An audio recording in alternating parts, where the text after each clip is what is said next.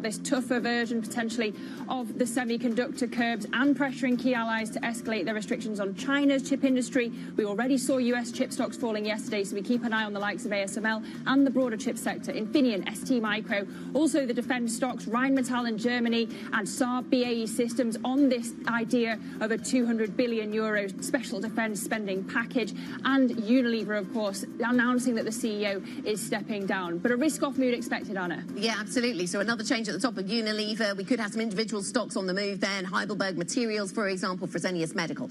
Let's have a look then how European equity markets are opening up, and we get an early move on the London market, down just a touch this morning. Broadly, we are expecting something a little risk-off, but as you were pointing out, Chrissy, perhaps less so in London than elsewhere. We'll wait for the AEX to open. That'll give us, crucially, that opening trade around ASML, and we'll see how much that is being weighed down by the latest on the chip story. I mean, the overall narrative, not new, perhaps, but maybe just another reminder of that ongoing difficult geopolitical backdrop. So the AEX down by 0.9%. So as anticipated, it is the worst performer in terms of those major markets. And we have some weakness elsewhere as well. The CAC 40 down by 0.3%. Chrissy, still waiting as ever for the DAX to open, but let's get some of the other insights from deeper into the markets. Let's do it. I think the expectation here was that tech would be the Achilles heel of this market. We were absolutely right to say that, because your biggest index drop this morning is indeed coming from ASML. Remember, it is some early pricing here, so we're going to try to see how this market shakes out. But as you mentioned, the Amsterdam index is already dropping. ASML shares down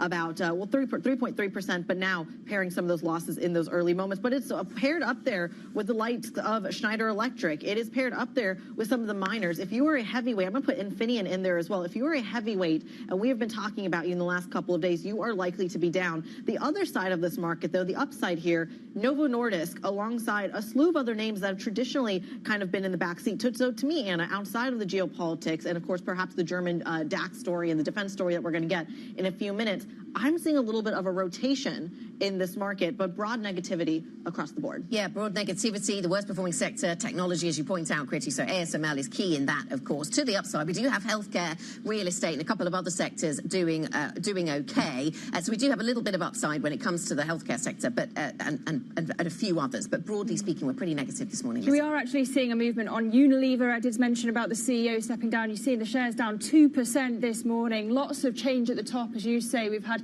Alan Jope, Dave Lewis, all in recent years. And if we look at the defence sector, I know we're still waiting for Rheinmetall, but you are seeing a lift to some of the other names in that space. Leonardo, BAE Systems, and there we have it, Rheinmetall up 2.4% this morning as we wait for the rest of the DAX to open. But as I say, the likes of Saab at 1.2%, boosted by the expectation of this €200 billion fund. Really interesting. You mentioned the Unilever story. We see it there as one of the fallers, down by 2% this morning. I like the line coming out of RBC. Analysts there saying they are gobsmacked by Schumacher stepping down after what they call a very successful 18 months in charge. So this certainly catching some investors by surprise. Absolutely. And a quick moment to note the moves in the FTSE 100 as well, because they were the least affected perhaps by the negativity that you saw across the indexes. But what I'm seeing here is a tale of two commodity stories. If you are an energy company, if you're an oil company specifically, you are in the green today. And if you are a miner, you are in the red. So we'll, of course, keep an eye on how that all shakes out in the stock market there. there. And of course, we are going to be keeping an eye on and wait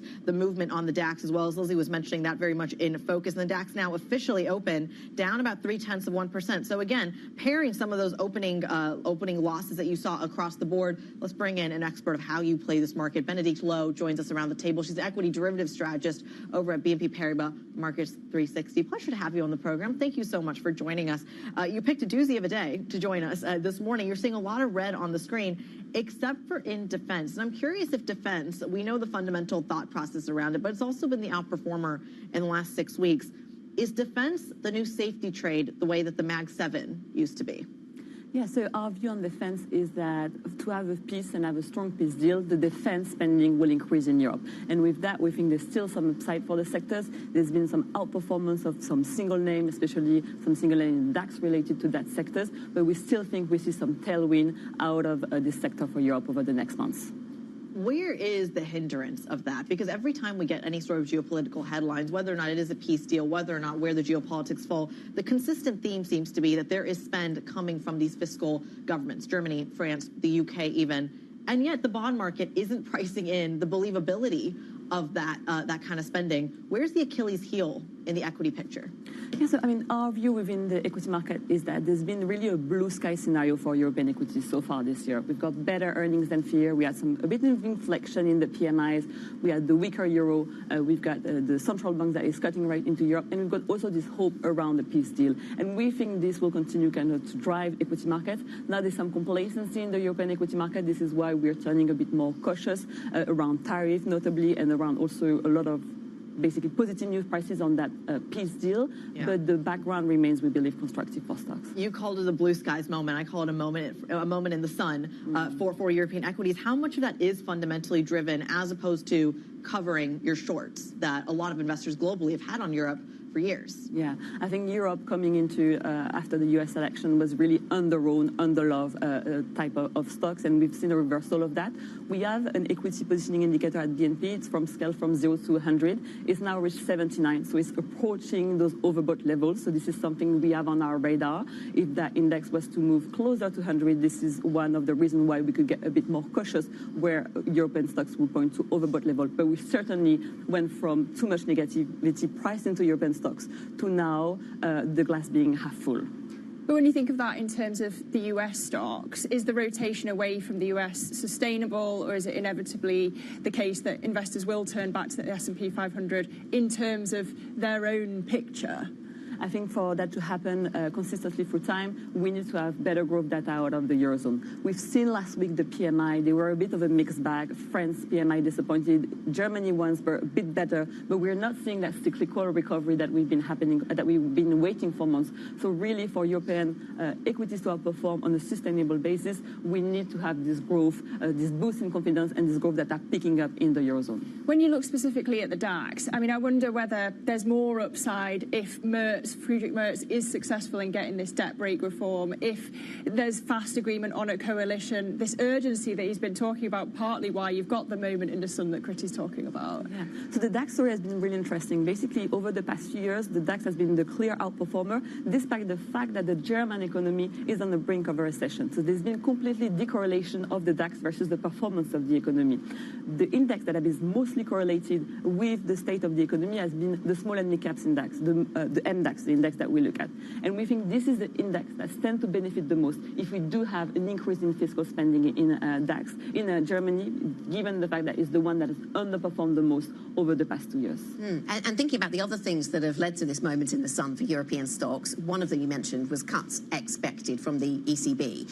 Is that still very much intact, Benedict? I mean, we've heard from a number of more hawkish voices at the ECB about, raising the question about how close we're getting to a pause. I mean, hawks are going to be hawkish, but what are you expecting from the ECB? Are you still expecting a lot of cuts? Yeah, so we had comments from Schnabel last week that said we were getting closer to the moment where the ECB would stop cutting rates. Our view at BNP that we still see 3 cuts for the end of this year. We expect them to happen before June. So we do expect that tailwind to come for European stock, but that could be a headwind if we do have the ECB that stop cutting earlier than what the market is expecting. At the moment, I think they're expecting around 2 rates cut for June, and there's some room for disappointment if the ECB turns more hawkish. Do you think, Benedict, we're being a bit complacent in Europe about the risks around tariffs, or can we just not we can't know, perhaps, because we don't know exactly what the tariffs are going to look like.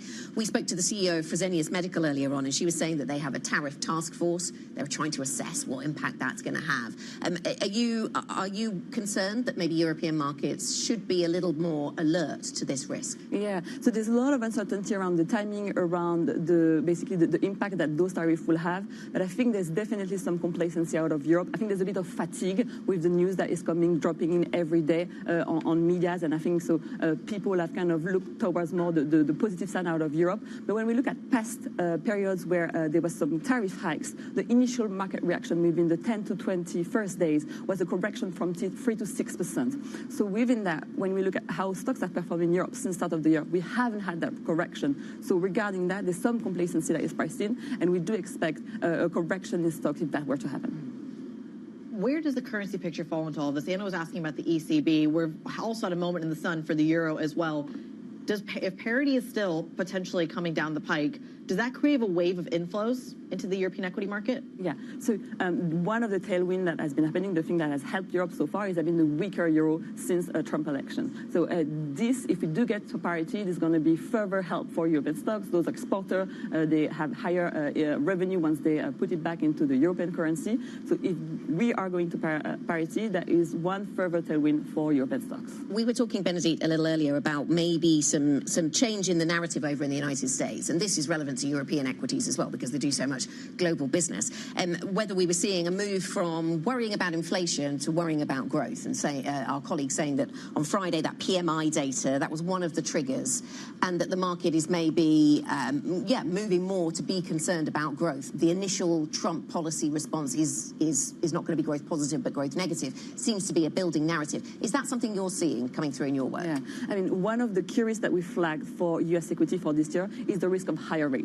We are in the situation where the growth picture is a bit weakening in the US, but at the same time, the inflation is remaining sticky. Meaning, if the growth picture continues to deteriorate, but inflation remains sticky, the Fed won't have the room to cut rates as expected from the market. So this is the point of a risk for the market. If the inflation stays high, the growth picture starts to weaken, and the Fed is unable to come and help the economy. Okay, so yes, if you're worried about both growth and inflation, and looking at a little more stagflationary. Thank you very much, Benedict. Thank you for joining us. Benedict Lowe, equity derivative strategist at BNP Paribas Markets 360. Let us go to the core six, have a look at how some of these big names in European equity markets are performing this morning from a host of different sectors. Novo Nordisk, the only area of green, and that chimes with the overall market picture. We do have the healthcare sector up by 0.8%, and Novo Nordisk obviously playing its part within that. We had those numbers from Fresenius Medical that were well received by markets. Everything else really to the downside. Nestle perhaps unchanged, but everything else a little bit weaker. In particular, we see ASML down by 1.7%. Of course, we focus a lot on that and this chip story out of the United States that President Trump is really picking up on the work of President Biden and pushing for more curbs on China's ability to access US tech. Let's get some more individual stocks on the move. Joe Easton has a briefing. Joe. So we are seeing some considerable weakness in Unilever at the open of trading. This shock news that the CEO is standing down after less than 2 years in the role. What does it mean for the spin-off of the ice cream business? We'll have to wait and see about that. We're seeing the CFO, the current CFO, coming in to replace the CEO, but that one is declining in London. It was cooled down around 5%, coming back up around 2.9% now for that one. Then in terms of defence, an unstoppable rally continuing this morning. This news overnight that Germany looking to potentially release around 200 billion euros more cash for defence spending following that election. That's lifting these stocks. Remember, a lot of these are already up around 40% since Donald Trump was elected in November. So we're seeing continued gains even after a rally yesterday following the initial results from the election. Then in terms of a couple going the other way, we got Renault getting hit after Elon Musk downplays the potential for Tesla to invest in Nissan. Now, bear in mind, Renault, of course, owns around a third of Nissan stock. We've also got a downgrade today from Jefferies, so it's a double hit for Renault this morning in the auto space. And then over in white goods, all those washing machines and dishwashers, Electrolux is hit today as the company says they are not going to now sell their Egyptian business. And it was a really profitable part of the company, and analysts were hoping they would actually offload it and take that cash, but they're not doing that now. So Electrolux falling in Sweden. Then on the broker moves, back in Amsterdam, Philips, this one is upgraded at Exane. BNP Paribas following a slump after the earnings. Exane reckons the company has kitchen sinked the earnings guidance and therefore expectations very low, so they come up to outperform on that one. And then finally in banking, SocGen is overweight at JP Morgan after strength in the company's trading business. That one is outperforming in the banks today. SocGen up 1.5% in Paris this morning. OK, Joe Easton from our equities team, we thank you for those individual stocks moving at the open. As we actually look at the stock 600 now up 0.2%. So a bit of green across the screen there. But coming up, we're going to dive more into the Unilever story. Change at the top. Heinz Schumacher set to step down after less than 2 years in the role. More on his replacement at the consumer goods giant next. This is Bloomberg.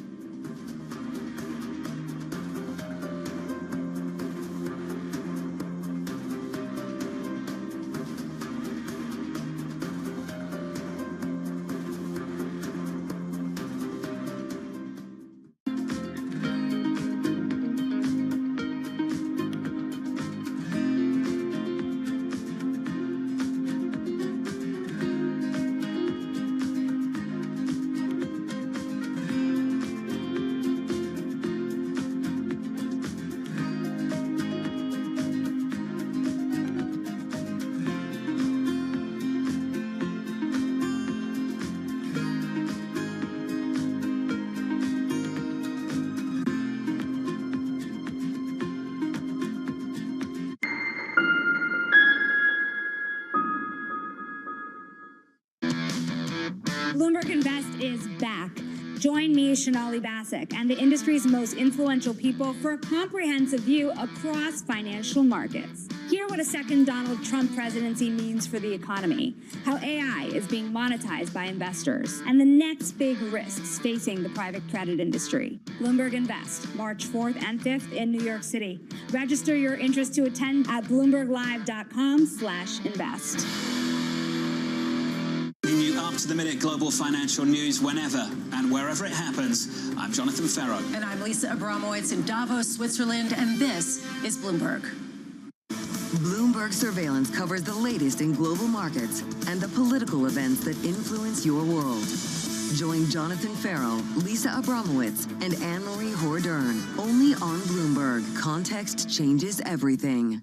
Welcome to the world of decentralized finance. Massive outperformance from Bitcoin. Bloomberg is covering all things crypto, the people. The tectonic shift emanating from Washington. All we're looking for is clear rules and an ability to build in the United States. Crypto shouldn't be partisan. The transactions. Really a record-breaking moment. Crypto VC is back. And the technology. It's really the beginning of a global on-chain economy. And if America doesn't embrace it, we're going to be left behind. Bloomberg Crypto, only on Bloomberg.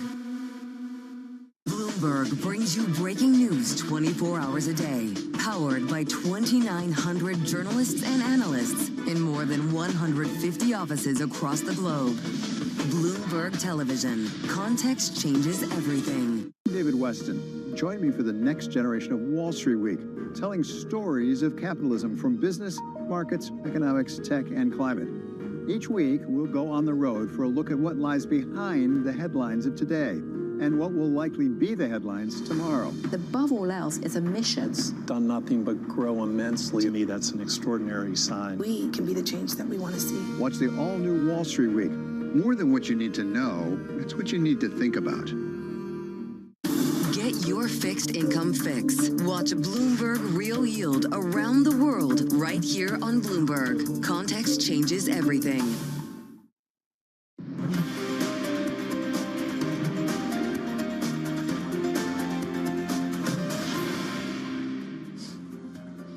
Welcome back to the opening trade. It is 8:17 and we are looking at European equities a touch higher, 0.1%, but particular weakness coming out of Amsterdam. You're seeing shares on ASML lower after the latest tariff news, but we can get into more of the corporate story out of Unilever now. We've had the surprise departure of the CEO Heinz Schumacher and their shares also down in London, 2.8% into the red.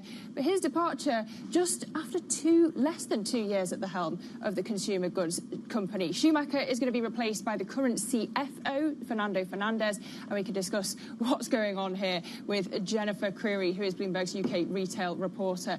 Jennifer, Blinken, you'd have missed the tenure of Heinz Schumacher. What's he done? Why is he leaving?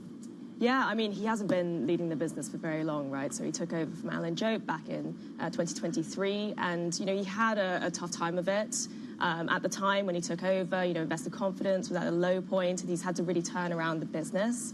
During that period, you know, he's had to contend with high inflation, weak consumer sentiment in key markets like the US and China. And it's been tough for him. And if you really kind of read into the statement from the chairman today, clearly he thinks that Fernando Fernandez is the guy for the job. Yeah, that's interesting, isn't it, Jennifer? Because we're looking at a business that's trying to sell quite an important part. It's decreasingly about food, isn't it, Unilever? But it does still have this ice cream business. And as Joe was saying to us earlier, does this raise questions about their plans for that? But I think you were saying from the statement, there's confidence in the CFO's ability to deliver this. Yeah, exactly. I mean, so if you look at the past few years, you know, the business has really had to turn around. So under Schumacher, he's cut 7,500 jobs. You know, he's rowed back on ESG. But, you know, it's a tough road ahead because they've got, you know, the triple listing with the spin-off of its ice cream business, its primary listing being in Amsterdam, but also in, you know, New York and London. And that's an incredibly complex process. But clearly, you know, Fernando Fernandez is the right guy for the job. Well, speaking of him, he has the background, I mean, of course, a CFO, so there's that continuity aspect, but he also has a background in supply chain management, which I think always kind of perks up my ears when I hear it in the context of the tariff story. Can you talk to us about that exposure that Unilever might have to some of these more geopolitical? Yeah, I mean, well, it's a huge consumer goods company, right? And some of those key markets are China, and the US, and given Fernando Fernandez's background, you know, he'll have a lot of experience in that. He's been in the business since 1988, and he's had a bunch of key roles in key markets in Latin America. He was also the president of Beauty and Wellbeing, a huge division. So he has a lot of that experience, which he can bring into that CEO role. What does it mean for the Ben & Jerry's division? I mean, it's going to be a very complex process, and there are a lot of questions that remain over that, you know, in terms of like liquidity, tax, and so, you know, I think that's going to be a very difficult road ahead for the CEO. Bloomberg's Jennifer Creary walking us through the Unilever story. We thank you so much. I mean, let's do a quick check on some of the European tech names as well, because this is really what's driving the index. We're seeing some real weakness when it comes to the likes of ASML, when it comes to the likes of Infineon, ST Micro. We know this was a conversation in the Biden administration. We know that this has been something that is, of course, affecting these markets. We saw it in the Asian session as well. And there's a lot going on when it comes to simply the read-through that you're seeing. Is this perhaps taking some of the steam out of the rally that we've seen in the chip space as well? Yeah, absolutely. Let's just recap what's been happening with chips then. The Trump administration is planning to step up efforts to limit China's tech advancements with tougher curbs on chips and pressure on allies to escalate their restrictions. And this is interesting here, Christy, isn't it? Because this, just like tariffs, is another part of the Trump agenda that isn't new. President Biden was doing a lot of this already, and we saw that there was continuity between Trump's first term and then Biden on tariffs, and now we've got Trump picking up on this baton. You know, this does have bipartisan support, doesn't it, to go after China and its ability to get hold of these chips, especially when we think about all the DeepSeek narrative. Can I go 101 and dive into Critty's experience here? What is it that blocks this from going further? What are the hurdles that Trump's likely to face that Biden already faced? Well, this is something where we know the Biden administration has put in a lot of pressure as well. It's crucial, though, on which sectors this affects, and I think that's the key point here. That chips it's no longer a chips equals AI story or chips equals like iPhone story. It is now chips affects everything from washing machines to the EV story, now then to the AI data centers. That's where NVIDIA has had its biggest gain. So it's also a question of the consumer impact and the retrieval of that. And that's why you saw this in the oil space as well. I'll make the connection here. The Biden administration didn't go as tough on Russia, for example, for the sanction story because of that ripple effect. And that's something that's the game changer here for Donald Trump, because he's actually willing to say, well, maybe things will get a little bit more expensive, maybe things will get a little pricier, but perhaps there won't be as much of a big of a concern. But the economic resilience of the United States of America really helps that narrative. Yeah, interesting on the tech side of things, though, to think about whether this has anything to do with DeepSeek. It's part of America's response to the increasing competition that we're seeing from China around AI themes, and the ability of Chinese tech to get hold of some NVIDIA chips of some specification. It has been, really raised a lot of eyebrows, hasn't it, on both sides of the Atlantic? So we'll certainly get into that. Tom McKenzie joins us with more details on this story. So it's good to have you with us, Tom, to take us through some of this. So what details do we have of the additional limits that the Trump administration wants to put on Chinese tech and its access to US tech? Yeah, look, there's a thicket of announcements within the reporting that's come through from Bloomberg, so I'll try and break it down. There's the existing platform that's already there that the Biden administration built, and they're looking to tighten that up. So whether that is, for example, the basket of countries, 1, 2, and 3, so allies, adversaries, and then those in the middle, whether they look to further restrict. So within that category of 3, some have complete access to those AI accelerators, like the UK.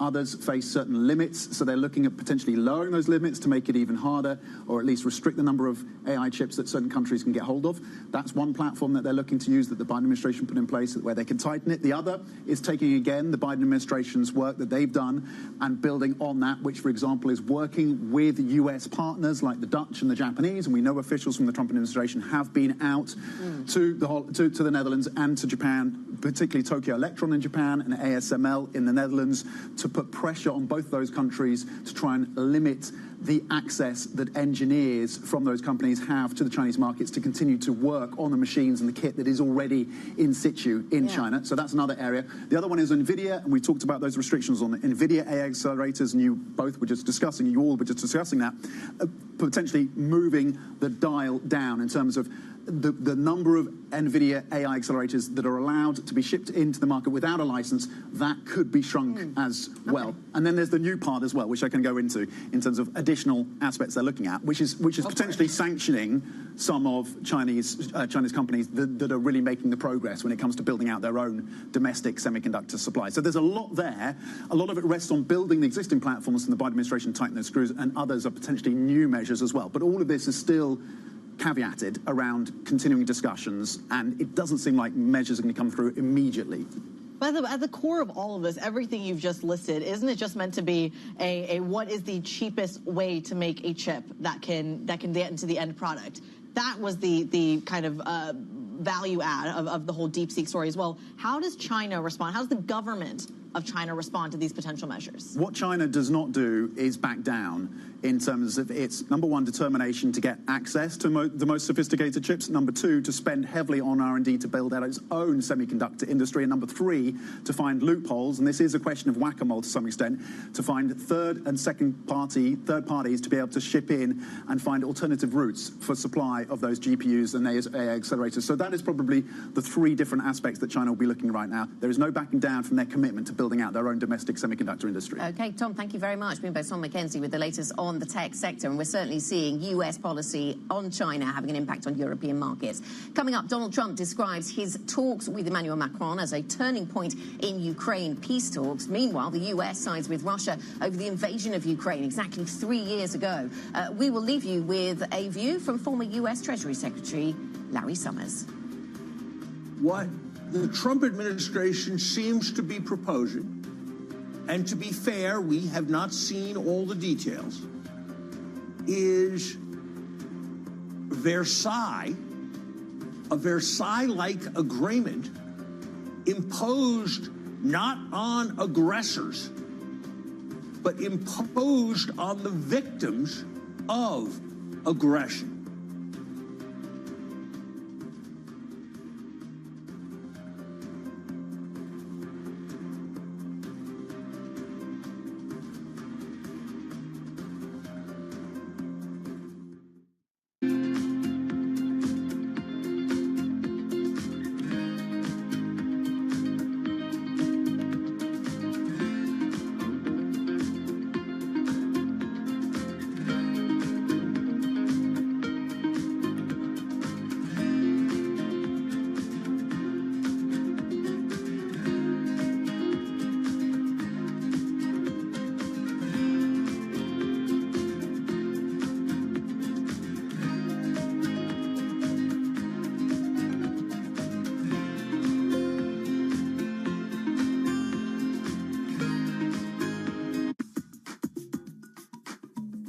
Do you think it'll be the case where someday you would be an investment committee or I'll be an investment committee and we just apply AI, decide whether it's a good deal or not, or we're not going to be there anytime soon? I don't think we'll be there in the near term. And David, because being on investment committees, there's the analytics of the math, there's the people, and then there's judgment. So analytics of the math, I think AI will help us get way more refined. Right now, we have analysts building models upon models. Our typical investment memo is 86 pages. So we could refine that down very, very seamlessly to pieces.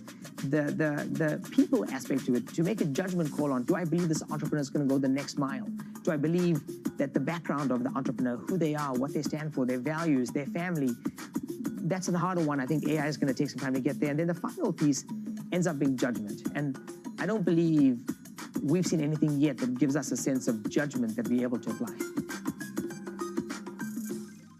From our studios in New York and San Francisco, our expert hosts have the data and analysis from the companies you know and the startups to watch, plus the interviews you don't want to miss. Watch Caroline Hyde and Ed Ludlow on Bloomberg Technology, the only daily business show dedicated to tech, right in the middle of the trading action. Live every weekday, only on Bloomberg Television. Context changes everything.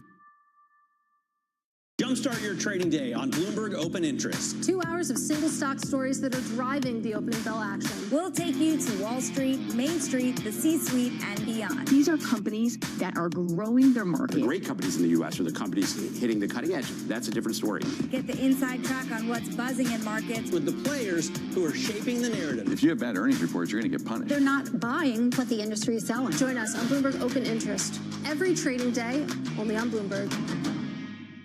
Always on the heartbeat of the tech spread across global markets. The real-time data aspect is going to be important. We're going to bring you expert analysis on that. Sure. Don't miss Bloomberg's interview with the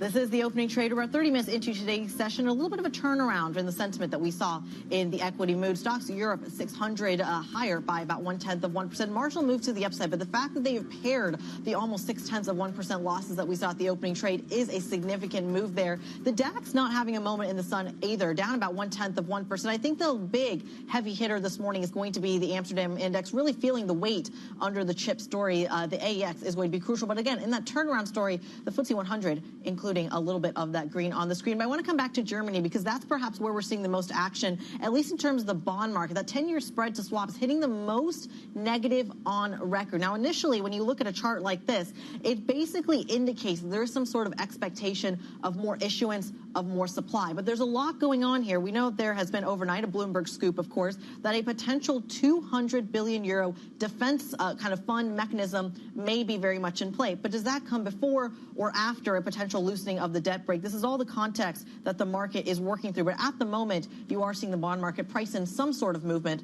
from the German defense story. Yes, absolutely. So we have the perfect voice to talk about this, and we'll get to the defense spending story in a moment. The German Conservative leader, Friedrich Merz, is almost certain to become Germany's next chancellor then, but he needs to form an alliance, a coalition with the Social Democrats to secure a majority. Joining us for the latest on the German election fallout, the conversations that are ongoing across Berlin, is Oliver Crook, who is, of course, in Berlin for us. Ollie, we'll come to the defence story in a moment, but what are the barriers that Merz is going to face when forming a coalition with the SPD? Yeah, so listen, I think the CDU and much of the German establishment was sort of relieved that the numerical sort of numbers within the parliament were there after the Sunday election in order to form a coalition with only two parties, not just sort of these slapdash kind of ideological disparate groups of up to 3 different parties. So that is the sort of good news for Friedrich Merz and the CDU. They have made it sort of no secret that they'd prefer to have fewer coalition partners. The issue that they now have, however, is that they only have really one viable coalition partner, which gives that partner, the SPD, Olaf Scholz's party, a lot of power in the negotiations. And that is the sort of process that is going to be ongoing over the next few weeks in terms of basically where they're going to be, how hard each of these two sides are going to negotiate. We should say that despite the fact that the SPD did get their sort of lowest showing basically in the party's history, they now, in a certain sense politically, don't have a whole lot to lose and potentially will go very hard into negotiations. For the SPD, their sort of red lines are going to be around sort of pension reform. They're probably going to want to not reduce the welfare state, which is, of course, what the CDU would like to do quite aggressively. But again, what is really key here, I think, is the sort of timeline. We're not expecting the sort of even exploratory talks to begin until basically March the 6th. And again, when Friedrich Merz says he wants to hit the ground running and basically the world is not waiting for Germany and he wants to get a government together quickly means before Easter, by the end of April. And again, when we think about the sort of speed at which the United States is moving, 2 more months, or thereabouts without a German government is not really an ideal situation.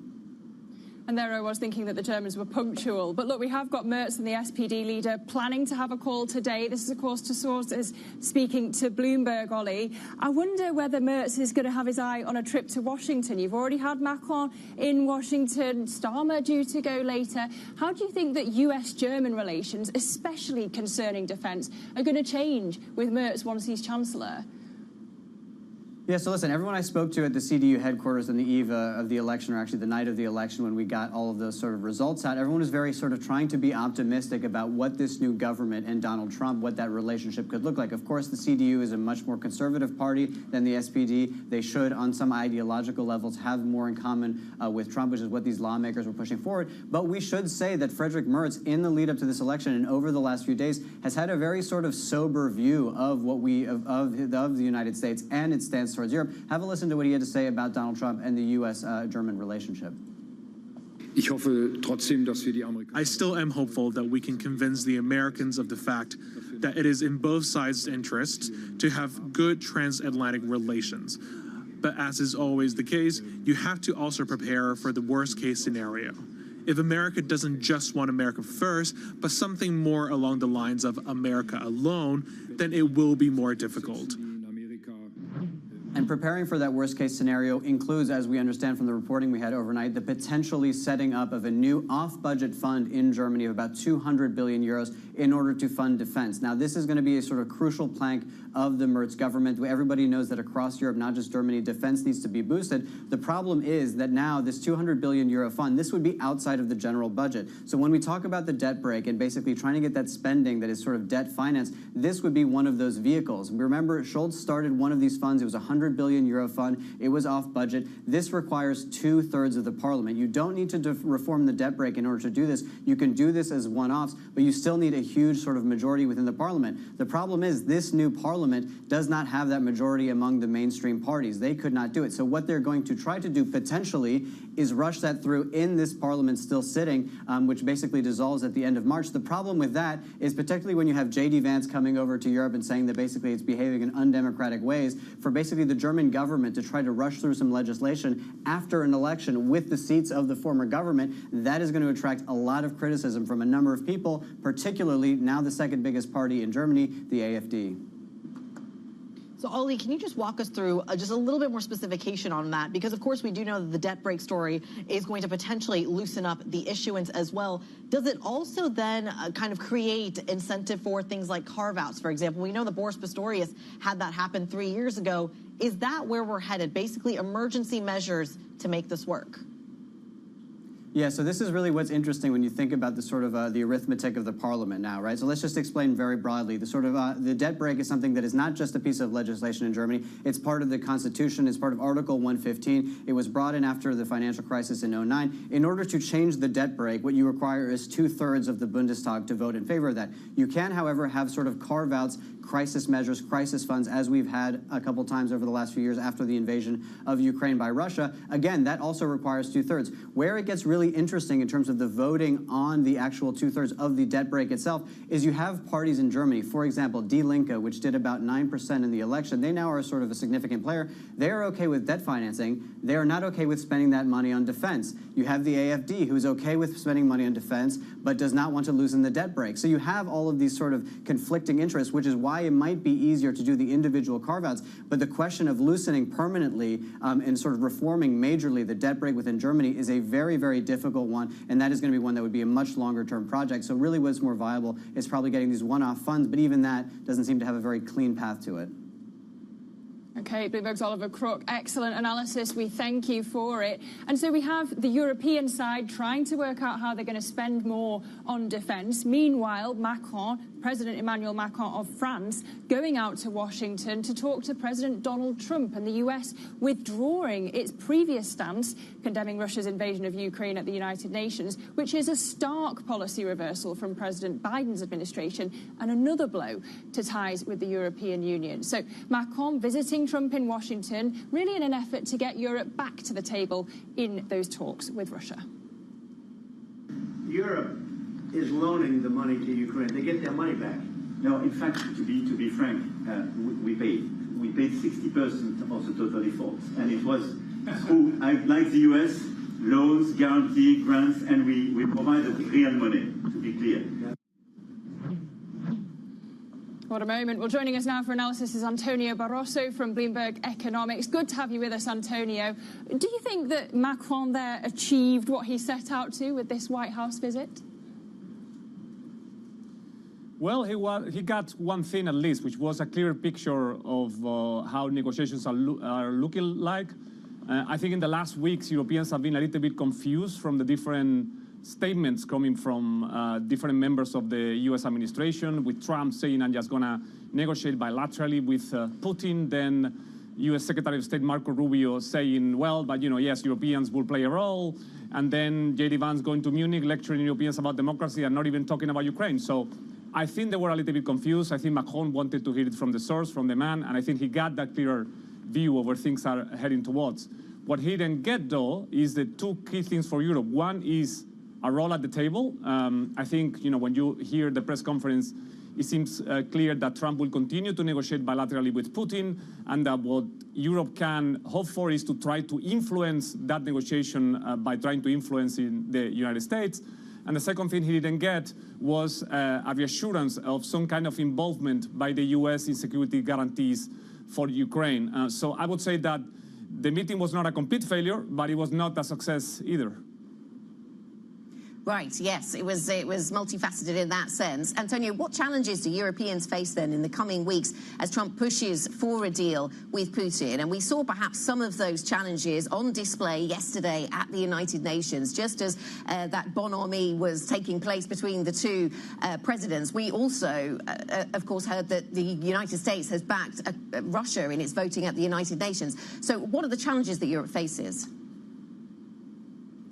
I think there are two types of challenges. In the short term, they have to deal with the situation in Ukraine. So they have to try to influence the negotiations between the US and Russia to make sure that Ukraine gets a good deal, a deal that Kyiv can be comfortable with. And if that is not the case, and Kyiv refuses the deal and wants to continue fighting, Europe will have to find ways of supporting Ukraine, ways of supporting militarily and financially, right? Come up with the money. I think that's the main short-term challenge. In the long term, though, I think Europe has to live in a world where the United States is no longer the main security provider. That means coming up with the necessary money to fund defense spending. At Bloomberg Economics, we have estimated that if the 5 largest European NATO states were to take their defense spending to around 3.5% of GDP over the next 10 years, they will have to raise around $2.7 trillion in debt to get to that target. So that's a big challenge. How are you going to pay for it? But it's an even bigger strategic challenge. How are you going to create the structures to decide how to defend yourself in the long term? Who takes the decision if you need to, put troops in a place in Europe, whether you have to take strategic decisions? How does it look like? You have France, Germany, you have big member states with big militaries, but then you also have the UK that is not part of the European Union, right? So I would say in the short term, how to deal with Ukraine's situation. In the long term, how to rearm yourself in a world where the US is no longer your main security provider. Certainly a tricky situation for the Europeans. And Antonio Barroso, Bloomberg Senior Geoeconomics Analyst for Europe, walking us through the dynamics there. We thank you so much. Let's take our focus there to Cape Town, where finance ministers and central bank governors are meeting for the G20 summit, the first since Donald Trump returned to the White House. Our very own Jennifer Sabasaja is there for us on the ground. Jen, walk us through the mood. What are people talking about? Yeah, Kriti, I mean, you've been talking all morning just about a lot of the complications that these finance ministers and also central bank governors are going to be focused on. We should remember that this is a convening of 85% of the global GDP, these member states, and also 75% of international trade. And so they are in the thick of a lot of the uncertainty that we talk about day in, day out when it comes to tariffs, when it comes to geopolitical tensions, and then what does that mean for their own economies and how they can fortify their own economies to withstand some of the potential shocks to come. Now, top of mind for many people here is tariffs. And we actually earlier spoke to the South African Central Bank Governor, Reserve Bank Governor, Lesetja Kganyago. And this is what he told us about his perspective on tariffs and how that factors into his calculus. Tariffs are a risk to the global economy and to the global disinflation process. And what I'm saying is that a year ago, it was not something that we were worried about because it didn't exist. Now that it is here, we have got to take that. We have got to take that into account.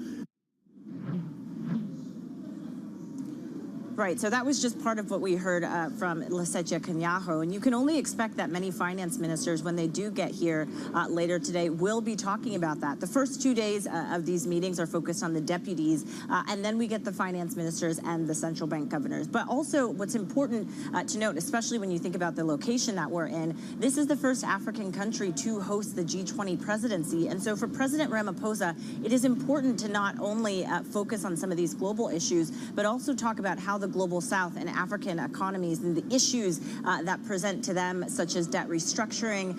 There's also the issue of climate finance also be factored into these conversations. So you can only expect that that is going to be top of mind for a number of these leaders throughout the week.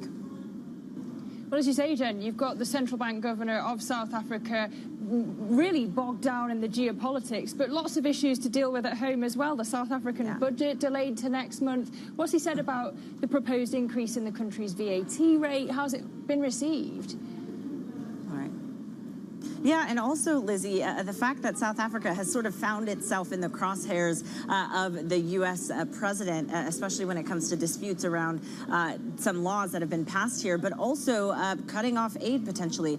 So, you know, we asked Lesetja Kganyago what he thought about this, and he said this proposed budget in particular that was supposed to be unveiled last week, as you noted, could have presented a potential shock. But he does say at the same time that in his role, it is a central bank governor's job to respond to the second-hand shocks. Now, we're unclear of what that could have potentially looked like.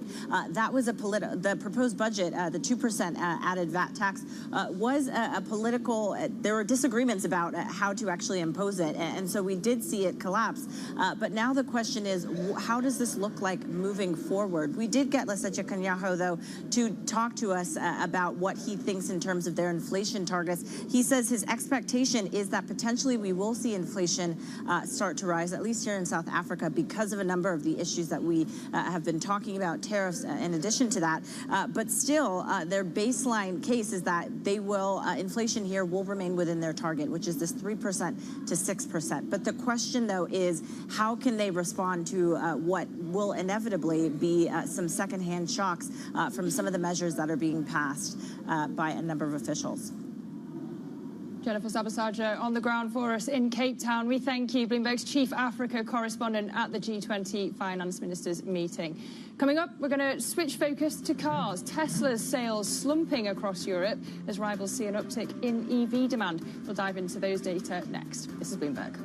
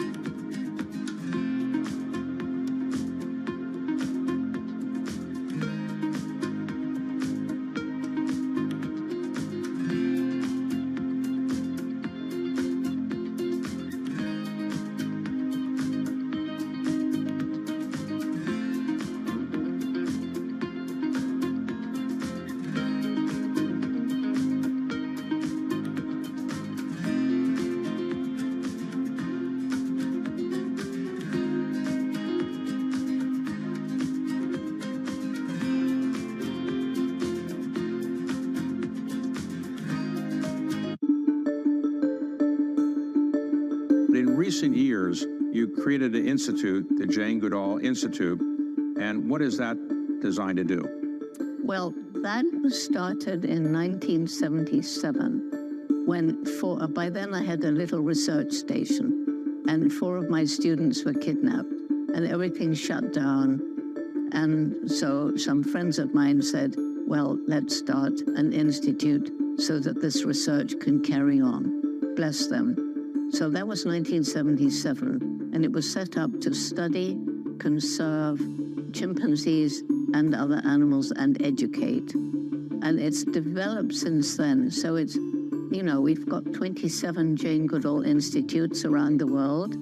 And then I realized at some point that the African people living in and around chimpanzee habitats right across Africa were struggling to survive. There was crippling poverty, lack of health and education, moving deeper into the forest, being exposed to diseases like Ebola and HIV from the chimpanzees and vice versa. It hit me.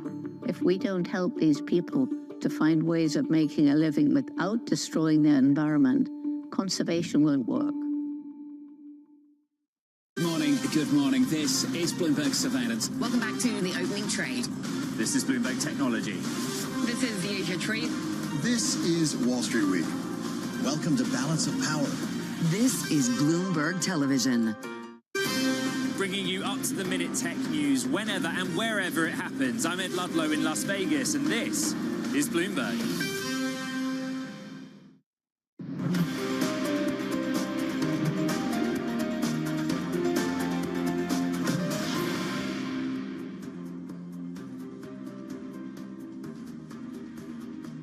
Welcome back to the program. This is the opening trade. Now, Tesla sales plunged 45% last month across Europe as rival car makers saw a surge in EV demand. Despite strong EV sales, total sales in the region declined 2.1% due to falling demand for plug-in hybrid, gasoline and diesel models. Joining us now is Sigrid de Vries, Director General of the European Automobile Manufacturers Association. Sigrid, thank you so much for joining us. So a bit of a complex picture, sales down overall, but EVs doing well. Within that, Tesla not doing so well. We'll come back to Tesla and its role in Europe in just a moment. But just sticking with the EV theme more broadly, it seems like EV sales actually doing okay, Sigrid. So I know that you've been arguing that the European Union needs to slow down the imposition of emissions rules.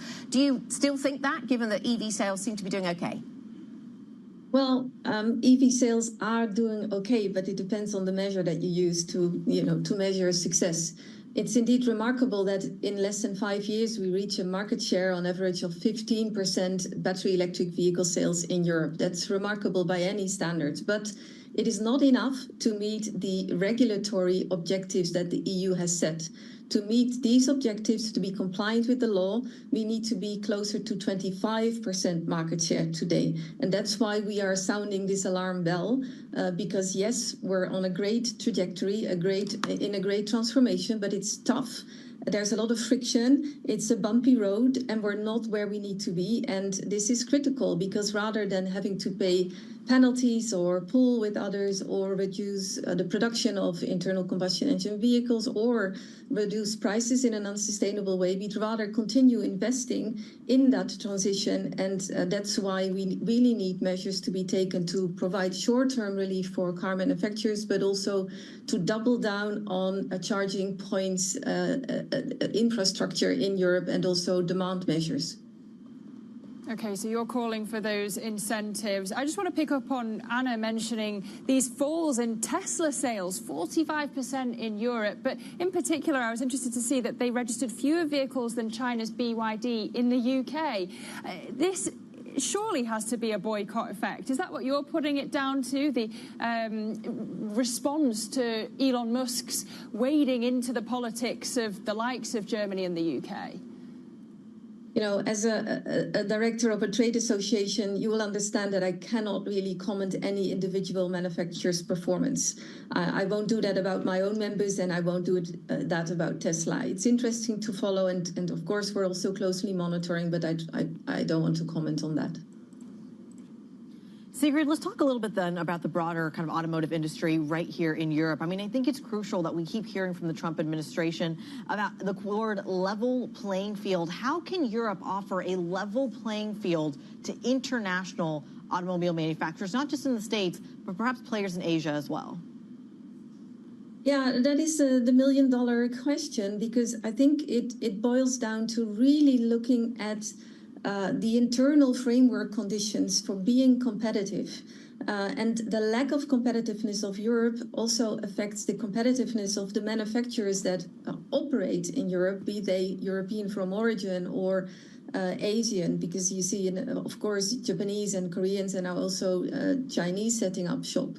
So, I mean, that is the fundamental issue. It needs to be profitable, sustainable, manageable, affordable to manufacture in Europe. And that is today where we're not doing well as Europe together. There are too many rules and regulations. The cost of manufacturing is too high. Energy costs are triple as much as in the US and in China. So there's a lot of work to do, and that's structural issues that need addressing. And of course, this needs to happen in sync with this huge transformation, digital and green transformation that industry also needs to go through. But they are very much linked, and they need to go hand in hand.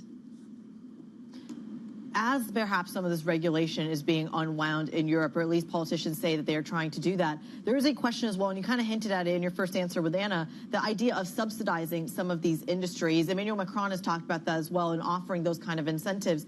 Does that work in a place like Germany, for example, in terms of rescuing the auto sector there?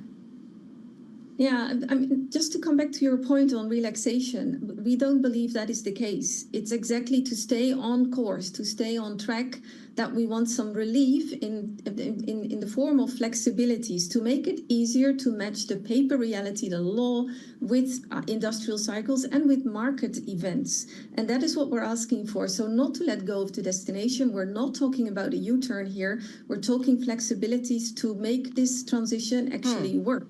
And doubling down on that. And part of that will be also focusing on infrastructure and on demand measures. And they can help. We've seen they need to be sustained. It's not a self-propelling market yet.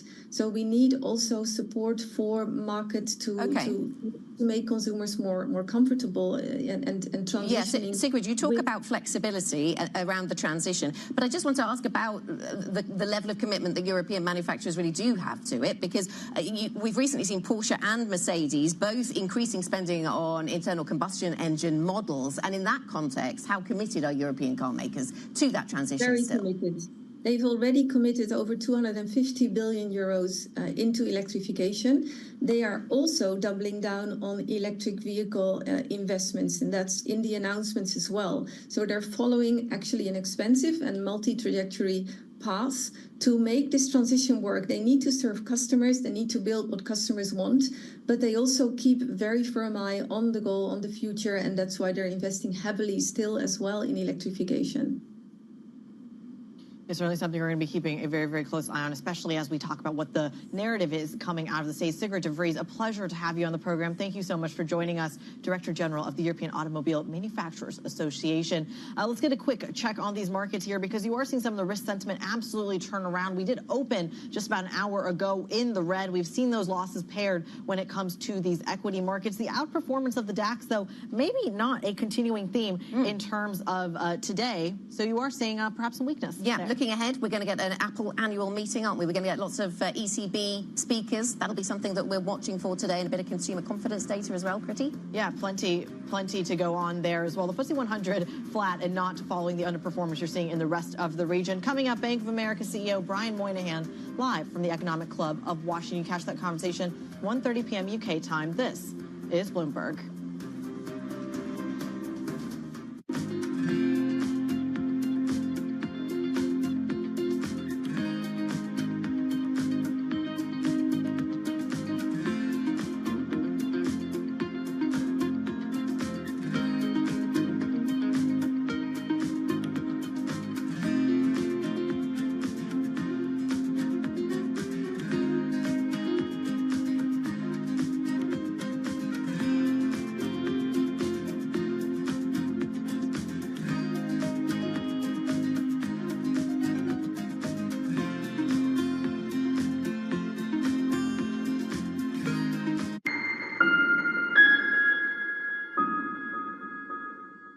Listen carefully.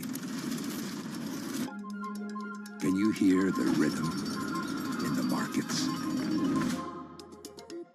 Not just in the syncopations triggered by inflation, but in the preludes leading to global elections, in the dissonance that moves the Nikkei, and the rising course conducted by AI. There's music in the markets, and if you want to learn to listen for it, we'll show you how.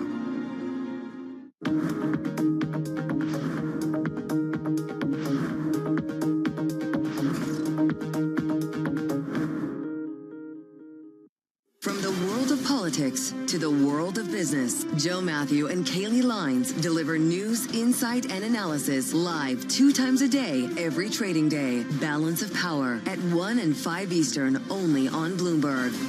The countdown is on. Everything you need to get the edge at the end of the market day. Big tech earnings kick off later this afternoon. Gilead is coming out right now. We have Take-Two numbers. Back to the markets, right? Our bread and butter. NVIDIA is one of the best stories in the tech space. That actually matters a whole lot more. It might shock some of your viewers. You're watching The Close. Get ahead of tomorrow's trading with The Close. Weekdays on Bloomberg. Context changes everything.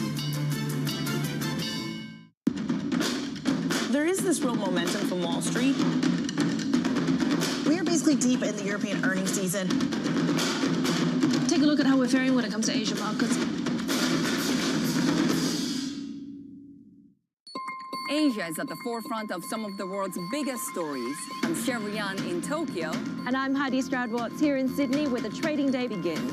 We're here in the center of all the action to get you set up with the numbers, news, and knowledge you need for the day ahead. The demand is indeed recovering. We've been waiting for this moment. The opportunity of a century. Join us on Bloomberg Asia Trade. Weekdays only on Bloomberg TV. Context changes everything.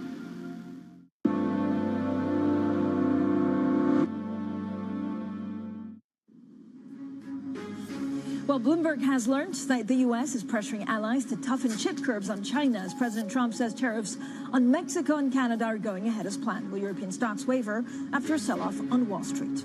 The U.S. breaks with its allies, voting against a UN resolution condemning Russia's war in Ukraine as the French president tries to get Europe back to the table for talks with Moscow. Plus, Tesla sales in Europe plunge as rival car makers see a surge in EV demand. So there's a lot going on in the world. There's a lot of great guests that we have coming up. But first thing is first, let's check the European markets map. Now, again, a lot of the focus is on the Trump tariffs. Exactly what that means is still unclear, which is why we're seeing a bit of a whipsaw. Certainly, a lot of the market's actually quite undecided about which way they will go. So a lot of these stocks are now struggling for direction. You can see the CAC 40 down 0.3%. The FTSE is flat. The IBEX is gaining 0.2%. And then a bit of pressure also on the DAX. Now, 1 month into Trump's presidency and its uncertainty on how policies will affect, of course, U.S. economic growth, that prompted investors also to cut risk and go into some of the safer havens such as gold. So we look at Bitcoin below 90,000 and then a U.S. 10-year yield at 4.3424. Again, this is actually quite a big move. We've seen treasuries move in the last couple of days. Now, Tesla sales plunging 45%. Last month across Europe, where rival car makers saw a surge in electric vehicle demand. You can see pre-market 0.6% lower. We also look at Unilever, that with a replacement actually of the chief executive that was widely unexpected. So for the conversations that matter and the insights you need, let's get started.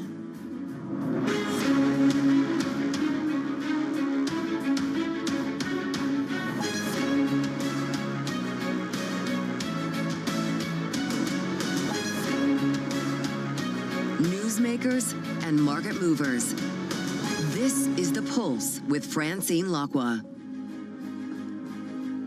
Well, good morning, everyone, and welcome to The Pulse. I'm Francine Lacqua here in London. Now, let's begin with the Bloomberg scoop on the latest development in the trade war between Washington and Beijing. The Trump administration is planning to expand chip controls over China and pressure key allies to help with tougher restrictions. Let's bring in Bloomberg's Jill Dices, who's in Hong Kong. Jill, Trump sends conflicting messages, frankly, on China, recently saying he has a great relationship with President Xi. Is he a friend or a foe of China? Well, Francine, I think while Trump may say that, he has this great relationship with Xi, certainly a lot of the actions that his administration have taken are ones that are pretty tough on China. I mean, he staffed his cabinet with China hawks. You look at Secretary of State Marco Rubio, among others.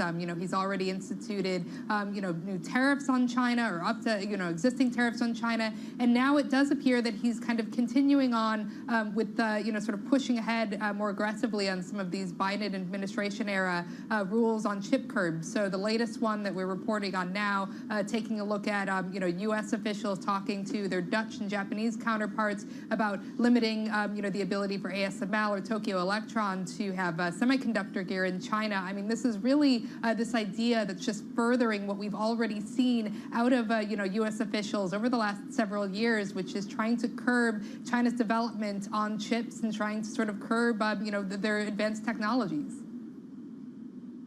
Jill, the NVIDIA chief executive was also pretty hopeful that President Trump would opt for a lighter regulatory touch. Are Trump's policies on chips an extension of his foreign policy, or is it actually just pure commercial reasons?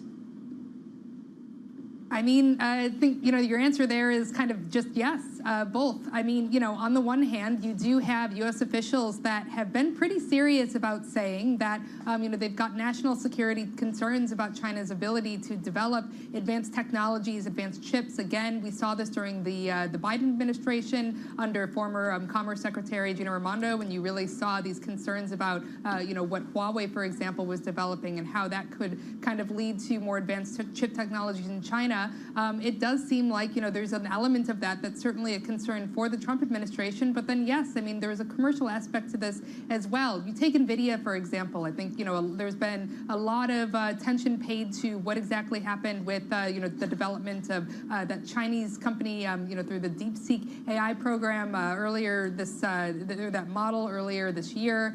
You saw, some conversation about them using older NVIDIA chips to sort of develop this lower cost AI model that's, hitting benchmarks equivalent to some big American firms. So there's, and that obviously had a pretty big impact on the U.S. stock market. So there's certainly a commercial aspect to that there. But of course, this kind of, goes without saying that there's a big national security concern here as well. The U.S. has really kind of, sort of for a while here wanted to make sure that they're staying on top of the semiconductor game when it comes to what they're doing against China. Jill, thank you so much. As always, Jill Desis there in Hong Kong with a terrific briefing on some of the Trump policies and actually what that means for the tech sector in China in particular. Now, the U.S. has withdrawn its previous stance condemning Russia's invasion of Ukraine at the United Nations, a pretty dramatic policy reversal from President Biden's administration and another blow to ties with the EU. Now, this comes as French President Emmanuel Macron also visited Trump in Washington to try and get Europe back to the table in talks with Russia. Well, speaking during a press conference in the Oval Office, Macron corrected Trump about European support to Ukraine. Europe is loaning the money to Ukraine. They get their money back. No, in fact, to be frank, we paid 60% of the total effort, and it was through, like the US, loans, guarantee, grants, and we provided real money. To be clear. The body language is also something to behold. Now, later in the show, we'll discuss the geopolitical change of direction from the White House and what it means for Russian President Vladimir Putin with Bill Browder, the celebrated author and, of course, critic of the Kremlin, who was the largest foreign investor in Russia until 2005. He's on the program in about 25 minutes. Now, Donald Trump says tariffs due to hit Canada and Mexico next month are on time and moving along very rapidly.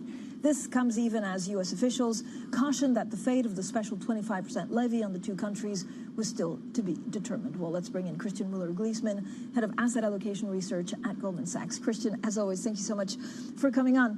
There's a lot, right? There's a lot to go through. Geopolitics, either be it with Russia, just also some of the things that President Trump is trying to do on China and chip makers. First of all, how do you cut out the noise to actually what changes the fate of U.S. equities? Yeah, I think you've got to ask yourself what are the most important things, the most important drivers of U.S. equities, and it's been AI and the U.S. consumer. And we need to understand how all the policies and what's going on in the world is impacting those two drivers. And the market is getting more nervous. You have had data that's been mixed, like on Friday, the service PMIs, the inflation expectations going up. That might reflect the tariffs. It might show that tariffs are kind of a bit of a tax on the consumer, possibly hitting the consumer. And as you were mentioning already, we have this lingering uncertainty with regards to AI CapEx, DeepSeek. So I think these are the two things that we look at in particular in the US, the consumer and AI, and how that's going to impact the S&P, in particular the ROE. Like what we've been saying for a long time is return on equity in the S&P can justify these elevated valuations. Right. If it starts coming down, i.e. profit margins, like we have results from NVIDIA on Wednesday, we're all watching very carefully if you can maintain profitability in the face of these headwinds. But Christian, when's the right time to diversify if you do start worrying? I mean, we also had the University of Michigan number on Friday. That was a little bit worrying. Yeah. I think we've been arguing for diversification across and within assets already at the end of last year. So we've been saying that, first of all, you want to think about more balance in the portfolio. If you look at last year, most of your performance was driven by equities and was driven by US equities. So the idea is from here, you probably get more broadening out. Maybe you have the bond market contribute a bit more in terms of returns, not necessarily because bond returns are higher, but maybe equity returns are lower, maybe equity risks are higher, bond risks are lower. So we've been advocating balance, a balance between equities and bonds. And then, as you were already saying, regional diversification, which arguably is a good idea. Certainly academic evidence points towards that, and recent evidence points to that. I think it has a bit of a comeback right now. We've seen that year to date. China, Europe have had a significant outperformance versus the US. And obviously, as we're discussing, even within the US, there's been a broadening out relative Max 7 and 493. So I think we're dealing with a huge opportunity and necessity for diversification. Where do you see the biggest opportunity right now? As you say, Europe has been unloved for many years, but there's so much concern about growth and also what happens with Ukraine. If you get the big stocks, is that a way of actually almost hedging against some of the nasties in Europe? Yeah, I think I would argue that Europe is a bit more difficult as a kind of a momentum trade, you could say, because most of the kind of potential we see for European equities is coming via risk premium reduction, less via earnings growth. The earnings growth is going to be a much slower grind. So our economists have upgraded their German GDP forecasts in function of the election results. We've obviously looked at the Russia-Ukraine deal, but a lot of the potential impacts on growth might be a bit more backloaded. So near term, you rely on risk premium. And European equities are already a bit above their long-run average valuations. So that makes it a bit more difficult to get too excited about the runway in Europe. We're a bit more selective. So we've been very focused on quality, you mentioned already, and low volatility, because we do kind of like adding duration to equities. And adding low volatility quality is a bit like adding duration within the equity space. So it is kind of a bit more defensive into a pretty uncertain backdrop, as you were saying from the beginning, with tariffs, with the growth picture breaking away, geopolitics. Christian, what do you do with gold? Is there anything to do with gold right now? Well, we've upgraded our target to 3,100. And what's so nice about gold, as an asset allocator, you want to have things that are not correlated to each other. And gold is currently having this very idiosyncratic outperformance, which is probably most likely driven by central bank demand, which continues to be strong. And that's very valuable in a portfolio. Like historically, you remember gold had this link to real yields, to the dollar, this risk-on, risk-off link. And this link has started to soften a bit. There's still an element of that where gold reacts in geopolitical shocks. It reacts in broad, big risk-offs. And we haven't even seen that reaction yet. Most of the movements we've seen in recent months have been linked to tariffs and have been linked to concerns on geopolitics and central bank demand. So if you do actually get a US growth issue emerge, like gold potentially still has some convexity left. If we look at investor positioning into gold, like ETFs, etc., it's still very low. So you haven't seen that safe haven rotation, which you often get. Christian, I have a viewer question, but we'll get to break and then I'll ask you. They're asking about Asian equities, so I'll ask you what the catalyst for those are shortly. We're back with Christian Muller-Gleesman from Goldman Sachs shortly. Also, just very quickly, a big corporate story we're following. Unilever Chief Executive Heinz Schumacher is to step down in a surprise move after less than 2 years at the helm of the consumer goods company. Unilever shares have fallen on the news. He'll be replaced by the current Chief Financial Officer, Fernando Fernandez, in March. Schumacher will leave the company at the end of May. Coming up, we'll have plenty more from, of course, Christian from Goldman Sachs. We also look at Germany and coalition building. This is Bloomberg.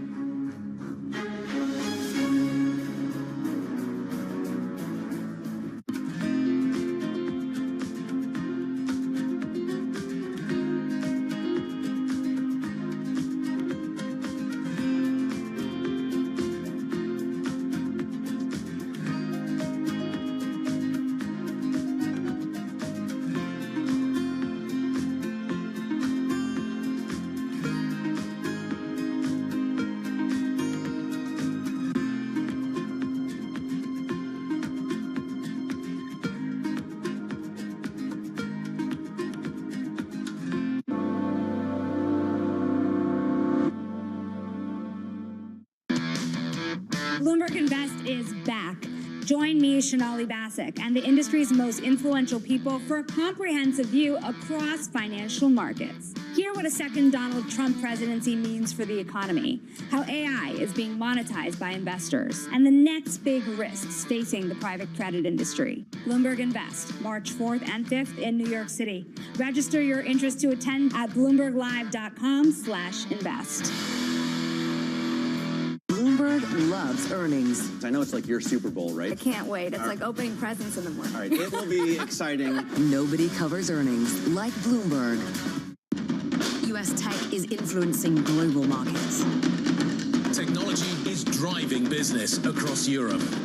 Companies in Asia are betting on tech. Welcome to the world of decentralized finance. Massive outperformance from Bitcoin. Bloomberg is covering all things crypto, the people. The tectonic shift emanating from Washington. All we're looking for is clear rules and an ability to build in the United States. Crypto shouldn't be partisan. The transactions. Really a record-breaking moment. Crypto VC is back. And the technology. It's really the beginning of a global on-chain economy. And if America doesn't embrace it, we're going to be left behind. Bloomberg Crypto, only on Bloomberg.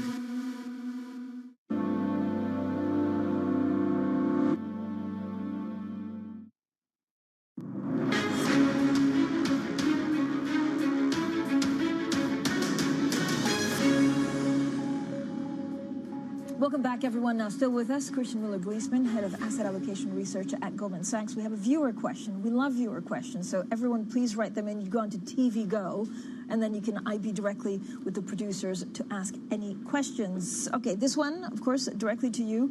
Christian, you were bullish in your last publication on Asian equities, both China and Japan targets. What catalysts are you now looking for? Yeah, no, I think it's right. Part of our diversification has been Asia, it has been China. And I think in terms of catalysts, the macro picture is one thing. We're looking for macro surprises in China to maybe stabilize a bit. We're still waiting for the policy stimulus to have a bit of escape velocity. And we're looking for confidence to emerge a bit, like the velocity of money to go up, liquidity to flow, consumer spending. And I think AI and DeepSeek has a real potential confidence impact as well on the Chinese economy. That's one thing we want to understand if we can exit that liquidity trap. But the other thing is obviously we want to understand a bit how the China tech space now, which is still quite cheap. So if you look at, after even the rally we've already seen, the valuations, you're obviously trading at huge discounts to the US, but you also trade at discounts to their own history, a bit different to Euro. So we want to understand if these big companies might actually see benefits from incorporating AI in their business models much faster, because you have obviously now a technology which is directly accessible to them. You have the ability to scale that. And I think that creates some interesting investment opportunities. Certainly our Asia strategy team has been very focused on looking for AI beneficiaries in the whole Asia region. And it's actually a bit more stock specific. It's not just buying HS Tech, which I think has done really well. In a lot of cases, it's like scattered around Asia. But I think that are the two areas we really look for right now. Okay, so interesting. Let's also talk a little bit more, of course, about German coalition building. And of course, if you're a viewer and you have questions, I'm sure you have many, but if you have direct questions for any of our own viewers, just please send them to IB plus BBTV Go. Christian, let's talk about Germany, because Friedrich Merz is set to be the next chancellor. He'll have to negotiate his way into power, most likely with a coalition with the SPD. Now, this after Bloomberg learned that the chancellor in waiting is speaking with the Social Democrats to quickly approve 200 billion euros in defense spending. We're now joined by Oliver Crook in Berlin. So, Ollie, why is Merz rushing through this deal? Yeah, Francine, it seems that Friedrich Merz's first act may not even be to form a government. It may be to force through this defense fund that we heard, we got sort of overnight from the scoop here from the Bloomberg team, which basically how this works, Francine, this is supposed to be a sort of defense fund like the one that Scholz established a few years ago of 100 billion euros, though we understand this one could be up to 200 billion euros. And how this would work, Francine, is this would be actually an off-budget fund. This would be fudging the debt brake. This doesn't require a reform to the debt brake, but it requires a 2/3 in Parliament, which is why Friedrich Merz may want to brush this into into this parliament session, because in that sort of parliament session, that composition, before the next one takes over from the election over the weekend, can have that two-thirds majority in order to get this fund through. This causes a number of issues, of course, particularly after, J.D. Vance has just come to Europe and talked about how undemocratic the sort of continent is, for basically this government to use the parliament majority from the last session after a sort of election has taken place. That could be dicey, and that could come under intense scrutiny and intense criticism by now the second most powerful party in Germany, the AfD, who has in the past sort of been very critical of these sorts of things. But we understand that this is what Friedrich Merz is looking at in order to top up that defense spending. We should say, I spoke to the highest-ranking general in Germany a couple of weeks ago, who referred to that first fund of 100 billion euros as only sort of starting to fill the potholes. So this may not be sort of taking us all the way that we need to go, but it would be a significant move in that direction, particularly in light of the fact that Donald Trump may not be securing European security any longer. Ollie, thank you so much. Oliver Crook there, of course, with this Bloomberg scoop, Germany discussing 200 billion euros for emergency defense funds. Christian, when you look at this, this is a uniquely European story because of all the financial constraints. I mean, do you see this actually having a longer-term market impact? I think what's interesting in this is, I mean, we have a new German government. It's a two-party coalition, most likely. That's already good, but you have that blocking minority, which complicates things.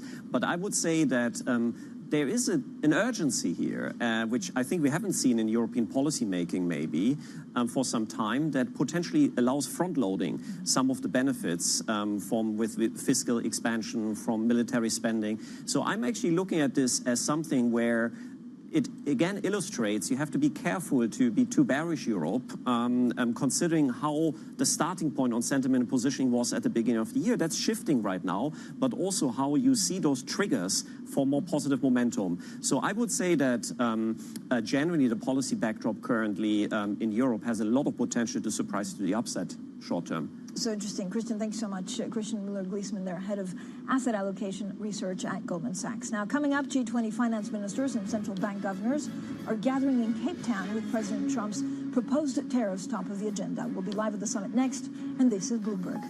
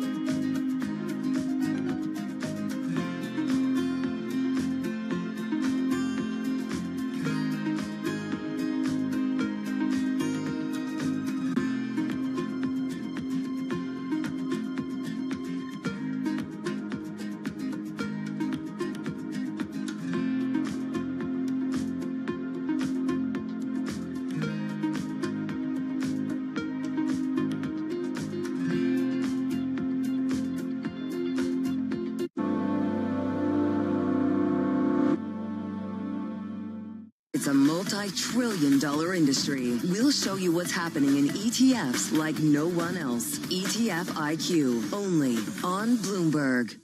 David Weston. Join me for the next generation of Wall Street Week, telling stories of capitalism from business, markets, economics, tech, and climate.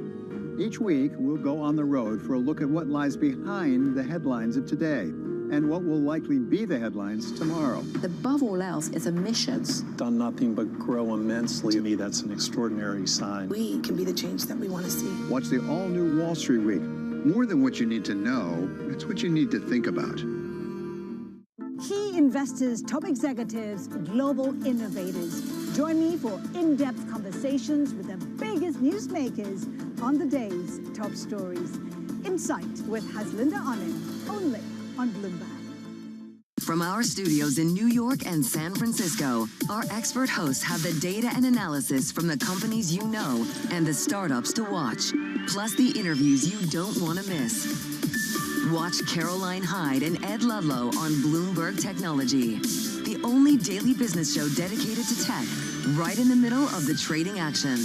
Live every weekday, only on Bloomberg Television. Context changes everything. Bloomberg surveillance covers the latest in global markets and the political events that influence your world. Join Jonathan Farrell, Lisa Abramowitz, and Anne-Marie Hordern. Only on Bloomberg. Context changes everything.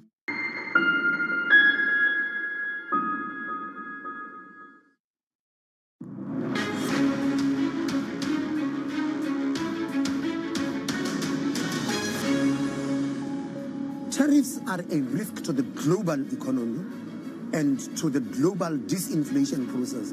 And what I'm saying is that a year ago, it was not something that we were worried about because it didn't exist. Now that it is here, we have got to take that into account.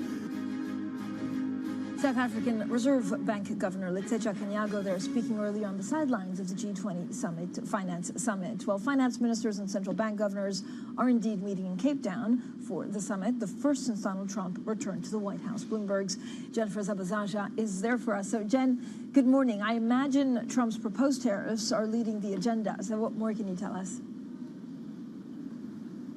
Yeah, Fran, I think it's fair to say that that is definitely what we're hearing from a number of the officials that we've spoken to thus far. You just heard there from Kganyago, who was talking about, yes, he hadn't up until this point put this on the agenda to the extent that he now is having to think of it. And the expectation is that throughout the week, as we hear from finance ministers and central bank governors, that will be top of mind. We should remember that the G20 members make up about 85% of the world's GDP, 75% of international trade. So a lot of the speak about tariffs will have implications for their own economies. But also, you know, President Ramaphosa has tried to insist that this G20 is not just about what is happening outside of the African continent, but also the confluence of challenges that are happening on the continent that can affect other people. So, you know, I'm thinking about things like debt restructuring and servicing debt, reforms of multilateral institutions, which we've heard not just the president talk about, but also a number of officials. I was speaking to the central bank governor, Letsetja Kganyago, about that as well. So these are just a few of the priorities that we expect to hear from these officials, but also what they can do as a bloc, as a membership, to really fortify their own economies and help benefit one another. Jen, thank you so much. Jen Zabazaja there, Bloomberg's Africa correspondent. Of course, we'll have plenty more from Jen throughout the day. Now, this is also a little bit of breaking news from the Dallas Fed President, Lori Logan, who's speaking here in London at a Bank of England event. Now, she says the Fed should buy more shorter-dated assets in the medium term. She also says, look, they should keep money market rates near interest on reserves. And then they should also consider centrally clearing standing repo facilities. So I think we're looking at live pictures from the Bank of England, but we had the speech of head of Lori Logan delivering that. Now, one of Putin's leading critics, Bill Browder, gives us his take on Trump, the Western alliance, and the future of Ukraine. That's next, and this is Bloomberg.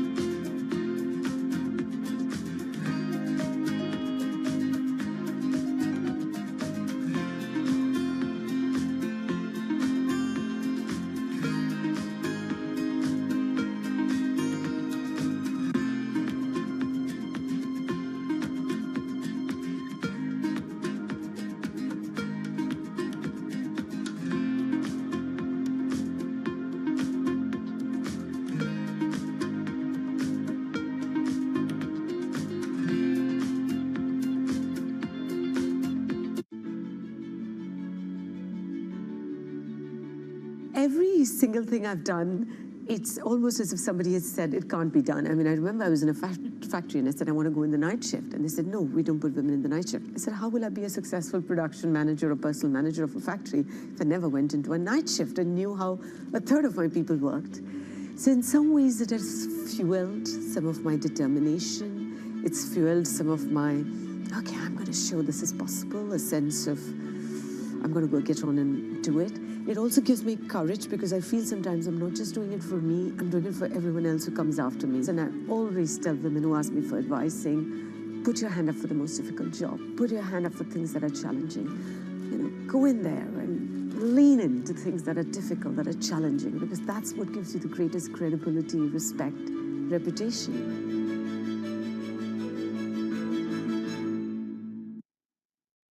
Jumpstart your trading day on Bloomberg Open Interest. 2 hours of single stock stories that are driving the opening bell action. We'll take you to Wall Street, Main Street, the C-suite, and beyond. These are companies that are growing their market. The great companies in the U.S. are the companies hitting the cutting edge. That's a different story. Get the inside track on what's buzzing in markets. With the players who are shaping the narrative. If you have bad earnings reports, you're going to get punished. They're not buying what the industry is selling. Join us on Bloomberg Open Interest every trading day, only on Bloomberg.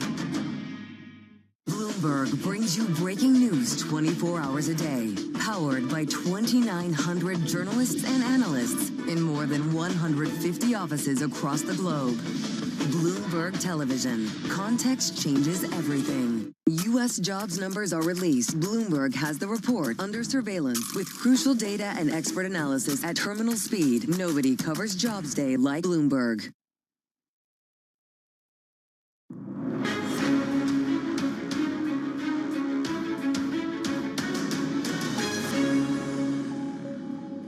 Good morning, everyone, and welcome back to The Pulse. I'm Francine Lacqua here in London, and these are your top stories. Bloomberg learns that the U.S. is pressuring allies to toughen chip curbs on China as President Trump says tariffs on Mexico and Canada are going ahead as planned. Will European stocks waver after a sell-off on Wall Street? The U.S. breaks with its allies, voting against a UN resolution condemning Russia's war on Ukraine, as the French president tries to get Europe back to the table for talks with Moscow. Plus, Tesla sales in Europe plunge as rival car makers see a surge in EV demand. So President Trump has deepened Washington's split with allies after the U.S. failed to vote to condemn Russia's invasion of Ukraine at the UN. Well, Trump's rapprochement with Russia has fueled worries in Europe, which has largely been sidelined during early negotiations. Well, Bill Browder wrote about his experiences exposing corruption in Russia, and last year was knighted for his services to human rights. Now, the best-selling author of Red Notice and Freezing Order led a campaign to persuade countries to adopt sanctions on Russian officials believed to be responsible for human rights abuses after the death of lawyer Sergei Magnitsky in a Russian prison in 2009. And Sir Bill Browder joins us now. Thank you so much for joining us, and what a day to actually speak to you and have you on. It's unclear to most observers why there's this newfound friendship or relationship between Donald Trump and Vladimir Putin. It's totally unclear to me. I've spent the last 15 years advocating for tough measures against Vladimir Putin for all of his corruption and murder and so on.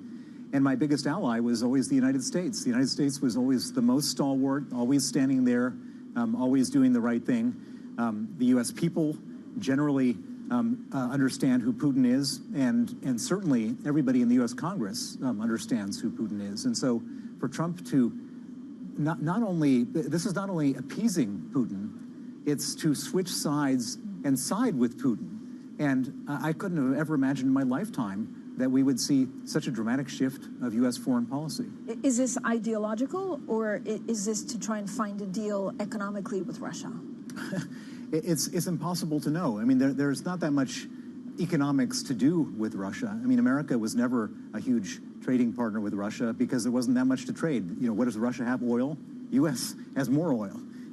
Other than that, there's a few, there's some aluminum, some steel. The U.S. has plenty of access to aluminum and steel. And so there's certainly not a national interest in doing this. And so the question is, and I can't answer that question because nobody can answer that question, which is what in the heck is going on inside Trump's mind to basically break with the U.S. public interest? I mean, do we have any idea of who he listens to? I mean, is this some of the things that actually President Trump has said seems to come directly from what Vladimir Putin has been saying about, for example, the need of new elections in Ukraine, some of the things that, has also been said on who started the war.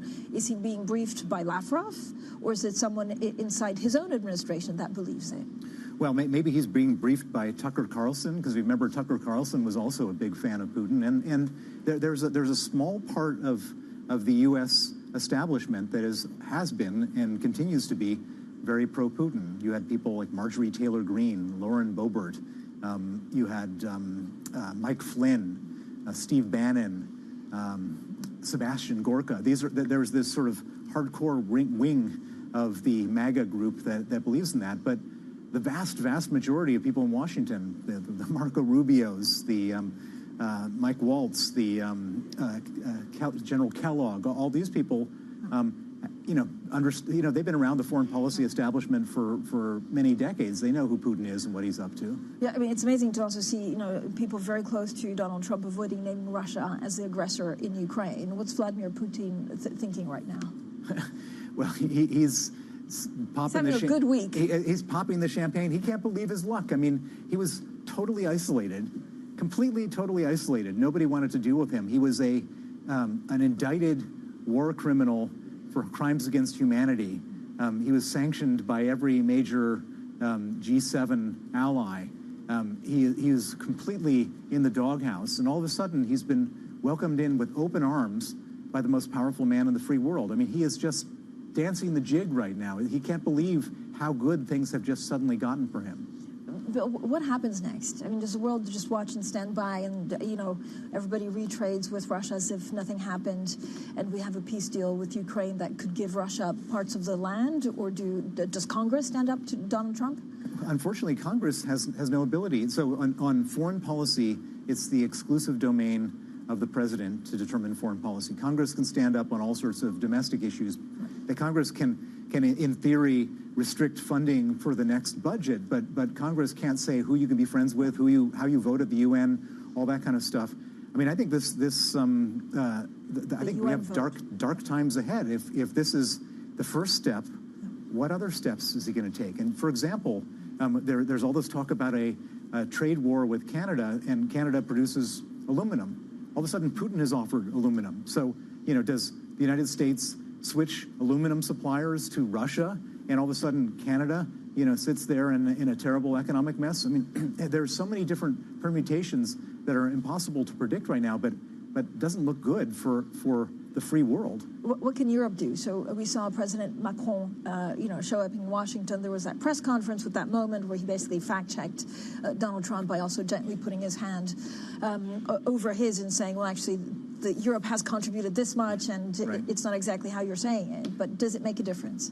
It absolutely does. So we should not underestimate the economic power of Europe. Europe has a bigger economy than the United States. Europe has more people than the United States. And if Europe were to act together militarily, then they could support themselves and they could support Ukraine. And what we've seen is a massive shift in the last 2 weeks. The new chancellor of Germany has just come out and said that they've got to spend hundreds of billions of dollars or euros on a military. I think that there's now talk about, if and probably when Trump withdraws from Europe as far as NATO is concerned, how Europe steps up. It's going to be a big change for Europe. And this is the one thing that Trump is very right about, which is Europe needs to take care of itself, and necessity is the mother of invention, and now Europe is in a position where it has to. But will it? And again, at the moment, even with Keir Starmer going to Washington, it seems they're still trying to get Donald Trump on side. If they don't make leeway in that, I don't know if you think they can, then will Europe be able to stand strong alone? Well, I mean, Europe has one big advantage right now, which is that Vladimir Putin, who's the main enemy of Europe, has completely exhausted himself. It's going to take him 5 years or more to rearm and kind of recover from what was this a disastrous war, assuming that the war ends, which we don't even know that to be the case, which means that Europe has 5 years, maybe more, to arm itself, to organize itself, to create a proper nuclear shield itself, and all the other things that go along with that. And so it's not as if there's a catastrophe tomorrow. There's a catastrophe in the future. And of course, the war has not ended in Ukraine. And it's not clear that Putin wants to end the war in Ukraine because he's winning now. He's all of a sudden, gotten the U.S. effectively to say, we side with you. And so we don't know how that's going to end. And what goes next in the Ukraine? Will he stop at Ukraine if he gets part of Ukraine? And actually, do you think Donald Trump will be tough on him on that? He's not going to stop with Ukraine. He's already said 1 million times. All you have to do is listen to Putin, and he's made these speeches. He doesn't like that Estonia, Latvia, Lithuania, and Poland are independent countries. They were part of his sphere of influence, and particularly the Baltics. And is Trump going to go to war with Putin over Estonia? No, of course not. He's not going to do that. And so I think that the new German Chancellor Merz said it very clearly that we have to think of a defense world after NATO, because we're not going to have that American protection in the future. Bill, thanks so much, as always, for joining us. Bill Browder there, of course, on the very latest with President Trump breaking with allies and actually blaming Ukraine for the war. Coming up, as Mag 7 shares hit a rough patch ahead of NVIDIA earnings, we also head to Dubai to speak to the Bank of America Chief Investment Strategist. That's Michael Hartnett. That's next, and this is Bloomberg.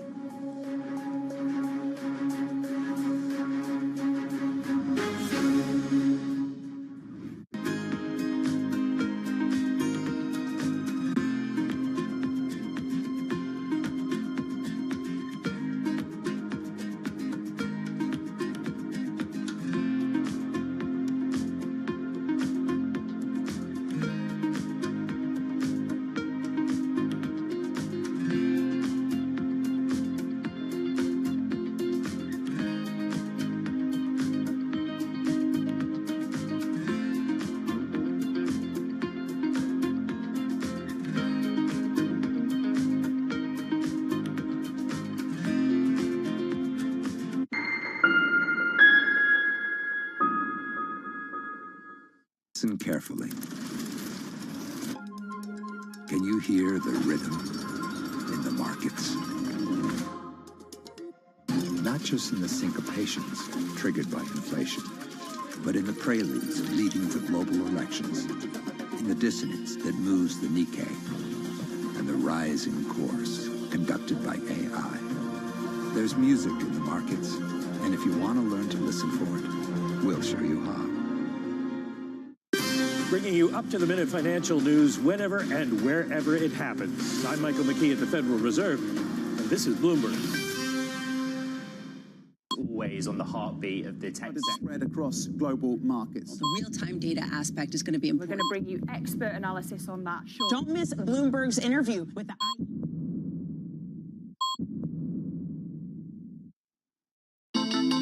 The countdown is on. Everything you need to get the edge at the end of the market day. Big tech earnings kick off later this afternoon. Gilead is coming out right now. We have take two numbers. Back to the markets, right? Our bread and butter. NVIDIA is one of the best stories in the tech space. That actually matters a whole lot more. It might shock some of your viewers. You're watching The Close. Get ahead of tomorrow's trading with The Close. Weekdays on Bloomberg. Context changes everything.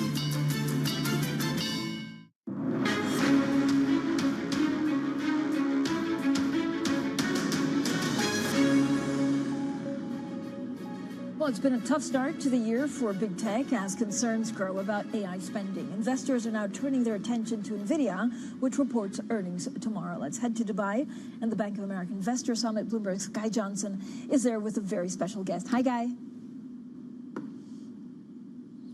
Hey, friend. Yep, Michael Hartnett's here.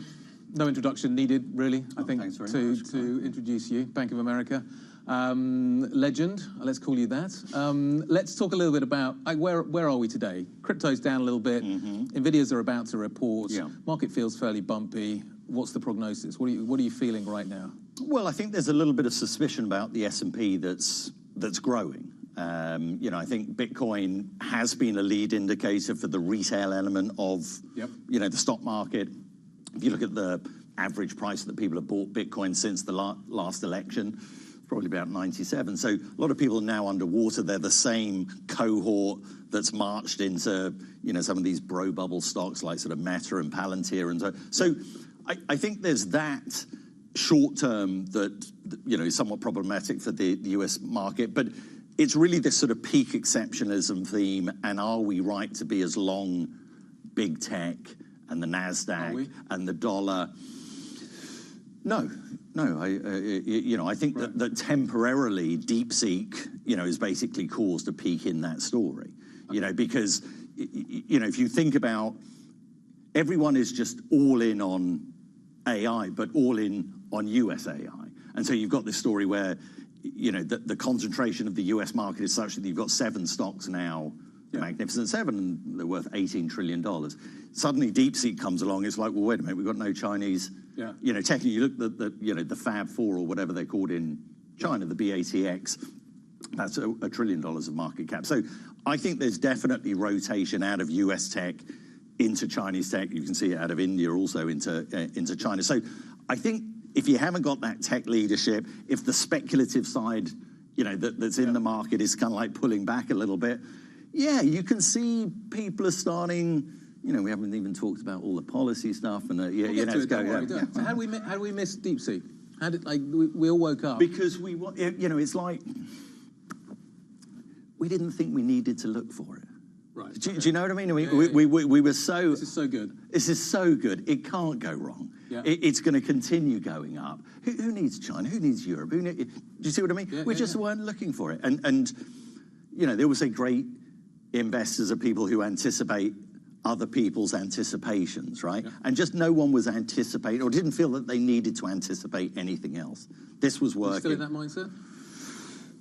No, look, I think that is wobbling a little bit. Yeah. I mean, Microsoft headlines this week, plenty of other things. Is the world short Magnificent Seven? You must be kidding. Yeah. Is the world long China and long Europe? You must be kidding.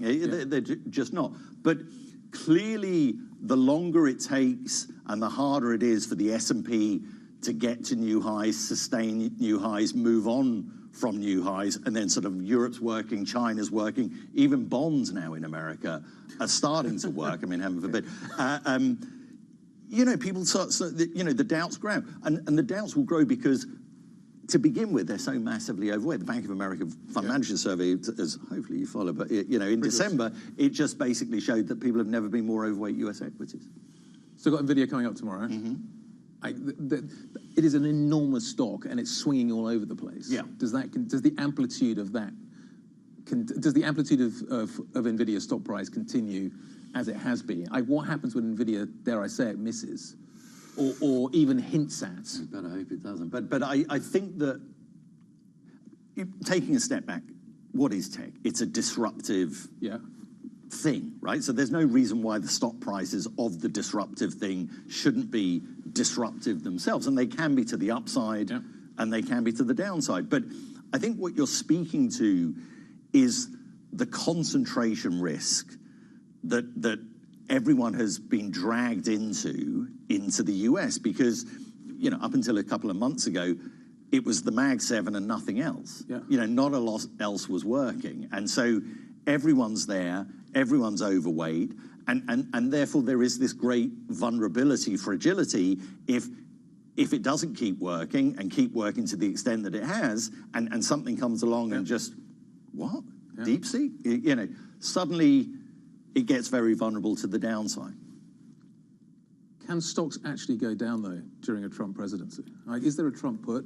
If things do go haywire, is the president going to step back in and say, calm down, don't worry, I got this. Policy's going to be reformed, adjusted, changed. Yeah, I mean, I think so. I mean, I truly believe the stock market is his traffic light. It'll tell him to go and tell him to stop.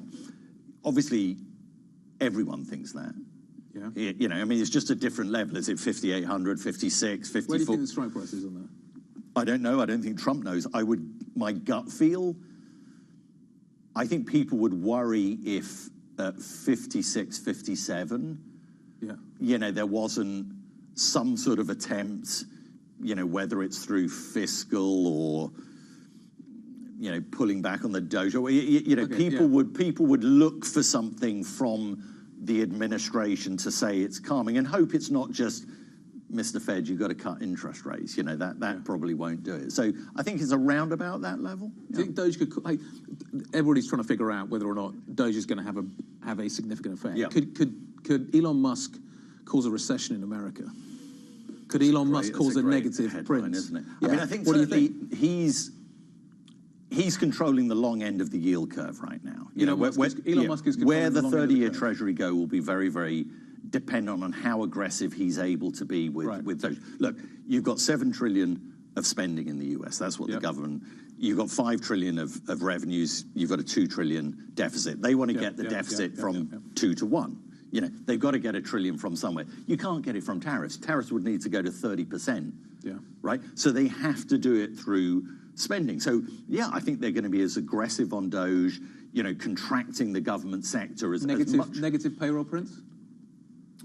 It's possible, but I think the key is more that the US government is a $7 trillion beast. It's the third largest economy in the world. It's been growing 10% per annum for the past. So even just stopping that growth is going to have an impact on payrolls. The interesting thing, Guy, I think, is what's the impact on the consumer's psyche? The consumer of America, pandemic stimulus check, war, energy rebate. Government's got your back. Yeah, okay. What do I need to save? And that's why you have a savings ratio in America that is quite low. And it may well be, and of course, smaller government is popular. Trump won a big mandate. This is what he's meant to end wars. He's basically made to make the government smaller, end the immigration sort of thing. A lot of things that are very popular. But if you take away that security blanket that the US consumer has, savings ratios, I think, have to rise. And I think that's the risk. Even for the upper echelons of society? There, I think it's more the housing market. But as you know, the housing market in the US is pretty stagnant. They're the ones that are spending, though.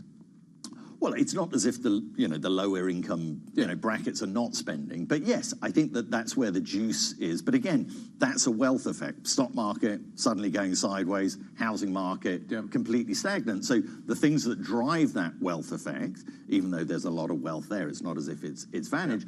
But again, the momentum is fading. The tailwind is fading, and when that does, in an economy like the US that is incredibly sensitive to the stock market. The stock market is basically the lead indicator for the economy. So suddenly the stock market is not going up, economic growth is going to fade. Michael, we're going to leave it there. Thank you very much indeed. Yeah, great, fantastic. Nice, interesting stuff to think about as we go forward from here. Not a lot of volatility in this. No. Nothing to keep you awake at night. When am I going to get the makeup? I think you look fantastic already. Look at that. Francine, back to you. Thank you very much.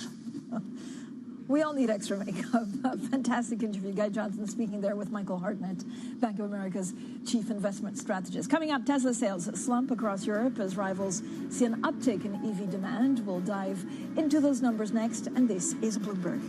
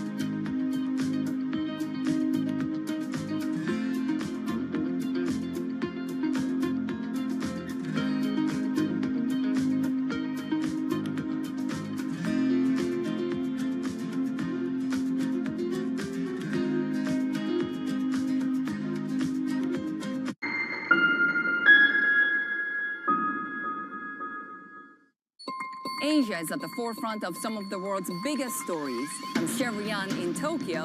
And I'm Heidi Stroud-Watts here in Sydney, where the trading day begins. We're here in the center of all the action to get you set up with the numbers, news, and knowledge you need for the day ahead. The demand is indeed recovering. We've been waiting for this moment. The opportunity of a century. Join us on Bloomberg The Asia Trade. Weekdays only on Bloomberg TV. Context changes everything. Up-to-the-minute global financial news whenever and wherever it happens. I'm Jonathan Ferro. And I'm Lisa Abramowitz in Davos, Switzerland, and this is Bloomberg. Good morning. This is Bloomberg Surveillance. Welcome back to the opening trade. This is Bloomberg Technology. This is the Asia Trade. This is Wall Street Week. Welcome to Balance of Power. This is Bloomberg Television. Bloomberg Invest is back. Join me, Sonali Basak, and the industry's most influential people for a comprehensive view across financial markets. Hear what a second Donald Trump presidency means for the economy, how AI is being monetized by investors, and the next big risks facing the private credit industry. Bloomberg Invest, March 4th and 5th in New York City. Register your interest to attend at bloomberglive.com/invest. Get your fixed income fix. Watch Bloomberg Real Yield around the world right here on Bloomberg. Context changes everything.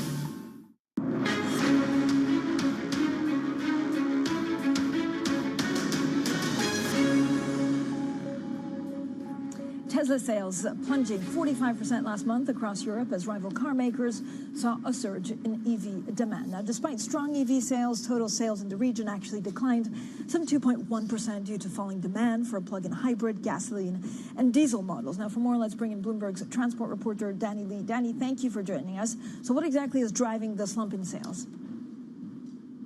Well, this feels more like a Tesla-only story when you look at just this fall in EV sales for them that they're suffering across Europe, down 45% in January. The wider EV market in Europe up 37%. So rivals are catching up and outperforming as well in some cases, doing better than Tesla. And you just have to think, how much more is this a sustained issue for Tesla going forward, given the fact that you have Elon Musk, who's been very forthright in his opinions, particularly weighing in on politics, particularly in Europe. We've just had the European elections, which Musk has been very focused on. But across the piece, when you look at the performance for Tesla in Europe, it's not just in small countries. There are a lot of countries where Tesla has been performing badly, including in Germany, in the UK, where it has been lagging, and Spain as well. How much of the impact, Danny, can be attributed to Elon Musk's politics, and how much is being swayed by consumer tastes or even Tesla's own internal inputs? Well, when you look at the kind of input Musk has been having into politics, there has been some polling done which suggests there is a strong dissatisfaction with Elon Musk's views on weighing into very much national politics, national elections in Europe. And then on top of that, when you see the backdrop of Tesla upgrading its product line and the impact of them trying to chase more sales at the back end of last year, that means it's short on inventory. It can't necessarily sell as many vehicles or doesn't have as many in stock to sell. So there is that issue there of a confluence of impacts, which means that sales have been falling. Again, the question is how much more that will impact into February as well, given that the back end of last year in 2024, Tesla sales did slip overall. Thank you so much, Bloomberg's transport reporter Danny Lee, with the very latest, of course, on Tesla. Now, up next, Bloomberg Brief. Danny Berger is in New York, so there's going to be a lot talked about in terms of Russia, Ukraine, President Trump, and, of course, these tariffs against Chinese chips. This is Bloomberg.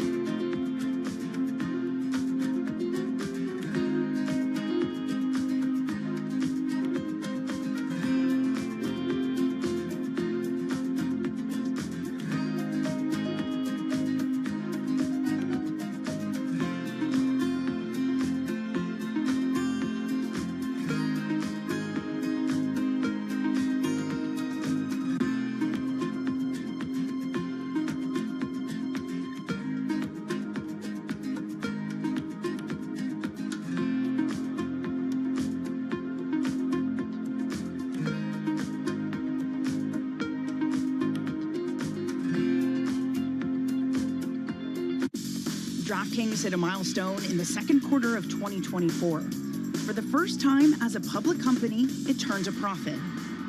Is this a new era for DraftKings? There's an inflection from when you're cash flow negative and you're operating off of equity raises from the past to when you're self-funded and you're cash flow positive and able to control your destiny a lot more. You've had your first quarters of profitability now. Does that take pressure off? Does it increase pressure? I think it increases pressure. I mean, once you start making profits, people expect you to make more, and all of a sudden you're valued on a multiple of those profits as opposed to the theoretical what could be. So very important, I think. When you're cash flow negative, you've sold a vision of what the company should be working on, and you're very focused on working on that and delivering against that. When you've pivoted to profitability, the world of what you can work on is a little bit open, and there's a lot of different ideas, and it requires more focus than ever to make sure that you are prioritizing on the most important things that are going to deliver the most value. DraftKings' solid standing in a booming sector gives them the luxury to play the long game. They're not under pressure to cut costs. When you have really strong revenue growth, you don't need that. If you look at where we are today and where we want to be and where we believe we will be, the vast majority of the incremental EBITDA is not coming from any cost reduction. It's coming from increased revenue. We don't feel like we need to cut costs because we're growing our revenue so much. We want to grow our revenue into our existing cost structure, and there's no need to reduce the cost as long as we're being efficient with what we allow our cost growth to look like. Welcome to the world of decentralized finance. Massive outperformance from Bitcoin. Bloomberg is covering all things crypto, the people. The tectonic shift emanating from Washington. All we're looking for is clear rules and an ability to build in the United States. Crypto shouldn't be partisan. The transactions. Really a record-breaking moment. Crypto VC is back. And the technology. It's really the beginning of a global on-chain economy. And if America doesn't embrace it, we're going to be left behind. Bloomberg Crypto, only on Bloomberg. From the world of politics to the world of business, Joe Matthew and Kaylee Lines deliver news, insight, and analysis live 2 times a day, every trading day. Balance of Power at 1 and 5 Eastern, only on Bloomberg. Bringing you up-to-the-minute tech news whenever and wherever it happens. I'm Ed Ludlow in Las Vegas, and this is Bloomberg.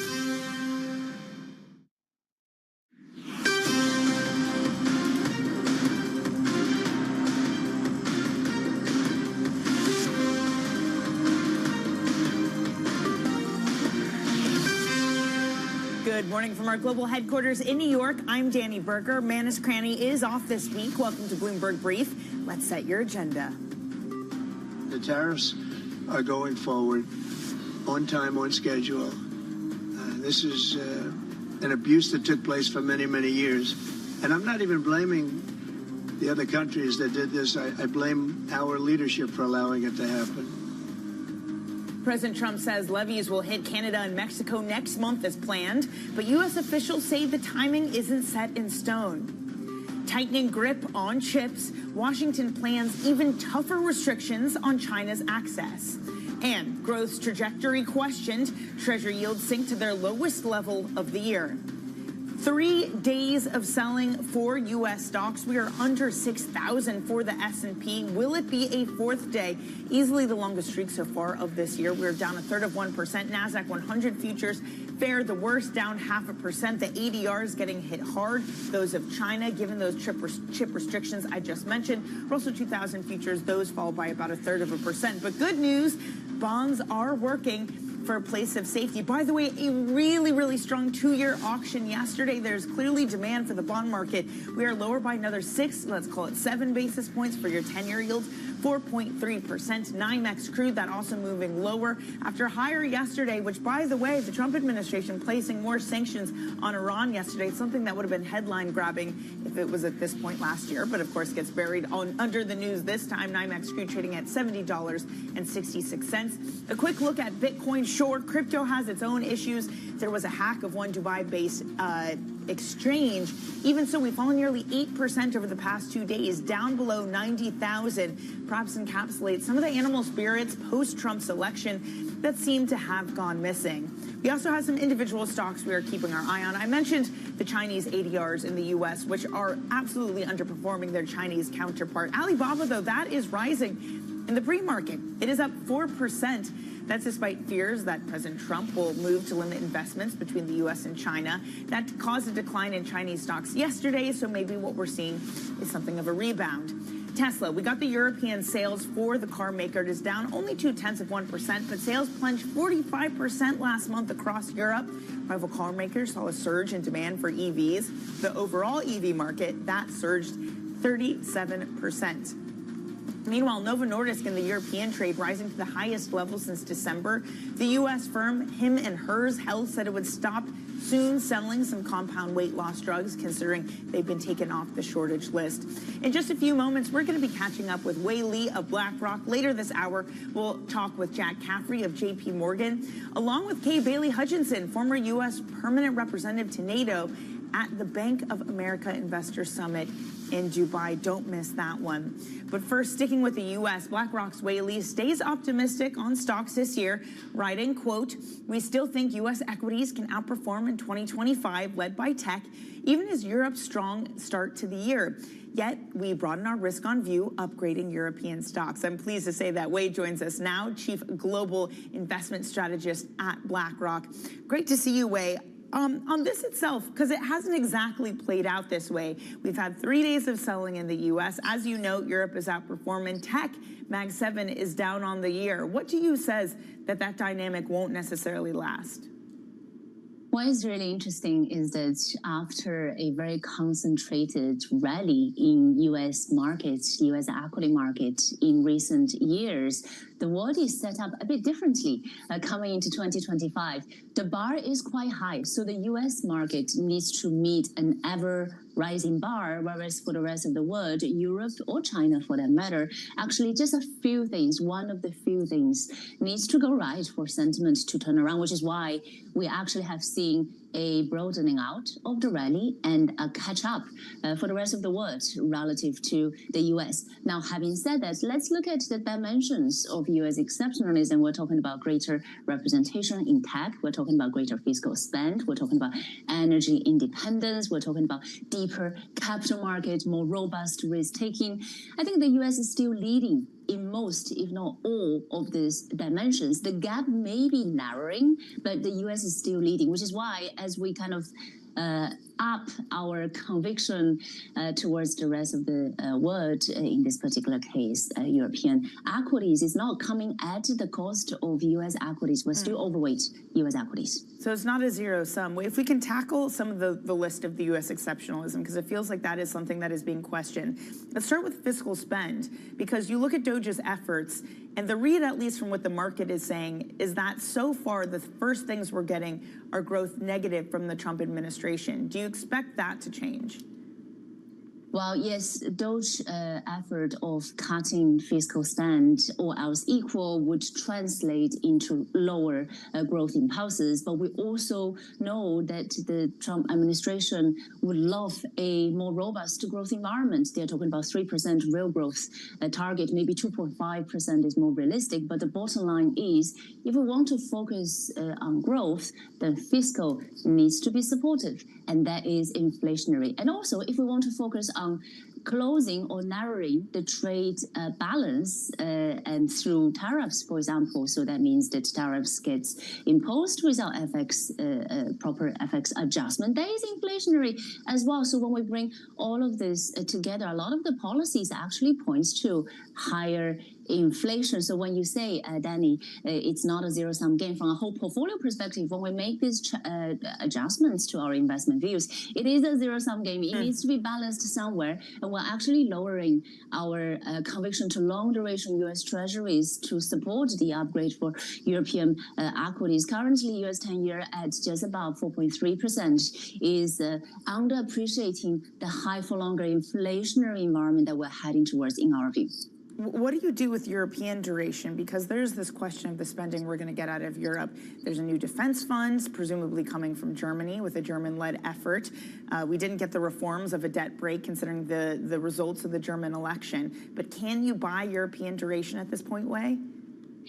Right now, we prefer European durations over U.S. durations more because of the greater room for the ECB to cut rates in comparison with the U.S. But I would say that actually European government bonds, U.S. government bonds, they're very correlated. So if we're talking about an environment where greater fiscal spend is direction of travel, look at defense spending, direction of travel, for example, through NATO, and then I actually think that that represents longer-term kind of challenges for durations, including European durations. But right now, because of the cash path expectation divergence between the Fed and the ECB, we have a slight preference for European government bonds over U.S. So if we can go back and tackle one of the other things of U.S. exceptionalism that you mentioned, and that is the greater share of tech. We've seen recently what happens when tech doesn't play along in this market, and that is an overall flat market. One of the theses of challenging tech has been one where Chinese tech has vastly outperformed. Alibaba is spending more money. We can rehash the DeepSeek stuff if we want. To what degree does that threaten the prevalence of U.S. tech? I think in the same way that we have seen a broadening out theme from the US to the rest of the world, we're also seeing a bit of a broadening out theme within the tech space as well. So far, from the US and China tech, Hang Seng Tech, even after the last days of market volatility, is still up more than 27% on the year. So a bit of a broadening out in terms of region within tech, and also a bit of broadening out within the subsectors of tech, a bit of a rotation from hardware into software, for example. A bit of a broadening out theme is cutting through both kind of the equity space, but also the AI implementation space. Now, importantly, what I care about is if tech companies, if these hyperscalers are slowing down their CapEx spend, they are walking back from their CapEx commitment. So far, based on the earnings season that is still ongoing this week, all eyes on NVIDIA on the 26th. But so far, based on the guidance of these hyperscalers, they are actually upping their CapEx spend target for this year, $320 billion of capex, which is 40% higher than what was already a record year last year. So the hyperscalers are continuing to spend because the pursuit for net new model, the pursuit for AGI, the pursuit for greater adoption across industries, that hasn't really slowed down, despite the fact that we have a potentially more efficient model. The commoditization piece is getting broadening out. So because of all of this, we continue to like tech, but I think this week's NVIDIA earnings and their guidance will set the mood music for the foreseeable future for now. Yeah, NVIDIA earnings coming after the market close tomorrow. Wei, really wonderful to catch up with you. Thank you for joining us this morning. Wei Li of BlackRock. Now let's get some of the other top stories that are trending on the terminal this morning. Unilever CEO Heinz Schumacher will step down in a surprise move after less than 2 years. He will be replaced by Fernando Fernandez, the current CFO. Schumacher kicked off a shakeup that included plans to spin off its ice cream business and cutting costs. The CEO change will take effect in March. Bloomberg sources say that SpaceX is seeking to deploy Starlink satellite internet terminals to help upgrade the FAA's national airspace system. Musk approved a shipment of 4,000 Starlink terminals to the FAA last week. A spokesperson for the agency said that they confirmed they're testing one terminal in Atlantic City and 2 terminals at non-safety critical sites in Alaska. President Xi Jinping reaffirmed his relationship with President Vladimir Putin on the 3rd anniversary of Russia's invasion of Ukraine. Xi expressed China's readiness to assist in finding ways for a peaceful resolution of the Ukrainian conflict. Xi and Putin plan to visit each other this year, with Xi traveling to Moscow in May. Coming up on the show, trade tensions, chip curbs, decoupling fears. We're going to focus on tariffs in the U.S. and China next on Your Brief.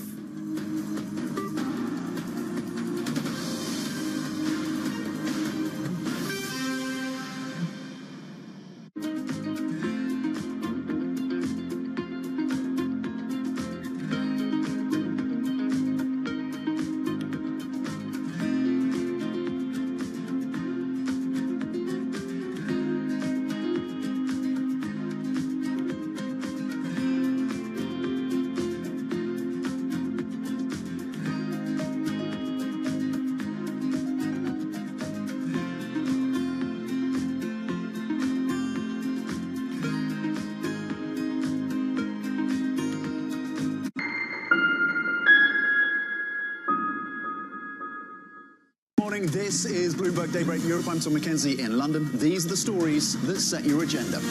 Taking you from the U.S. market's close to the overnight session in Asia, we'll walk you through what you need to know to kickstart Europe's trading day. Live from our European headquarters, we bring you the day's top market-moving stories, unmatched expert analysis, and on-the-ground reporting from across the continent. Tune in to Daybreak Europe, only on Bloomberg Television. Context changes everything. Good morning. This is Bloomberg Surveillance. Welcome back to the opening trade. This is Bloomberg Technology. This is the Asia Trade. This is Wall Street Week. Welcome to Balance of Power. This is Bloomberg Television.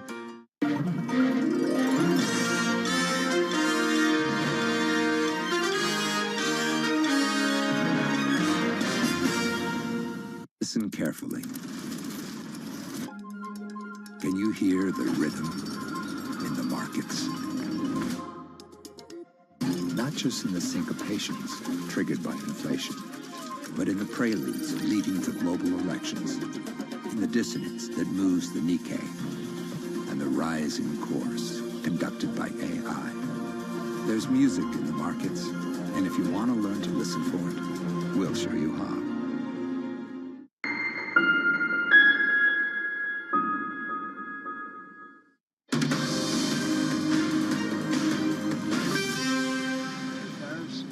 Are going forward on time, on schedule. This is an abuse that took place for many, many years. And I'm not even blaming the other countries that did this. I blame our leadership for allowing it to happen. I mean, you know, who can blame them if they made these great deals with the United States, took advantage of the United States?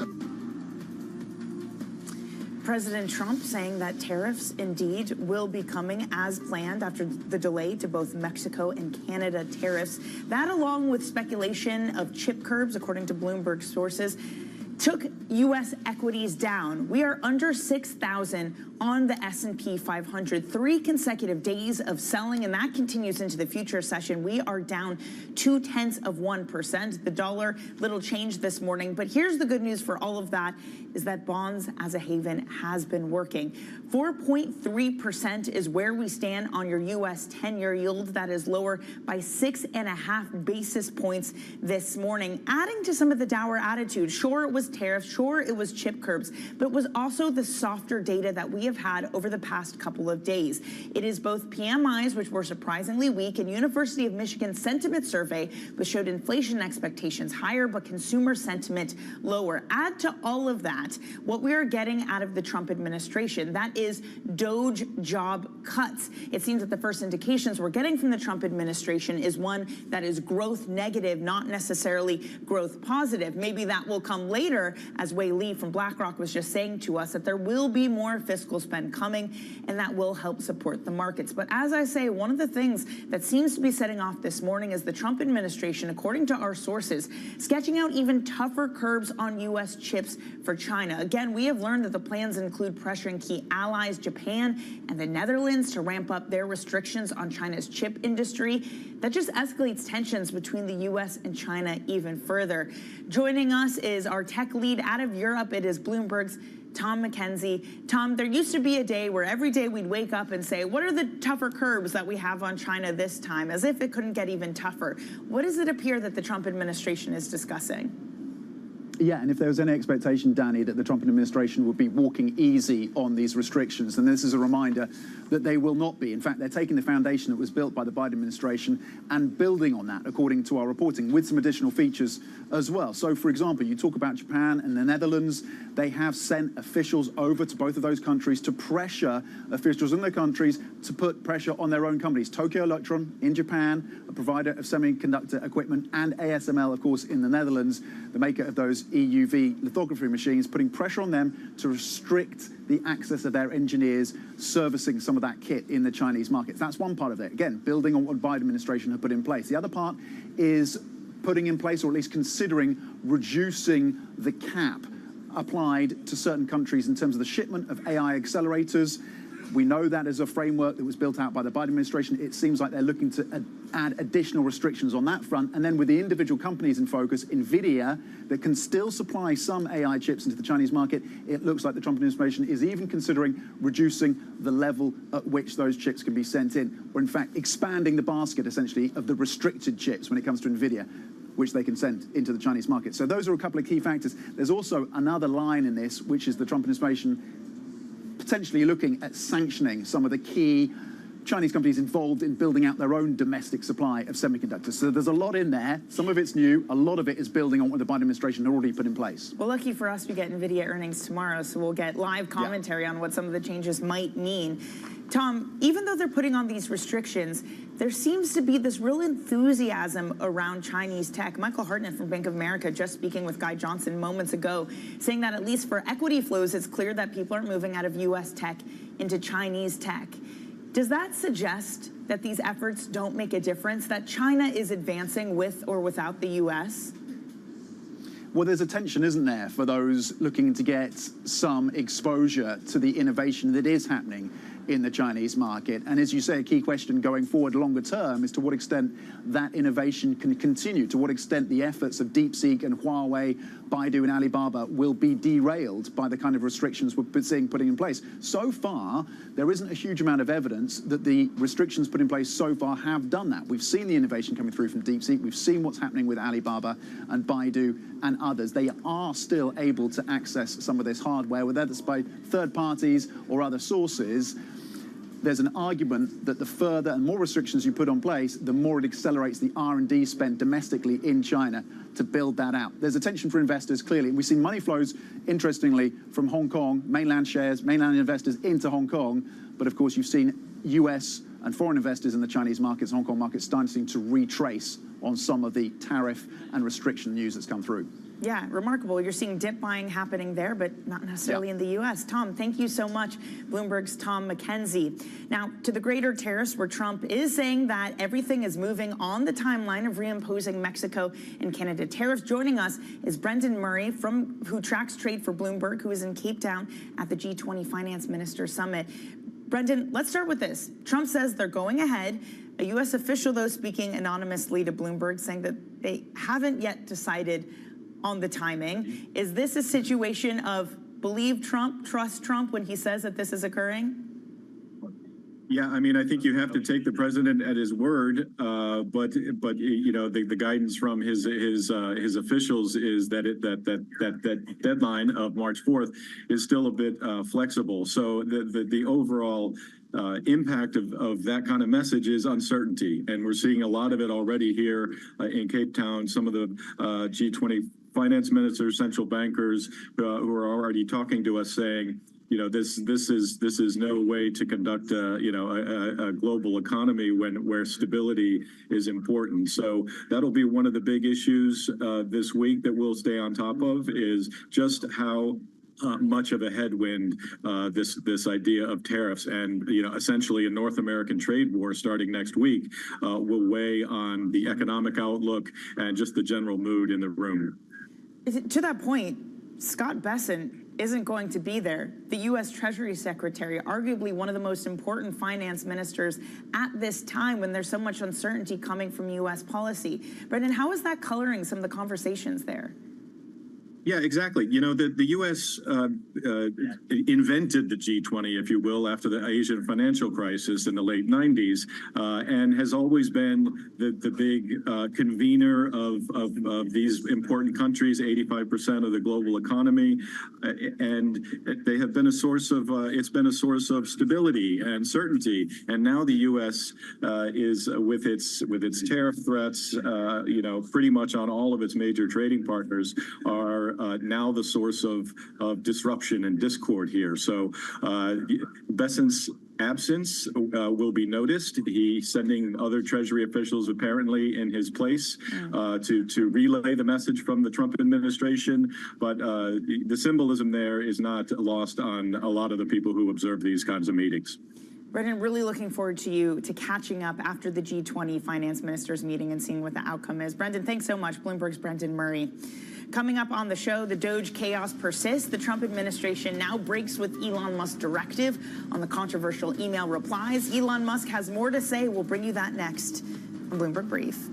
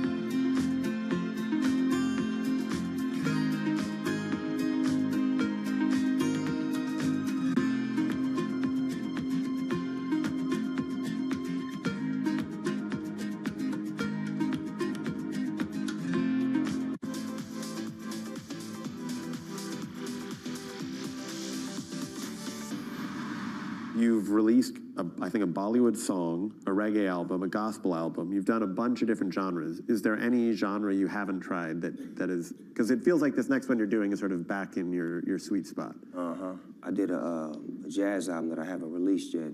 It's more or less like spoken word over jazz music. That was a genre that I've always wanted to go into. Quincy Jones hit me to Mr. Mumbles, Clark Terry, which was his teacher. And we had an opportunity to spend time with Mr. Terry, and we did a record together, and that was a genre that I always wanted to venture into because I felt like I had a jazz voice. So your role in a jazz album is just your singing? No, I'm spoken word. Or spoken, sorry. My voice and my conversation, my poetry, you know.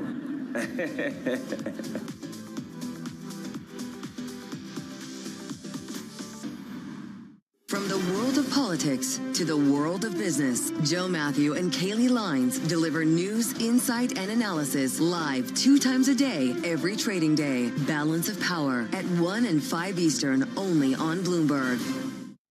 In case you missed it, on Bloomberg Open Interest. 11 years ago, I bought a Bitcoin on this set. It was $800. Yeah, $800, but I spent Which the is a Bitcoin lot, by the on way. beer and groceries and gas and video games. And I wish I had hogs. kept it. I wish I would buy a Harley today if I had. Yeah, but you that probably Bitcoin. wouldn't be a TV anchor, and you probably wouldn't still be on this True. set. And what a joy that I'd is. be my feet in the sand and the beer in my hand. Don't miss the next Open Interest.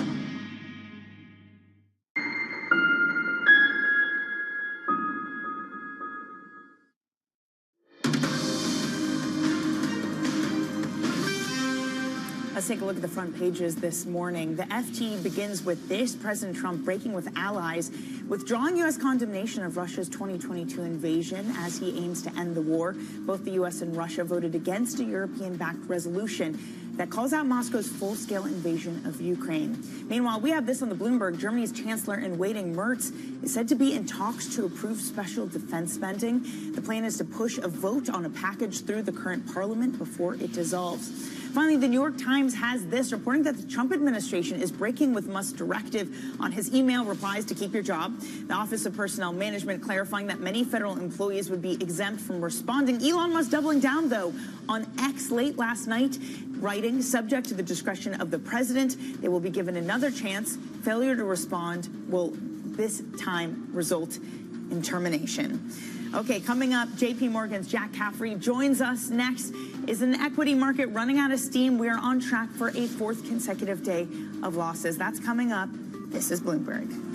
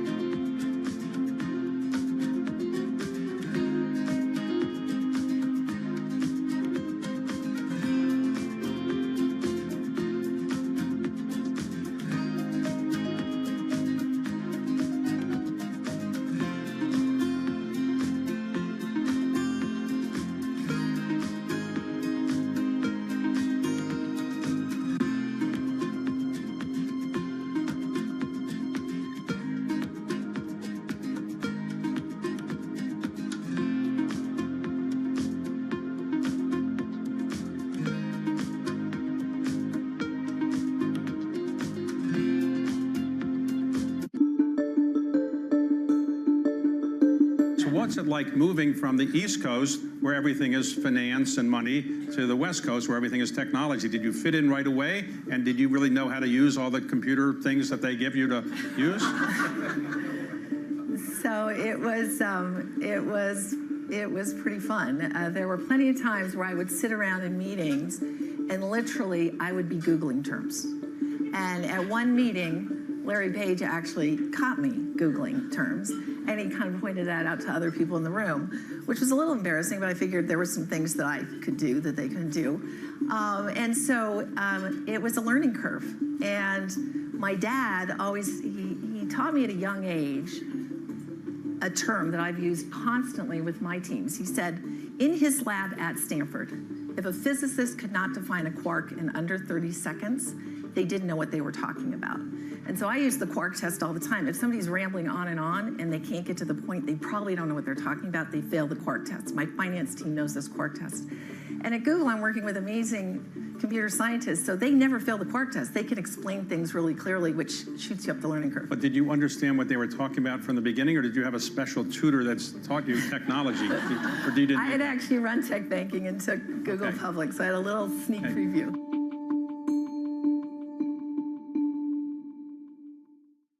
Bloomberg brings you breaking news 24 hours a day, powered by 2,900 journalists and analysts in more than 150 offices across the globe.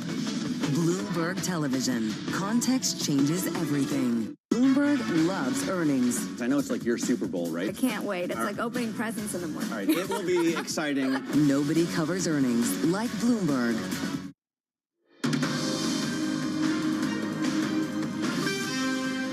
From our global headquarters in New York, welcome to Bloomberg Brief. I'm Danny Berger. Let's set your agenda. On time, on schedule, President Trump says tariffs will hit Canada and Mexico as planned. Plus, his team seeks to toughen up chip controls over China.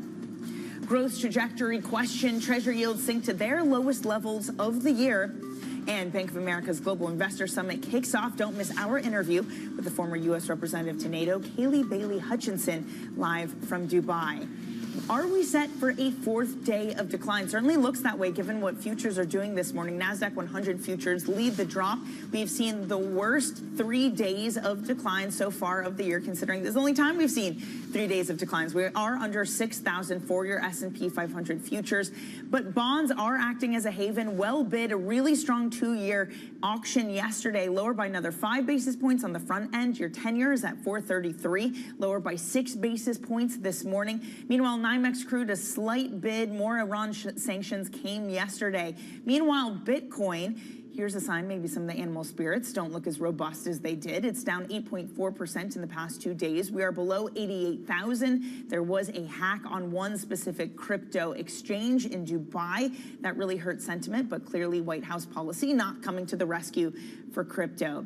Meanwhile, when you look at what's been working and what hasn't been working this year, there's been a clear divergence. It is the defensive and more safety-oriented sectors that have done better. S&P healthcare, consumer staples, the two best performing sectors year to date, up 7% and 6%. But the more growth-sensitive assets, like consumer discretionary, those have fallen by 4.25% so far this year. Joining us now is Jack Caffrey, Equity Portfolio Manager at JP Morgan Asset Management. Jack, really great to see you. This is something different than perhaps what we thought would happen this year. It was animal spirits, it was small caps, it was cyclicals that were supposed to do well. What do you make of the fact that that hasn't played out so far?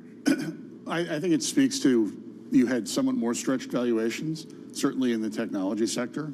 And given that technology is, call it 30% plus of the broad market, almost 40% when we add in the communication stocks, which are really tech stocks in a different GIC. I mean, the reality is that if those don't do well, then the market on a headline basis doesn't do well, and that effectively sectors that people have to some extent ignored have done much better. Demand for staples is there day in and day out. That's why they're effectively the staple. No one chooses to get sick, and so therefore healthcare can, again, be a little bit better insulated. But that said, the fact that we were expecting a stronger dollar was expected to weigh on the consumer staples. So I think there's some interesting cross currents, and part of that is trying to understand what is the direction of the economy, which can be what is the direction of, of policy. Certainly, and the policy mix we've gotten, and perhaps this is why you've seen some of this, is it has been one of cuts. It has been one of DOGE. You haven't necessarily gotten the deregulation M&A boost that many people thought there would be. How do you judge whether those job cuts have wider ramifications for the world? In other words, can the U.S. survive a mini recession, let's call it, in just D.C. and the surrounding areas? Well, I think that gets really interesting because you almost have to go back to like the very end of the 1980s, early 1990s, when the U.S. experienced a peace dividend. And at that point in time, you saw massive consolidation in the defense stocks. You saw massive layoffs in the defense industry, which was particularly negatively impactful for California, kicking off effectively a state-level recession, but in an economy that's number 6 in the world. So a little bit more problematic, perhaps, than what might be experienced in North Virginia or in Maryland. Flip side, though, is government workers are highly educated. They probably, at the margin, are somewhat more risk-averse than having gone to public service rather than private service. And the security that they thought they had up until a month ago might have allowed them to be more willing to spend. The reality is government jobs are not just in Washington. They're all over. They work for the Department of Interior. They're all over. They wind up, you've shockingly found out that a large portion of the budget of the University of Alabama health system is funded by the National Institute of Health. And so suddenly, when you say what stays in D.C. might not, or what cuts in D.C. might not actually stay in D.C., I think that's something to be mindful of. And to the extent people are enthusiastic about reducing government spending, the fact is the cut hits now, the spending hit is now, the prospect of growth from unleashing a deregulated economy is still on the come or still on the hope, and that might hinge on where interest rates wind up going. Are you changing what you're investing at all in anticipation of this, or is there specific data that you're looking out for in order to make a change to accommodate for weaker growth? Well, I think at the margin, we spend so much time talking about what the jobs report on Friday looks like. I want us to move a day earlier and think about Thursday. Are we going to see an increase in layoffs from wherever they come from? Because even if you work as a contractor with the government, to the extent they're not getting paid, you may actually start seeing, the private sector suppliers of government being pinched first before the government comes through. We wind up, looking to X as a policy platform in terms of answer this email, not answer this email.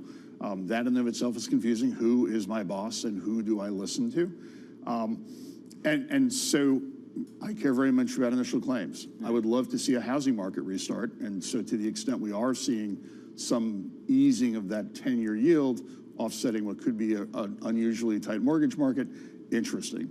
The balance between Fed funds really affecting what the consumer can spend on, financed off of credit cards, versus what a corporate investment decision more anchored off of that 10-year winds up being, I think, another interesting split that we wind up needing to pay a lot more attention to, and something the Secretary of Treasury alluded to a few weeks ago when he said, we want interest rates lower, but we're not going to force the Fed to do it. We actually want to try to engineer a lower 10-year. So I think there's a recognition that I need to restart capital spending. So how are you positioned then amid all this? Well, depending on the two portfolios I run, one generally looks with a 3 to 5 year horizon. Right. And so what I see today is more noise rather than news, and not really adjusting portfolios in the aggregate. The other portfolio I run the value sleeve of an overall portfolio. There we remain very excited about what is going on my growth partners are very excited about what they're seeing. On the value side, though, we have a really large overweight to financials, anticipating an eventual push for deregulation, perhaps a fewer capital restrictions being placed on the financial companies, maybe a little bit more clarity on what a stress test looks like. One company actually volunteered to be subject to the stress test to demonstrate how powerful they have improved the quality of their operations over the last several years. So I think it's really interesting. And as a reminder, if you're taking that multi-year look, if you're earlier in your career, you actually like the down days. That's the chance to actually be a buyer of things with lower expectations. And as a value investor, lower expectations are that much easier to beat. Right, especially in a market where it felt like we were just melting up day after day, so it's probably welcome. Does it concern you at all, though, that we haven't gotten that big deregulatory push, that you haven't seen M&A come back, and even there's been less volatility in the market, so for financials, the trading figures probably don't look as robust as we thought they might be. Trading has been very robust here to date. I think it's hard to think back of a day that wasn't holiday shortened, where you've seen, quote, a below average trading day, at least in the equity market. I think ultimately we still need to get a few seats filled. We still continue to have hearings, and people are policy. That all said, some of the choices that have been picked, when you think about the Secretary of Labor is seen as actually pro-union. Yeah. That was certainly not something people were expecting. Some of the names advanced in terms of trying to take on roles in the FTC have had a somewhat more divergent view of what antitrust should look like on a going forward basis. But we all know that the alternative asset managers have boatloads of capital for both either their private equity funds or their credit funds to support their private equity funds. So I think getting a little bit more clarity about what the merger review process will look like will certainly be helpful. I think you certainly also have a lot of perhaps held up capital that's been looking to be realized through the IPO market, and that market remains a little bit more frozen, again, trying to get a better sense of what you can offer, how you can offer it, and investor appetite for companies which still are being rewarded on the basis of revenue growth without necessarily bringing the margin expansion that you've wanted to see historically in the past to support an IPO. So you're just waiting for clarity, basically, on many fronts, it sounds like. I am looking for clarity, but the reality is I'm never going to get clarity, and once you get it, it's very expensive. So then the trade-off is, where can I find things that are cheap? Yeah. And the reality is an S&P at 22 times earnings is not an explicitly cheap market. You do find things that look very cheap, but they wind up being highly, highly cyclical. And leaning into that cyclicality requires a little bit more bravery and a little less comfort in terms of either dividends or consistent cash flows than I feel comfortable with taking at this point in time. Jack, we have to leave it there. Always a pleasure to have you on. Thank you so much for joining us nice and early here on Bloomberg Brief. That's Jack Caffrey of JP Morgan Asset Management. All right, let's get you some other stories that are trending on the terminal this morning. President Trump said the tariffs scheduled to hit Canada and Mexico next month are still happening and moving rapidly. He was asked if they would go into effect next week as he fielded questions during a joint press conference with French President Emmanuel Macron. Going forward, on time, on schedule. This is an abuse that took place for many, many years. And I'm not even blaming the other countries that did this. I blame our leadership for allowing it to happen. I mean, who can blame them if they made these great deals with the United States, took advantage of the United States? Elsewhere in Washington, Bloomberg sources say that the Trump administration is preparing to expand efforts to limit China's tech advancements. That includes tougher semi-curbs and pressuring allies to escalate restrictions on China's chip industry. A White House representative did not immediately respond to a request for comment. In Europe, Unilever CEO Ein Schumacher will step down in a surprise move after less than 2 years. He will be replaced by Fernando Fernandez, the current CFO. Schumacher kicked off a shakeup that included plans to spin off its ice cream business and cutting costs. The CEO effect will take change in March. Schumacher will leave the company on May 31st. Now, as we bring you to the break, a quick check on your markets. S&P 500 futures fall after 3 days of declines. We're below 6,000 with your U.S. 10-year yield getting a bid lower by 6 basis points, 4.3%. Coming up, we are live from Dubai at the Bank of America Investor Summit with Kay Bailey Hutchinson, the former U.S. permanent representative to NATO. It's coming up next.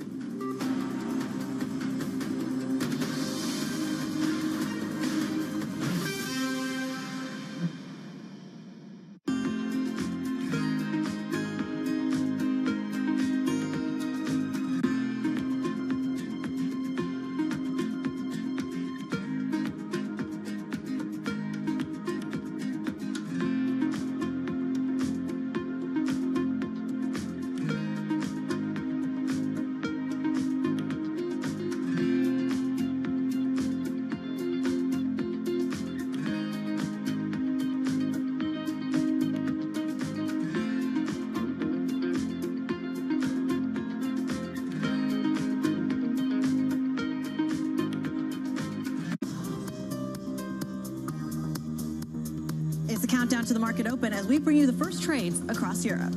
We'll debate the most important stories and what will drive the big investment decisions throughout the morning. I'm Guy Johnson. I'm Kriti Gupta. And I'm Anna Edwards. Join us every weekday morning for the opening trade, live at 7 a.m. here in London. Only on Bloomberg.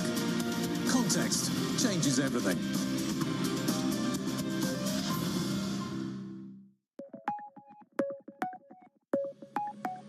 Why does this business model work? Because it's virgin space. It's never been done before. And it'll never be done again.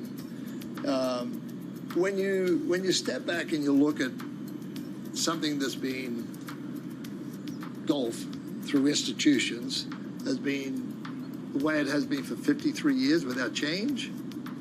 In 1993, I stepped back and said, okay, this is not right. It's doing the same old Groundhog Day. Everything's the same. Players are a pass-through entity. They're not getting any equity built in their day. Once they're done playing, they're out.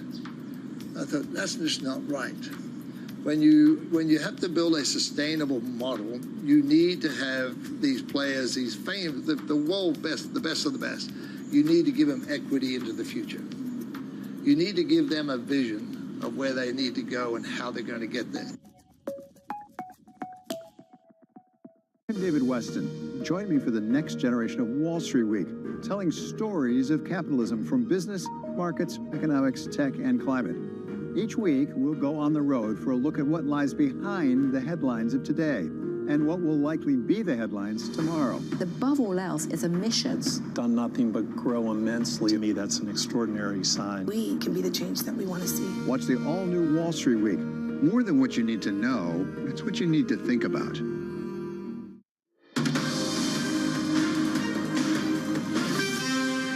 It's your Bloomberg Brief. Danny Berger here in New York.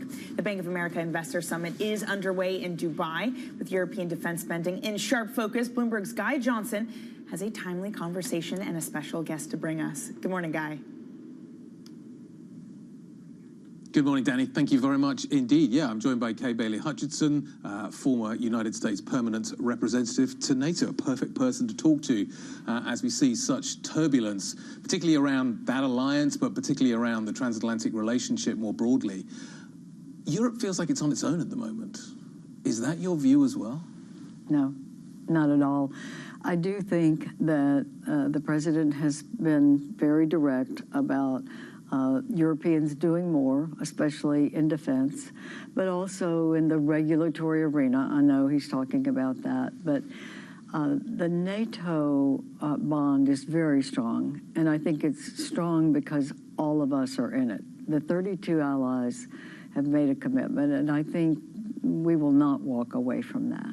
So I don't think Europe is on its own, although I do understand the hard feelings about some of the harshness of the comments. The incoming German Chancellor said yesterday that he feels that Europe needs to be independent of the United States. Does Europe need to be independent of the United States? Does it need to be a relationship more of equals? Because it has felt like an unequal relationship. Europe has existed under the US security umbrella. Does that ultimately need to change now? Well, I do think that, and really every president with whom I've served has said the same thing. Europe needs to do more for its own defense. And I think that is being said in a different way. But again, we do know that we'd like to have an equal partner with Europe in defense, because our security depends on our being together. Really, the G20 nations in general should be together if we're going to face foes like Russia, like North Korea, like Iran, and then potentially an adversary in China. I think economic unity is going to be our whole card, and we need to do that with Europe and with the other strong nations with economies that can make a difference with China or with any of our other potential adversaries. Yeah. You, I'm sure, talk to a lot of people that you've worked with over the years about what Europe needs to do. What do you think Europe does need to do? Is it 3%? Is it 4%? Does Europe have the capability, if it wanted to even spend that money, to use that money effectively? What is your assessment of what is required and what Europe should do right now? Well, I think Europe needs to do more in its own defense, building its military, for one thing. Yeah. And the German military, in particular, has not been able to do offense. They have a military of defense, but we need offense for deterrence. So I think we do need for Europe to spend more on capabilities. Yep. And now I think a lot of the capabilities are going to be technology. And technology is the new thing for all of us. And we're going to be investing, as we always do. We have always made security a priority, but Europe has not. They have had other priorities, economic, trade, social spending. And now if they make it a priority, they can do it. And I think it will be important for them to build up so that it is a strength for our alliance. If European spending goes up, can US spending go down? Is it a zero-sum game? Is that the right way of thinking about it? No. The US will not lower our level of spending. I mean, we're talking now about cutting the budget only in places where there's waste. I mean, yes, we'll do that, but no, we're not going to go down in our efforts to make sure that America is secure. And I don't think anyone in the administration, certainly not in Congress, believes that we should lessen our defenses in some way. Do you understand the Trump-Moscow pivot, the Washington-Moscow pivot that seems to be underway at the moment? I don't understand it. I do know that sometimes the administration will do something for effect or for some purpose that we don't see yet. We'll have to be somewhat patient. So you're willing to give them the benefit of the doubt right now? Well, I don't give them the benefit of the doubt about Russia. I think Russia, it's very clear. Russia invaded a sovereign nation, and Ukraine has fought valiantly. I think our interest is that we not let Putin have a free hand to do something like this, which would embolden him to do more. He did this with Georgia. He did it on Crimea. Now he's doing it with the Donbass part of Ukraine. And if he gets by with doing something like this, he will go into the next country that he can conquer and take over. So I don't think that we will have a lasting peace if Russia gets its way and there is no price to pay. If there are peacekeeping troops put into Ukraine post some sort of a peace settlement, the talk in Europe, and certainly Keir Starmer and Emmanuel Macron will be talking about this in their trips to Washington. The idea is that you basically put European boots on the ground with with US air defense, maybe as cover. Is that a reasonable plan? Is that something you could think might be actually viable? I think that it's certainly a point to negotiate, that it would be with an American support system. We did this in Afghanistan, for instance. The Europeans were there. They were active. They were very important framework nations. But we were doing the air cover. We were doing much that was needed that couldn't be done by the Europeans. I think certainly there is a negotiation there. I don't know where that ends, but I think a peacekeeping place in the Donbass or Crimea is certainly a part of a negotiation. And I think there may be some purpose in the way this has started.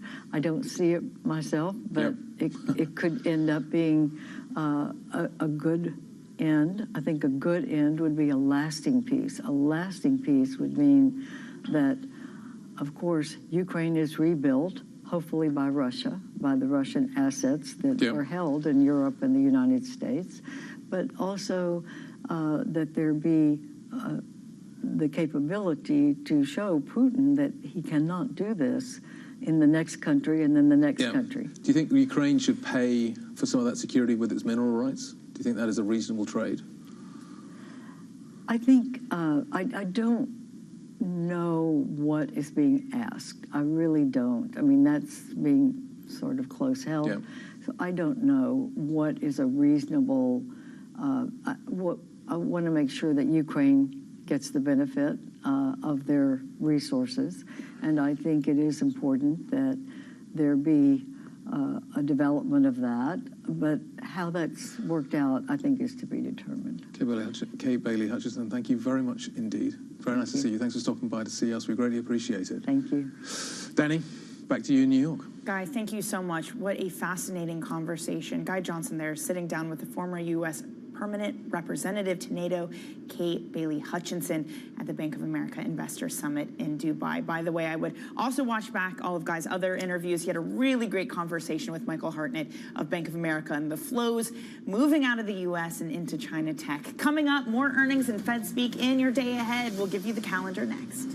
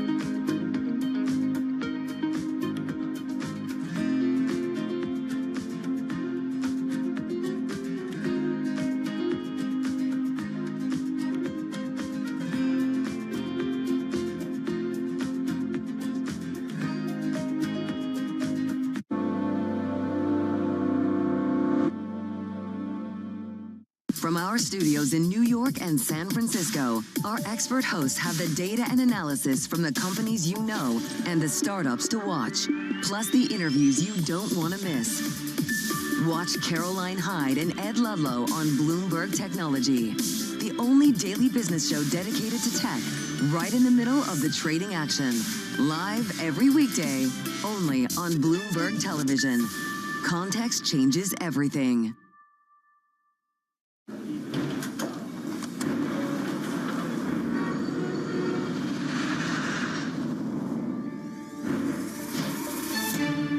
Always on the heartbeat of the tech spread across global markets. The real-time data aspect is going to be important. We're going to bring you expert analysis on that. Sure. Don't miss Bloomberg's interview with the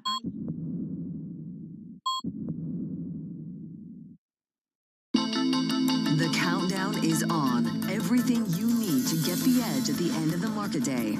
Big tech earnings kick off later this afternoon. Gilead is coming out right now. We have take two numbers. Back to the markets, right? Our bread and butter. NVIDIA is one of the best stories in the tech space. That actually matters a whole lot more. It might shock some of your viewers. You're watching The Close. Get ahead of tomorrow's trading with The Close. Weekdays on Bloomberg. Context changes everything. Bringing you up-to-the-minute geopolitical news whenever and wherever it happens. I'm David Gura in Rio de Janeiro, Brazil, and this is Bloomberg.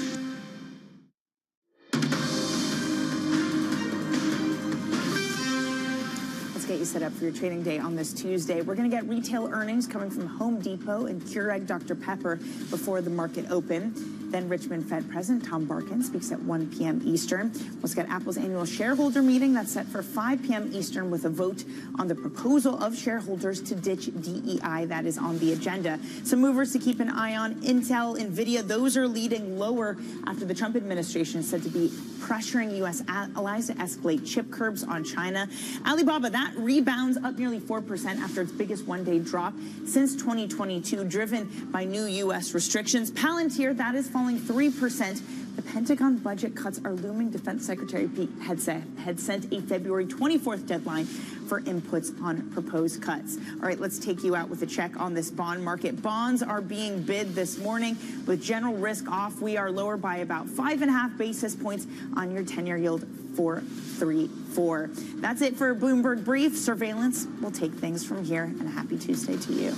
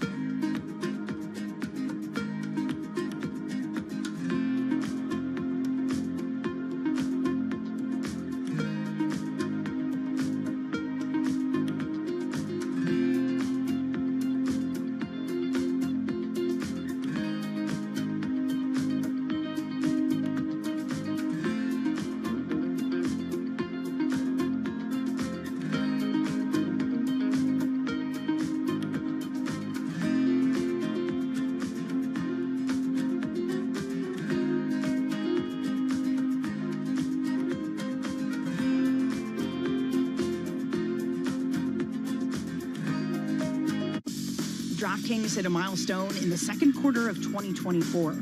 For the first time as a public company, it turned a profit. Is this a new era for DraftKings? There's an inflection from when you're cash flow negative and you're operating off of equity raises from the past to when you're self-funded and you're cash flow positive and able to control your destiny a lot more. You've had your first quarters of profitability now. Does that take pressure off? Does it increase pressure? I think it increases pressure. I mean, once you start making profits, people expect you to make more, and all of a sudden you're valued on a multiple of those profits as opposed to the theoretical what could be. So very important, I think. When you're cash flow negative, you've sold a vision of what the company should be working on, and you're very focused on working on that and delivering against that. When you've pivoted to profitability, the world of what you can work on is a little bit open, and there's a lot of different ideas, and it requires more focus than ever to make sure that you are prioritizing on the most important things that are going to deliver the most value. DraftKings' solid standing in a booming sector gives them the luxury to play the long game. They're not under pressure to cut costs. When you have really strong revenue growth, you don't need that. If you look at where we are today and where we want to be and where we believe we will be, the vast majority of the incremental EBITDA is not coming from any cost reduction. It's coming from increased revenue. We don't feel like we need to cut costs because we're growing our revenue so much. We want to grow our revenue into our existing cost structure, and there's no need to reduce the cost as long as we're being efficient with what we allow our cost growth to look like. Middle East and Africa, vibrant resources and high-yield investment opportunities abound. Join me on Horizons Middle East and Africa for the stories, newsmakers, and insight from this exciting region. Now weekdays, only on Bloomberg. Get your fixed income fix. Watch Bloomberg Real Yield around the world right here on Bloomberg. Context changes everything.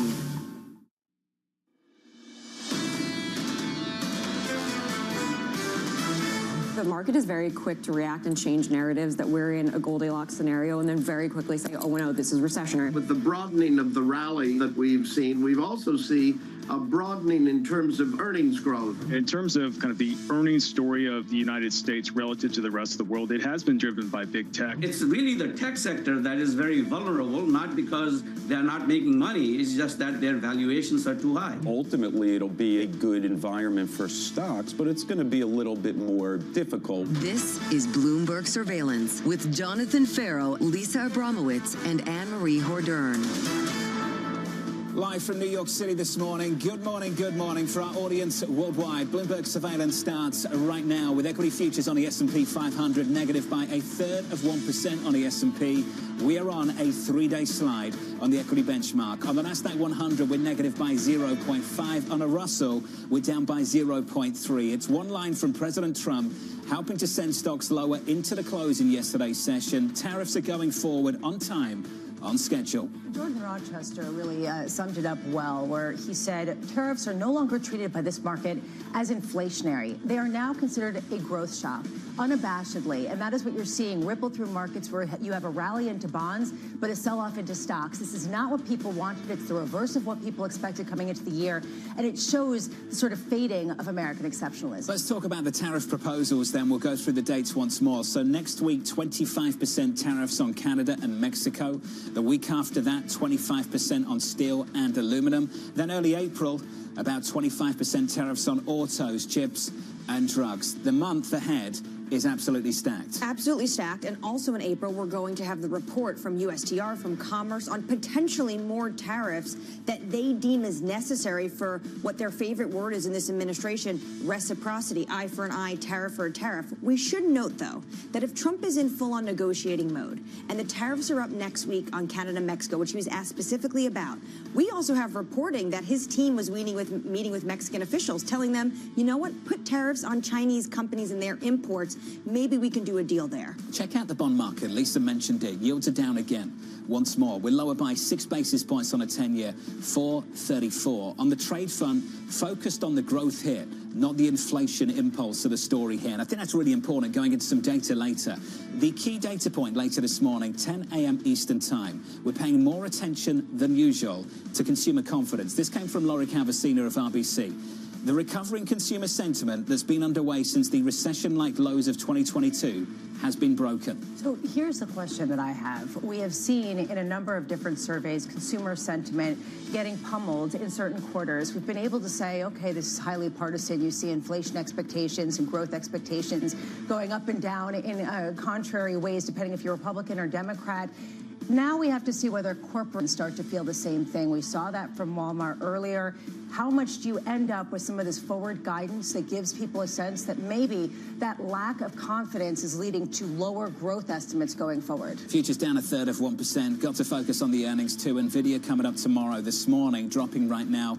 Home Depot coming in with an upside surprise. Fourth quarter comp sales coming in at positive 0.8%. The estimate negative 1.71%. So this is a beat across the board in terms of past performance. The shares are lower by 4.2% because going forward, they see full year comparative sales at about 1% versus an estimate of 1.65%. We have to look through the commentary to really get a sense of the why here. But John, just going back to what happened with Walmart, we heard a sense that they were less confident about the forward-looking outlook because of some of the potential tariffs. We have to see whether Home Depot on their earnings call gives the same kind of sentiment, and maybe that's why the forward-looking outlook isn't quite as positive. It's almost impossible to provide guidance now.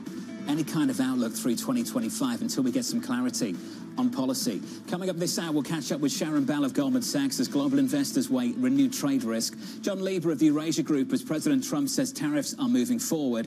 And Dan Ives of Wedbush as Chinese tech stocks get hit on decoupling risk. We begin this hour with stocks lower, adding to 3 days of losses as President Trump says levies on Canada and Mexico are moving forward on time, on schedule. Joining us now is Sharon Bell of Goldman Sachs. Sharon, welcome to the program. Given the re-rating we've seen on European equities over the past month or so, how vulnerable are they to a tariff hit over the next month?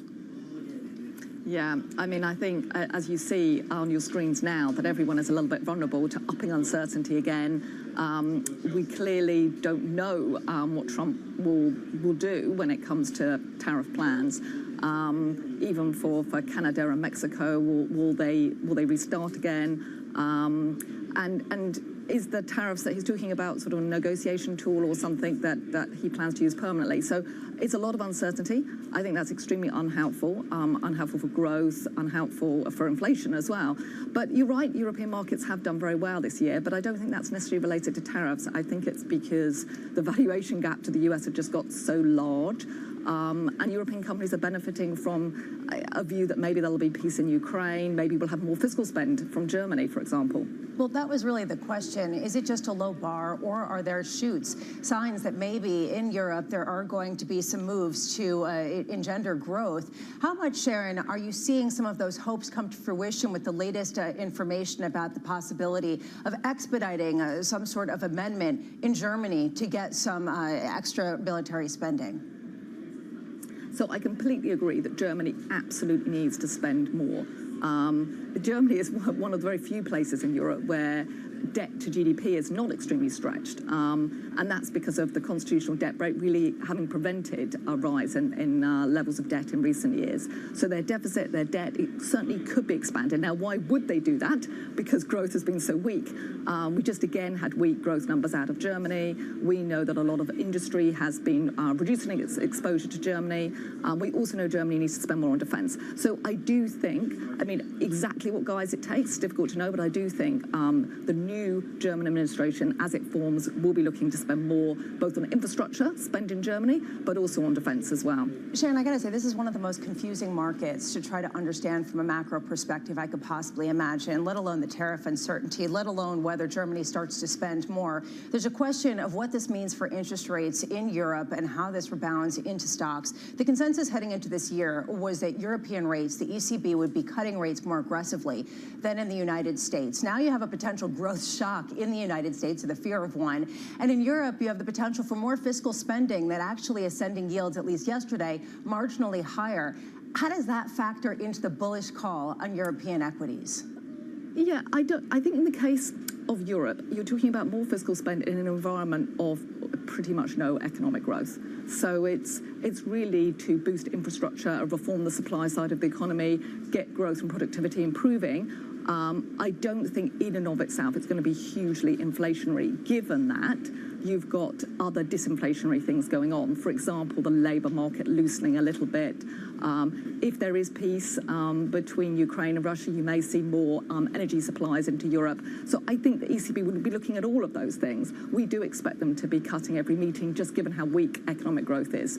Sharon, given where we have the Trump administration and their policy perspectives, you talk about in your note this idea for deregulation, driving of growth. We've heard this from a number of European leaders, but is the rhetoric actually matching what you feel on the ground in Europe and what may be beneficial for equities?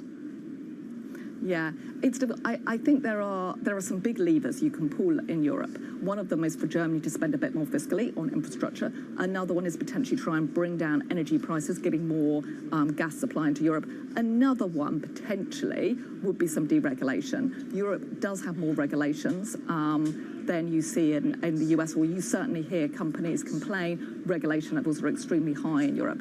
But it does take a long time to move that. And you've got a lot of different countries with different incentives to regulate.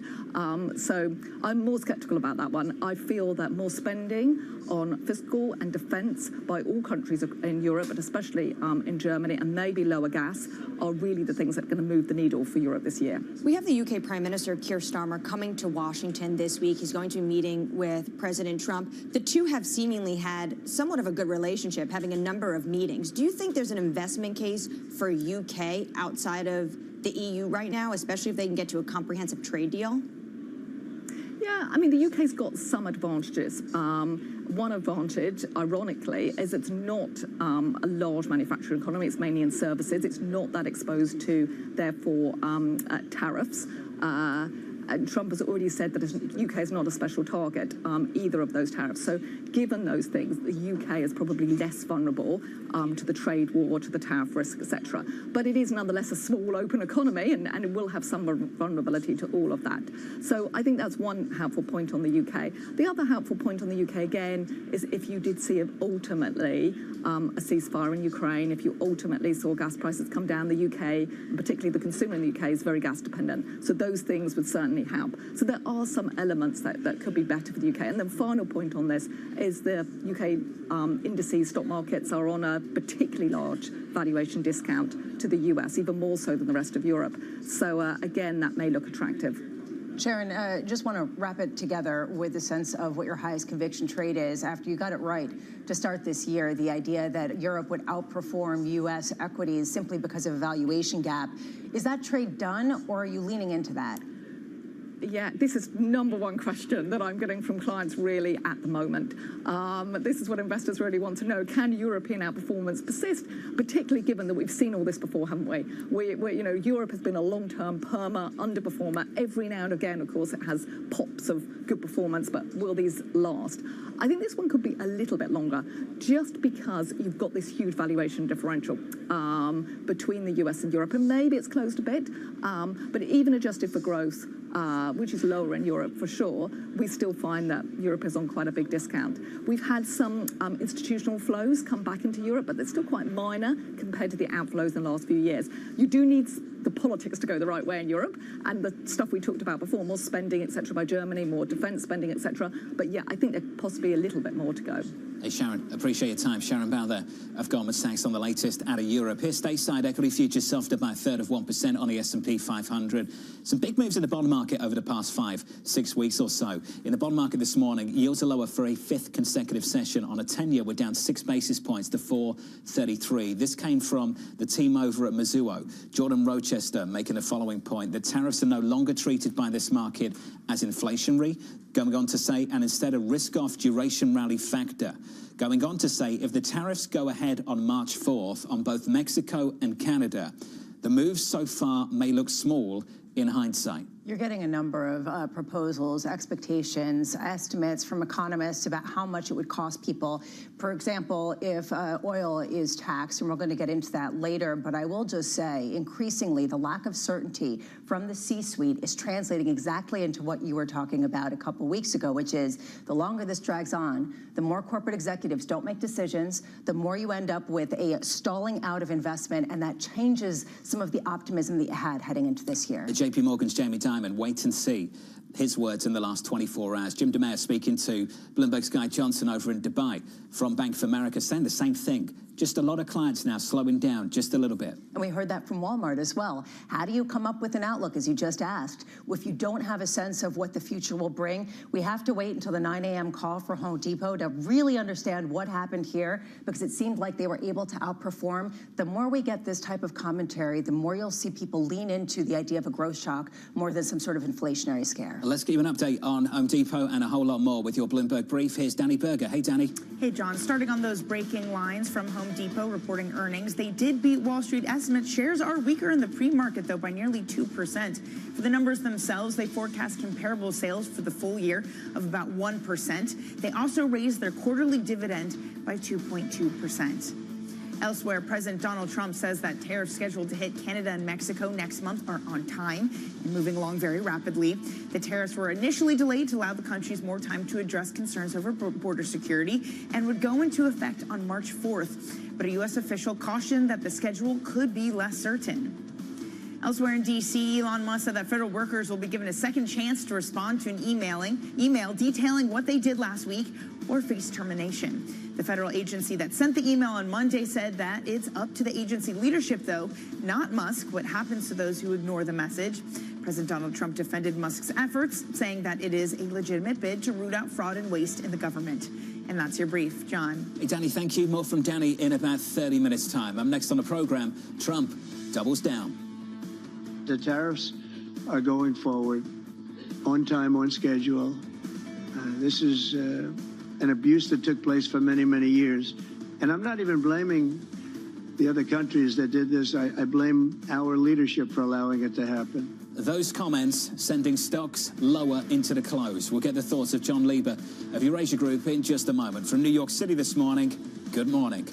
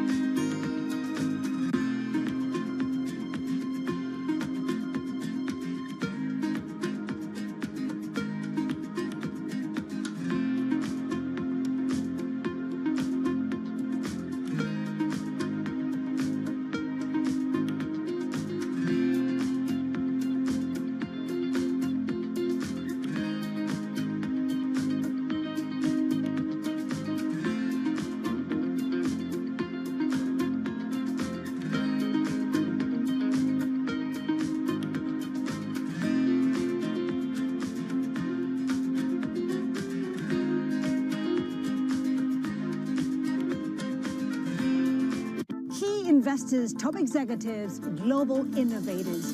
Join me for in-depth conversations with the biggest newsmakers on the day's top stories. Insight with Haslinda Onen, only on Bloomberg.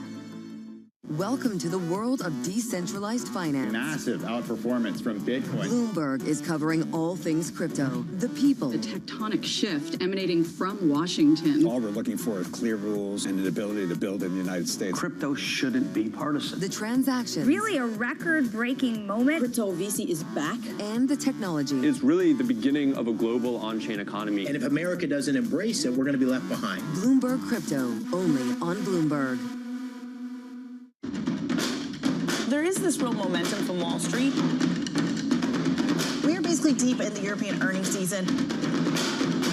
Take a look at how we're faring when it comes to Asian markets.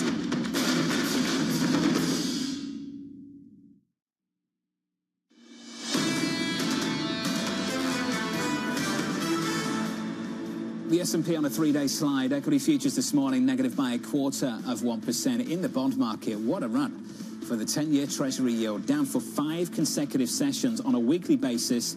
We've been lower for 6. This stretch could become 7. We're down 6 basis points this morning. The 10-year 433.86.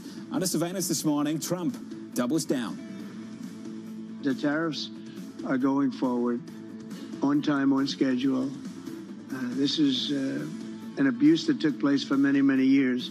And I'm not even blaming the other countries that did this. I blame our leadership for allowing it to happen. I mean, you know, who can blame them if they made these great deals with the United States, took advantage of the United States? So here's the latest this morning. President Donald Trump saying 25% tariffs on Canada and Mexico are going to hit on time, on schedule, next week. Bloomberg's Tyler Kendall joins us now for more from Washington. Tyler, what's the latest?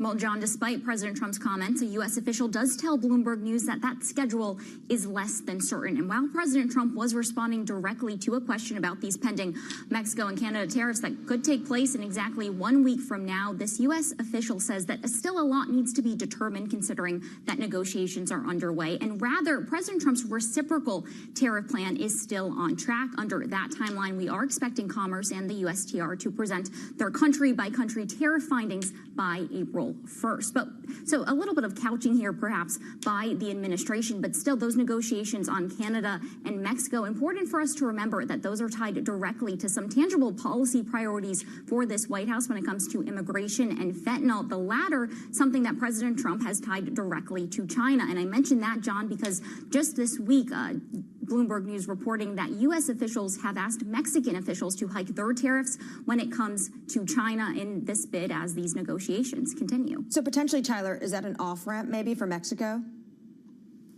Well, it remains to be seen. We're really seeing this administration in recent days ramp up their rhetoric when it does come to China. Also, seeing the administration open the door to enacting fees on goods that are shipped on Chinese ships, for example. So potentially this is some room for negotiation, but really we are looking for whether or not any more tangible policies come about when it comes to Mexico and Canada on the immigration policy, such as an increase in troops at the border, something that Mexico had pledged when President Trump originally delayed these tariffs, as well as what we're seeing any progress when it comes to fentanyl coming over the border. Tyler, appreciate the update. Tyler Kendall there of Bloomberg.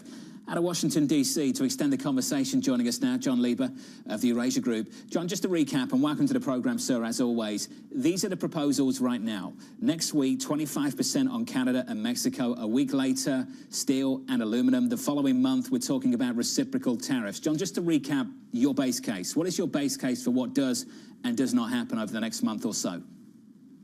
So I think that April 1st deadline is the really important one to watch. There's a bunch of investigations directed across the entire government that will be coming out on April 1st. The reciprocal tariffs that were just talked about, the unfair trade practices of America's many trade partners, and I'm sure that we'll see some allegations against countries like Vietnam and Japan and Germany all coming out on April 1st. And then that is going to kickstart a process which eventually will lead to higher tariffs on quite a few of these countries. But in the meantime, this negotiation is going to be ongoing. So, over the next month, you listened to Trump last night. He was responding to a question from a reporter, and he started talking about Canada and Mexico, and he ended up talking about reciprocal tariffs, which are much broader than just Canada and Mexico. So I'm not sure, the president has a way of weaving when he talks, so I'm not sure we necessarily could take this as real guidance as to what's going to happen next week.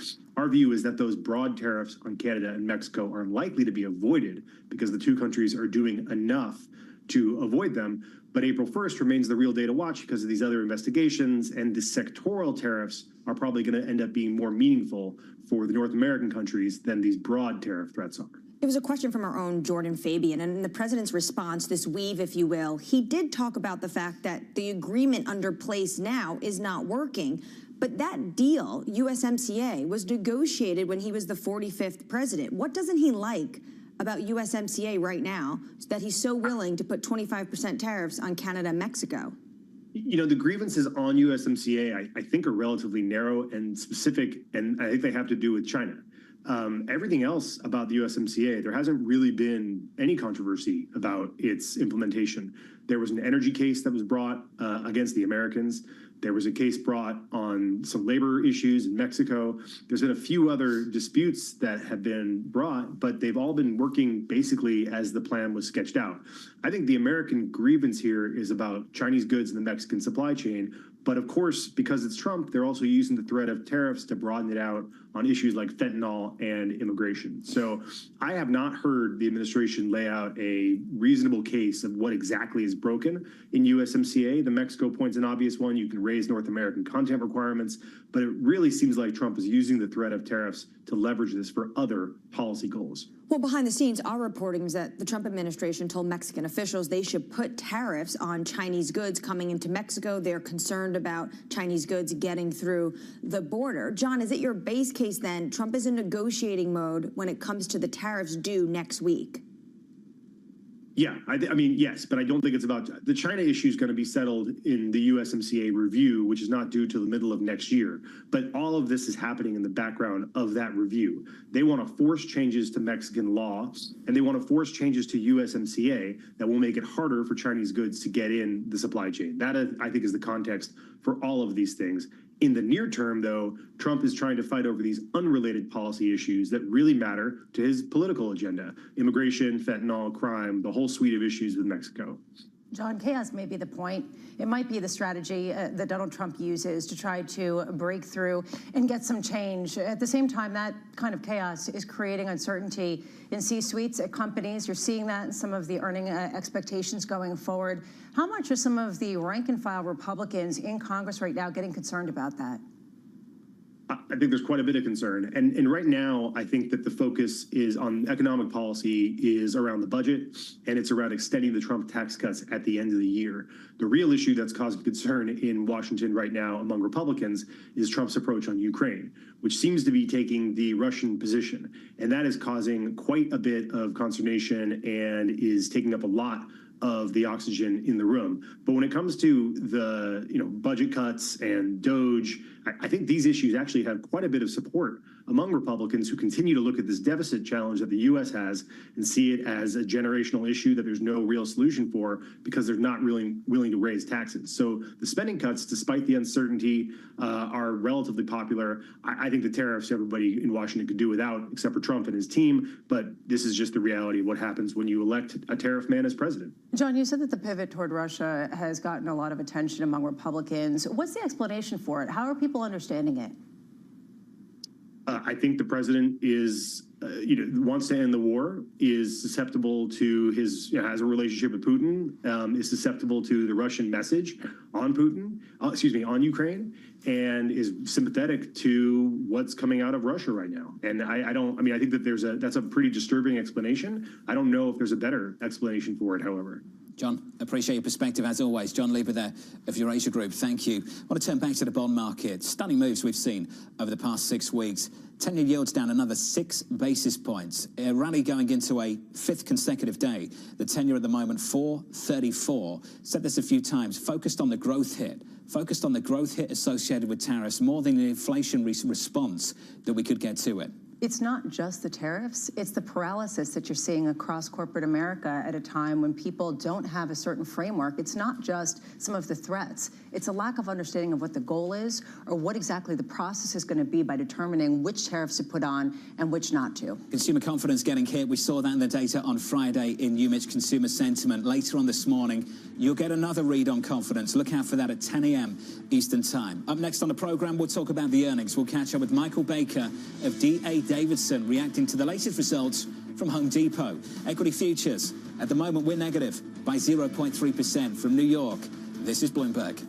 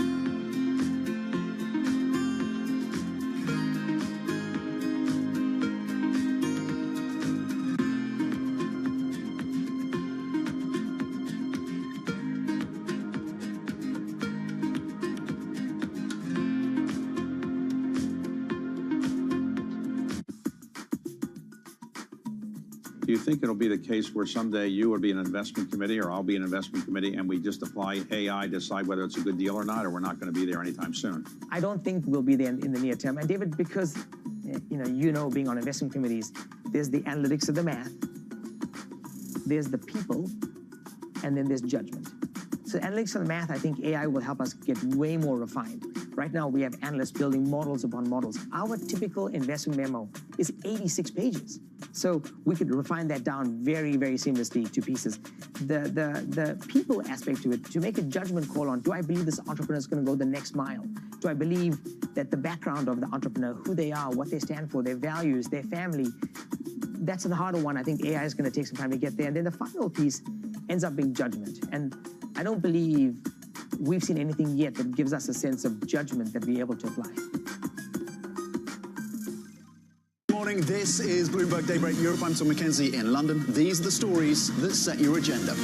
Taking you from the U.S. market's close to the overnight session in Asia, we'll walk you through what you need to know to kickstart Europe's trading day.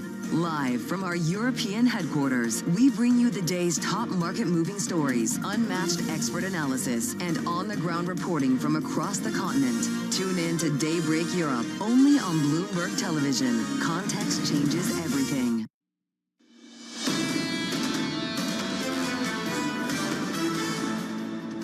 Three-day slide on the S&P 500 could become day 4. We're negative by 0.25% on the S&P. Just bear in mind, we're still a few percentage points away from all-time highs, and yet we're asking questions like this. Michael Hartnett of Bank of America catching up with Bloomberg's Guy Johnson. The stock market is still the president's traffic light. So what would it take?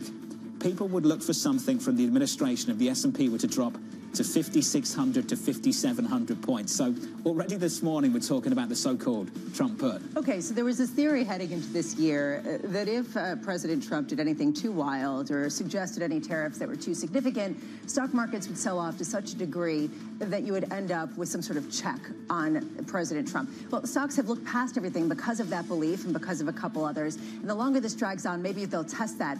Is this just the hope, either that people will realize this and be able to present some sort of check? I mean, at a certain point, you have to wonder when some of these proposals will bite when you look at some of the extrapolations out and see what the potential economic hits are. Seeing them bite potentially in the bond market. Let's get to fixed income. Yields lower for a 5th day on a 10-year. We're down by 6 basis points to 434. On 2s, we're down by 5 to 411. Tariffs and the threat of tariffs really starting to bring down bond yields in a way that not many people anticipated coming into the new year. I didn't talk about auctions yesterday. There was a 2-year auction. It went very well, and that's a bad thing. And that is actually the first time I expected to ever say that going back a couple of years. Today we get $70 billion of 5-year notes being sold, and tomorrow we get 7-year notes to the tune of $44 billion. If these auctions go well, is that a problem, given that the demand is coming amid a backdrop of increasing concerns about growth in the United States? So if they go well, it's a problem. If they don't go well, it's a problem. I knew you were going to go here. Yes. I mean, it just depends on the story. No, because if they don't go well and it suggests inflationary fears, that's bad.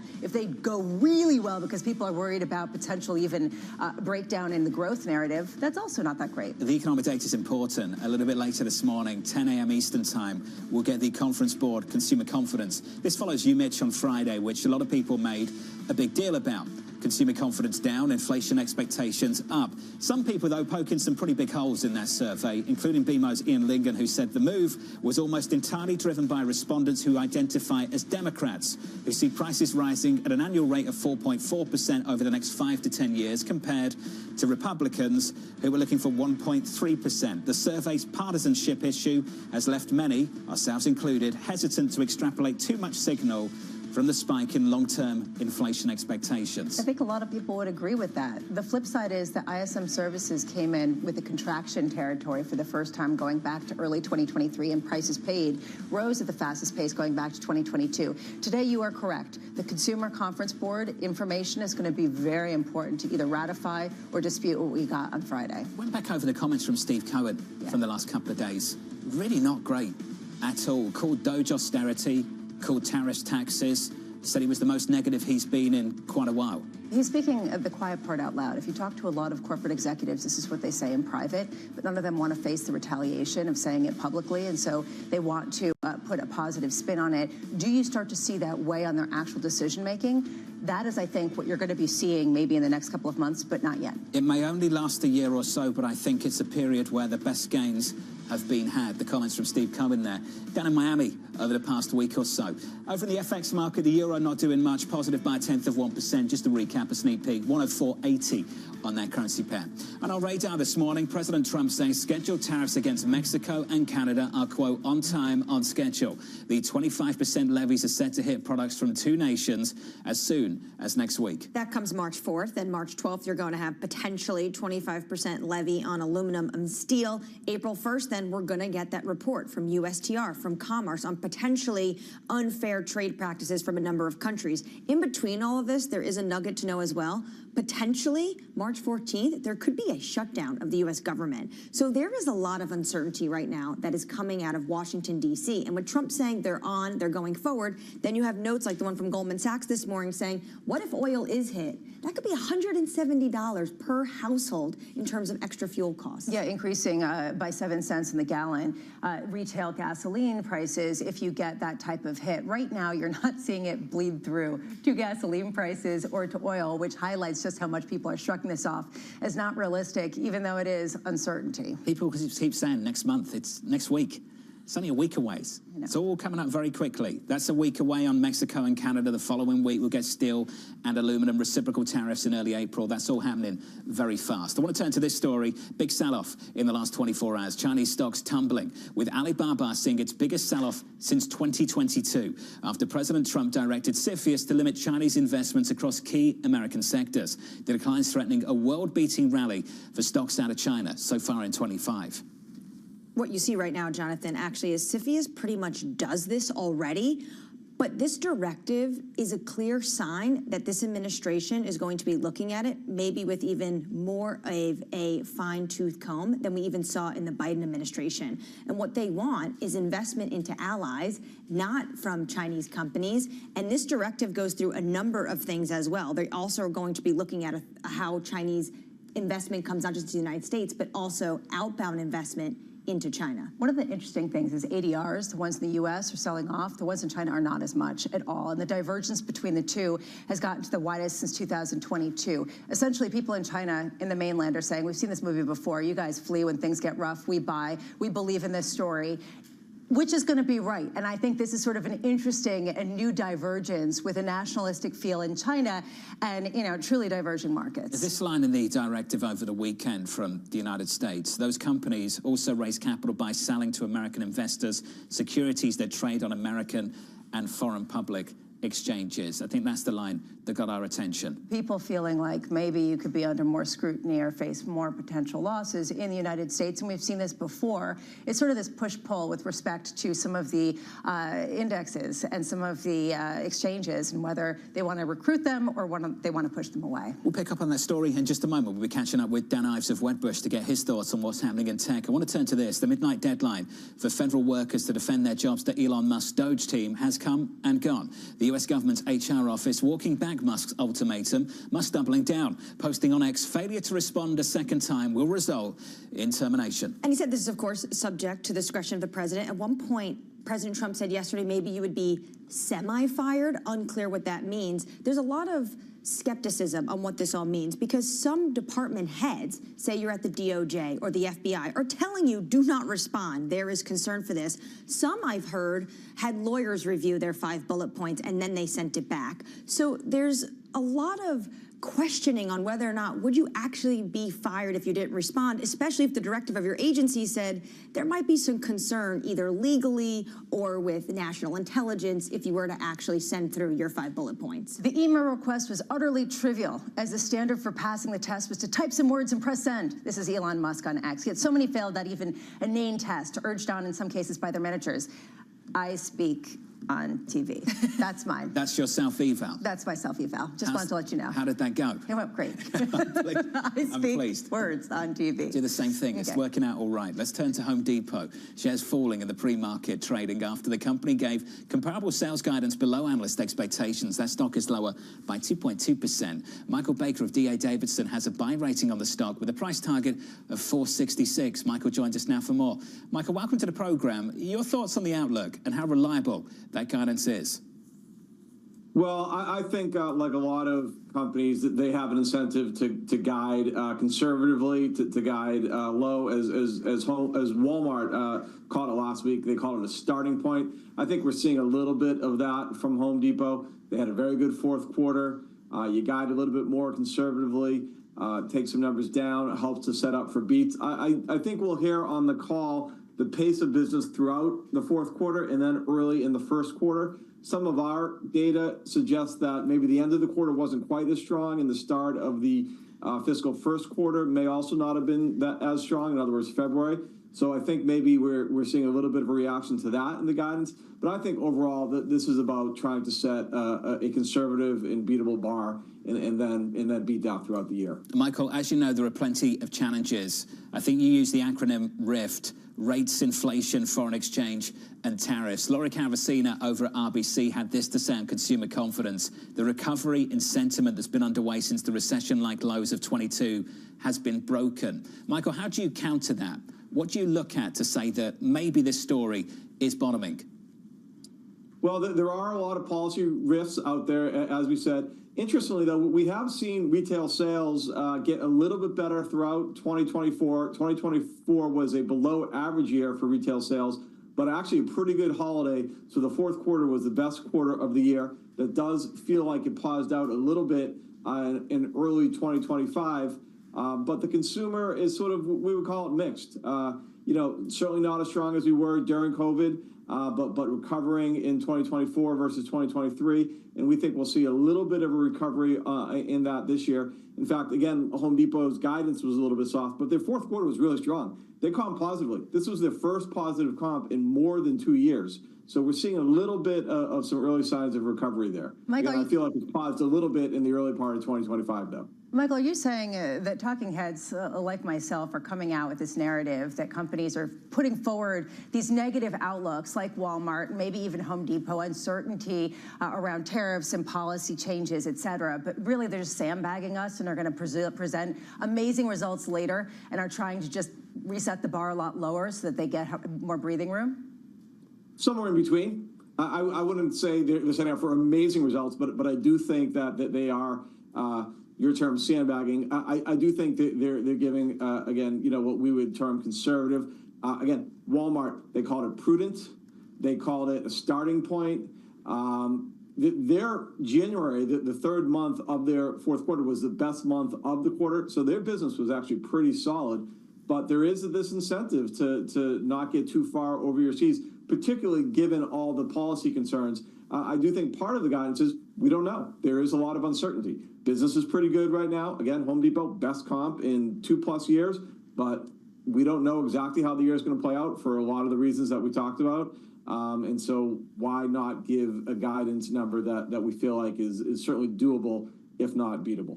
Michael, some of the commentary out of the C-suite so far from Home Depot, and it's early yet, the call is at 9 a.m. this morning Eastern time, has talked about how consumers are adjusting to mortgage rates where they are, that these higher rates are actually being more accepted rather than viewed as transitory and a reason to put on hold some of these projects.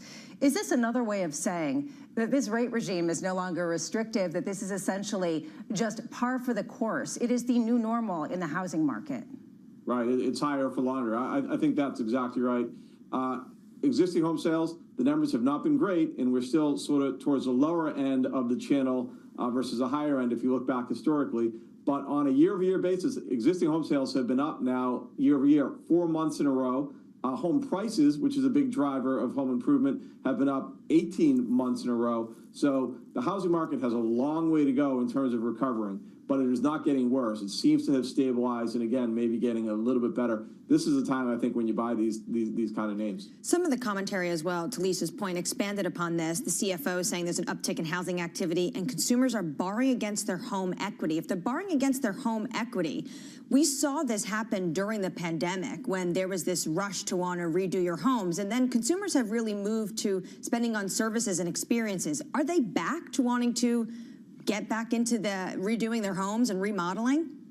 We are seeing a little bit of that, yeah. And we upgraded Home Depot mid last year in anticipation of some of that HELOC activity. We are seeing that. We are seeing consumers take a little bit more out of their home. I don't think we're anywhere near where we were in 2008 or 2006, 7, and 8, but we're starting to get back to an environment where consumers are spending on their home. As it relates to services versus goods, we do track that in the GDP numbers every quarter. Services still leads goods, but that gap is now narrowed versus where it was maybe a year and a half ago. So we are starting to see a little bit more of that spend. And again, Home Depot, perfect example for first positive comp in 2+ years. Hey, Michael. Appreciate the discussion. Thank you, sir. Michael Baker there of D.A. Davidson. A bit of tension between the results and the outlook, all relative to expectations. The results, the quarterly numbers, better than expected. The outlook, just a little bit softer than expected. The stock at a pre-market negative by close to 2%. With an update on stories elsewhere this morning, with your Bloomberg Brief, it's Danny Berger. Hey, Danny. Hey, John. The U.S. and Russia have voted against a UN General Assembly resolution that calls out Moscow's full-scale invasion of Ukraine. The G7 also failed to issue a joint statement, marking the third year since the start of the war. Sources tell us that the U.S. had opposed language condemning Russia that echoed previous language from the group. Meanwhile, Tesla sales fell 45% in Europe last month, while its competitors saw a surge in EV demand. Tesla sales were affected by production line changes and inventory shortages for some of its models. Elon Musk's controversial political views may have also weighed on sales. He's been criticized in both Germany and the UK.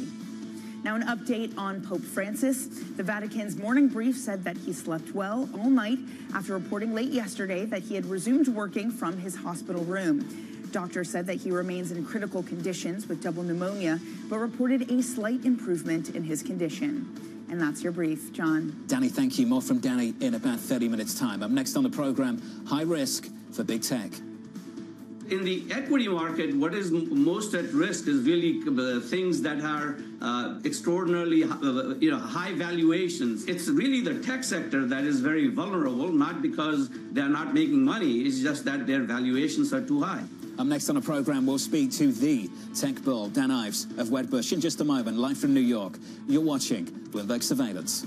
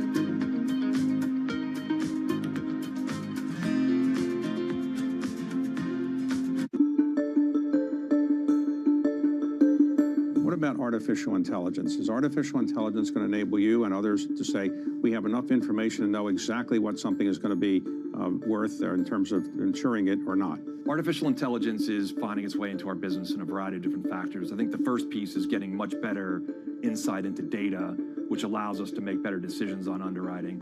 It's also a great opportunity to service business better in terms of like call centers and different ways of what's using robotics and other AI will be very helpful. But it is an emerging practice within the industry and one that is evolving very quickly. So it's also going to present risks that other companies, how they use it and how they use large language models and making sure the decision making is very sound. So it's complicated, but it definitely is benefiting the business today.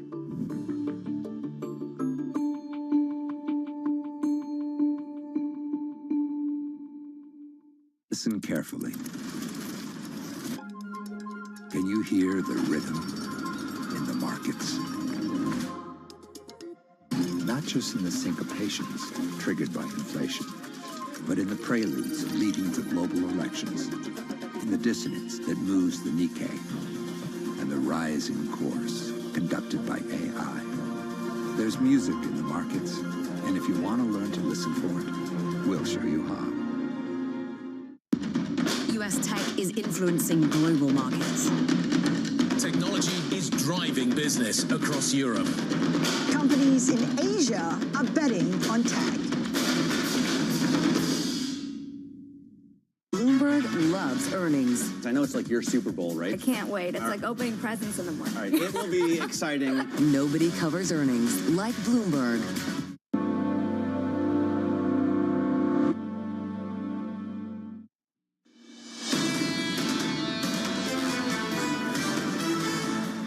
Some mild losses this morning, down about 0.1% on the S&P, building on a three-day slide, the longest losing streak since the very beginning of the year on the S&P 500. You'll notice bond yields are lower again, down 6 basis points on a 10-year, 434.24. Under surveillance this morning, high risk for big tech. In the equity market, what is most at risk is really things that are extraordinarily high valuations, where the near-term impact of a potential slight slowdown would be substantial. It's really the tech sector that is very vulnerable, not because they're not making money, it's just that their valuations are too high. So here's the latest this morning. Tech stocks looking to avoid a fourth straight day of losses ahead of Nvidia earnings tomorrow. Chinese tech stocks also plunging on an order by President Donald Trump to limit Chinese investment in strategic U.S. sectors. Bloomberg's Tom McKenzie joins us now for more. Tom, welcome to the program. Over the weekend, that directive from the president dropped. What was in it that really spooked people? A reminder probably of 2022, John, when, of course, there was pressure on those companies listed via ADRs or the variable interest entities in the US.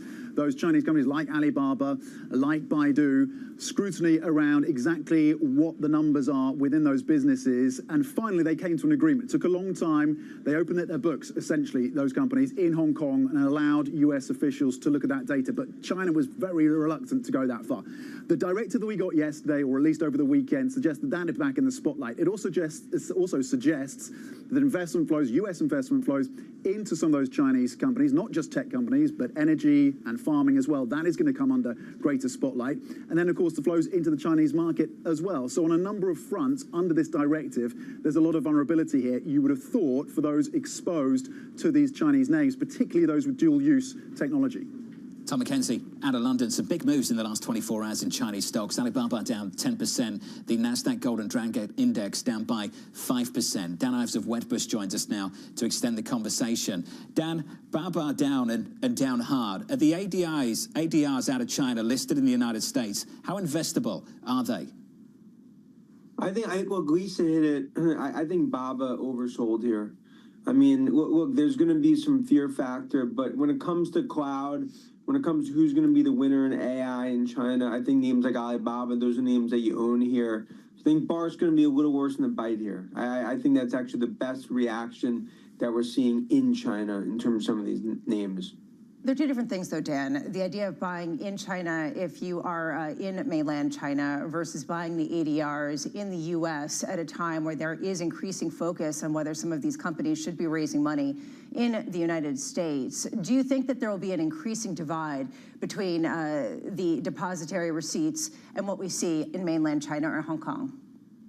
Well, I think there will be, just because the worry here in terms of, what could come out of Trump and the Beltway. And then I think the other focus is, even though we're hearing jitters and obviously going to NVIDIA tomorrow, I think more and more investors would rather own big tech. Obviously, there's regulatory risk, but that continues to be, I think, at the top of the mountain when it comes to AI revolution. Dan, Evercore ISI put out a note saying the sell-off, what's going on in China, is more about sell first and ask questions later. Given this directive from the president is just that, a directive. It's a place of travel where they want to go. How much of this do you read as leverage for some sort of deal potentially Trump might want to do with Beijing? Look, I was just in Hong Kong, over the last week. I do think that this is all a game of high-stakes poker to ultimately where you get to some sort of deal. Look, I think, given the movements, I get it, but I do think that you're going to get to maybe a lot better outcome here between U.S. and China. That's the thinking. I think especially in Hong Kong and a lot of investors there, rather than maybe some of the onerous or draconian scenarios that you would have thought, going back to when Trump got elected. How concerned are you, though, that there are conversations already underway between Trump administration officials when it comes to stricter export controls, similar to what we saw in the Biden administration, but actually even maybe a little bit sharper? Look, it's all going to be this fine line. And just even think about things like TikTok, right? And that's another chip on the table, just like China has chips as well with Tesla and FSD. Look, this is all going to be in negotiation. But I do believe that there's going to be this balancing act. I don't think this is going to, what I view as like draconianly impact chips, the supply chain, despite maybe some of the fears out there. And I think that's also why he talks to Jensen, talks to Cook, of course Musk, with a front row seat, in terms of this very tricky balancing act between acting tough but not ruining this, what continues to be, I think, the biggest tech transformation in the last 40 years. So, Dan, one reason why I love speaking with you is because I never know where you're going to be. Today, you're in Kuala Lumpur. You travel around the world. I'm not sure if you're in a yacht, but I am curious about what you're hearing from people around the world when we see some of the uncertainty coming out of the White House. How seriously are people taking that internationally as they decide which tech giants to invest in and how much they can really be confident in the American tech prowess story? Yeah, I mean, Lisa, I'd say every meeting the last 2 weeks, regardless of what city we're in across Asia, it starts off with that. In terms of Trump, what does it mean, especially a lot of these countries that's gotten crushed, in terms of worries about the ripple effect, in terms of data centers, CapEx, regulatory, and what that means. Look, I think it's just another risk investors are trying to handicap, but a lot of it really just does come down to fundamentals. I think fundamentals continue to kind of drive, and I believe we'll see it from NVIDIA tomorrow. I think some of this stuff does go to the background, but no doubt it has been white knuckles to start the year, just given you don't know what's going to come out from a regulatory perspective in terms of this U.S.-China cold tech war. Dan Ives in Malaysia this morning, or this evening. Dan, appreciate it. Dan Ives at Westbush. Dan, thank you. Looking ahead to numbers from NVIDIA tomorrow afternoon. I love that he travels around the world. We never know where he's going to turn up or what he's going to be wearing. Dan, never change.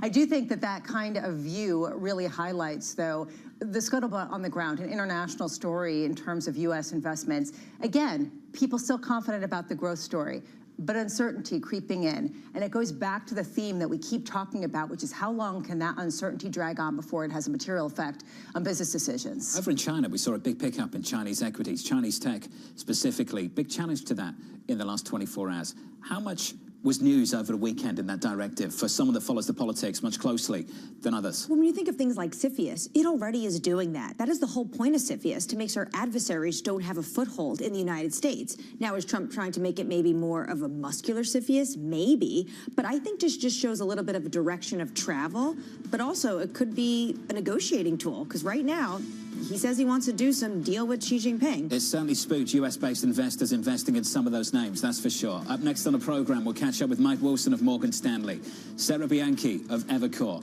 Wu Van Loh of Quantum Capital Group, and Tom Sitsouras of Strategas as this bond market keeps rallying.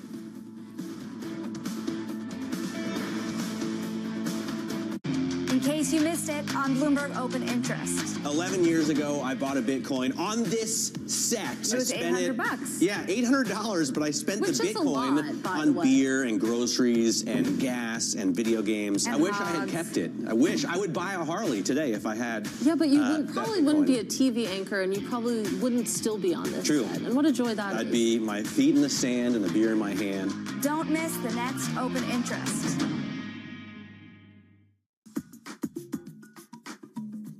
To succeed in Wall Street, what skills do you need? You need to be somebody that claws people in the back, people that you have to be tough, you have to be fighting people all the time. What are the skills that really take to succeed in Wall Street? Great question. Of course, you have to work hard. So I can tell you what I found for me, and it's probably counterintuitive. I had to stick out, which is interesting because I made the decision earlier. Being really the only woman, I already stuck out, and I thought I might as well double down on that. I can't hide. So how did I do that? It was by being a contrarian. And I refused as a research analyst to ever publish research reports that said me too. That said, oh, IBM reported earnings. They came in 2 cents ahead. One of the pennies was currency, the other penny was lower G&A, blah, blah, blah. Forget it. Big calls on big stocks. My very first piece of research I published was very negative at a time nobody did it. I stood the heck out. And when I was right, that elevated me. And David, I've done that as a research analyst, but I did it in business as well. Here's a business strategy. If everything's fine, just keep your head down and execute. Every once in a while, you have a big insight, and you can build an entire business, in fact, an entire industry around it.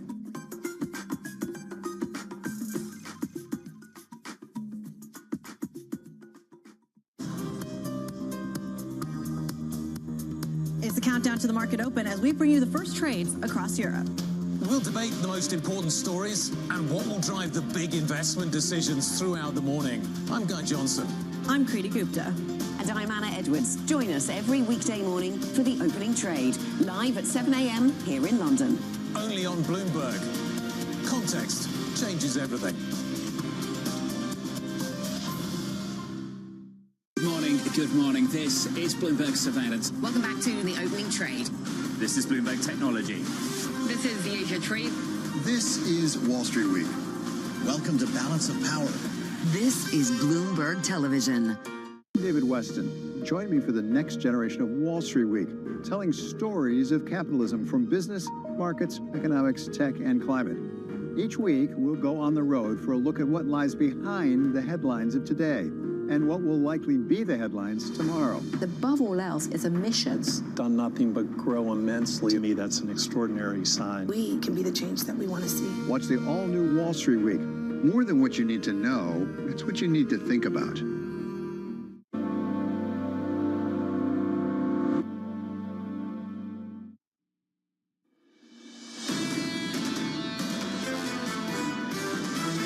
We got some data that was a little bit less than, rosy that we've gotten over the past couple of months, but the picture on the consumer is still the same. It's still really strong. The economy's strong. Labor demand is actually increasing. While lower income consumers are feeling inflation in a very visceral way, you may not feel the same pinch as a high income consumer. We actually see the economy strengthening. The risk isn't the current state of the economy. The risk is we may be potentially slowing down. This is Bloomberg Surveillance with Jonathan Farrell, Lisa Abramowitz, and Anne-Marie Hordern. Coming into Tuesday on a three-day slide on the S&P 500, attempting to avoid day 4. Equity futures this morning negative by 0.1%. On the Nasdaq 100, we're shaping up as follows. We're down by about 0.2%. Going into some important data later this morning, and we wouldn't usually say this. Consumer confidence at 10 a.m. taking on additional importance following the surprises we got on Friday from you, Mitch. So conference board data, which is the consumer confidence data we're going to be getting at 10 a.m. Eastern today, is considered less politically influenced than, say, the University of Michigan Sentiment Survey. It also has a wider survey sample. If it confirms some of the pessimism in what we saw on Friday, especially based on what we've seen in terms of how tariffs are being taken in this market, expect another risk-off type leg. The tariff proposals are not just proposals, apparently. The president's saying tariffs are going forward on time and on schedule. So that's next week. You've been bringing up a great point, Jonathan. It's just not next month. It is next week, March 4th. The first diary point, as Trump has outlined, for potential tariffs. This comes to Canada, Mexico. At the same time, how much is he in negotiating mode? Because we do know that members of administration have sat down with Mexican officials saying, look, maybe there'll be room here if you put tariffs on Chinese imports. That's really what they're concerned about. But this story that this could potentially be hurtful to growth has been happening for weeks. Ken Griffin said it would be a huge mistake. It's showing up in the bond market. Yields down across the curve. We're down for a 5th consecutive session on a 10-year maturity. We're negative by 6 basis points. Mike McKee writes in. Mike McKee says the market's overnight priced in 2 Fed rate cuts this year for the first time since the December Fed meeting. The first in July at the moment, the second in December. Follow the data. Take a look at the Citigroup U.S. Surprise Economic Surprise Index. It's actually gone negative for the first time since late last year. You're seeing a trend in the data that shows that maybe either we weren't as strong as we thought we were to start the year, or potentially the lack of certainty is starting to bleed into maybe what customers and what businesses are actually doing. This remains to be seen. How long does this drag on? Home Depot, good example of that. Earlier on this morning, they come out with numbers. The numbers themselves for quarterly results, pretty decent, better than expected, delivering some growth. The outlook, not as good. How can you provide an outlook in 25 without really understanding what the policy is going to look like? Although Michael Baker was saying that maybe they're just using the uncertainty to lower the bar so low that it's the classic sandbagging opportunity for salespeople, where they give a really low target, they jump over the bar, and they receive kudos. So we shall see exactly how this transpires. The longer this drags on, though, the more realistic it's likely to become. That stock is down by 1.7% in the pre-market. Coming up on this program in the next 60 minutes or so, we'll catch up with Mike Wilson of Morgan Stanley with stocks on a 3-day losing streak. Sarah Bianchi of Evercore as Trump pushes for peace in Ukraine, and Will Van Lowe of Quantum Capital Group as AI fuels energy demand. We begin this hour with stocks lower as traders weigh fresh tariff uncertainty. Mike Wilson of Morgan Stanley says the focus is shifting to growth, writing potential growth headwinds from DOGE, tariffs and immigration have come together to reinforce the view that the first half of 25 will be choppier for stocks than what we experienced through much of the fall of 2024. Mike joins us now for more. Mike, good morning. Good morning, John. Are you seeing those growth scares reflected in market internals in a more pronounced way in the past few days? Well, not just the past few days. It really started in December when rates kind of got through 4.5%. That was the first shot across the bow. And then, obviously, the policy announcements that we expected, the initial announcements are all kind of growth negative and probably not conducive for inflation either, which keeps the Fed on hold. So the combination of all of that. I would also throw one more into the hopper, which is sort of AI CapEx, which is now being called into question that, there's a deceleration going on. DeepSeek didn't really, help that, sort of view. And that's where the leadership has been. So, a lot of the reasons why, Germany and Europe is rallying and even China was because the Mag 7 has really underperformed. So there's a lot going on here. I want to go back to what we were talking about earlier in terms of the consumer confidence number. Lisa, you mentioned that it's a conference board coming out. That one is very centered on labor markets, whereas the University of Michigan is more about financial, positioning, like how do consumers feel about their financial standing. So this is an important one because if that's really, really weak, the Fed may pay attention to that. They know that. And so it could be a positive in some ways because everybody now assumes the Fed is on hold, at least probably through June. That's our view too. But if you start to see more signs that the labor market is weakening, that will give the Fed room to maybe bring that cut forward. So there's a lot happening. I think this is what we expected this year in the first half of the year. The last thing I'll bring up is the economic surprise index has a 60-day lag with 10-year yields. So part of the reason why we saw an increase in economic surprise is because rates went down so much in the fall. Now they've gone up. And the good news is that if that stabilizes here at 435 or so, you may see then a pickup. So it's just this ping pong back and forth, and it's a trader's haven, but it's not great for deploying a lot of capital. So let's unpack some of it, and let's start with tariffs. The overhang that we've got for the next several months, potentially, maybe the next several years, I don't know. You're talking about the level of confidence that consumers have at the moment. Where's the pricing power? And let's think through it in a way that you and the team have. Services versus goods. Where's the pricing power at the moment? It's exactly what you said. It's in services. That's where the demand is greater. I mean, consumer goods is in deflation. And that's been one of our themes for quite a while. Now, if you add tariffs to that, then you could argue margins get pinched even more because they can't even pass it on. So that trade's worked extremely well. It's probably worked too well, quite frankly. I mean, the spread between consumer services and consumer goods, I tend to like to fade those things here, but not for fundamental reasons, just because technically it's kind of overshot. Other areas where there's maybe some pricing power could be in financials to some degree. There's still pricing power there. Anything that isn't affected by tariffs, I think, looks better at relative. Software over semiconductors is another example where semis have pricing pressure, and software is not as affected by the tariffs. So people pegged you as a bear on the market for a number of years. People said, oh, here comes bearish Michael Wilson. I'm sure you got that all the time. That's what they say when Mike walks into a room. Well, I bet that a lot of people did. That's what Lisa says. I'm a Bears fan. Okay, hold on a second. People say that about me too. But actually what you're saying is actually quite bullish, because ultimately you're saying that this ping-ponging is a trader's haven at a time where the U.S. is not on verge of collapsing, and that actually lower rates could fuel another leg of equity optimism. You wrote, it's premature to conclude the rotation away from the U.S. is sustainable.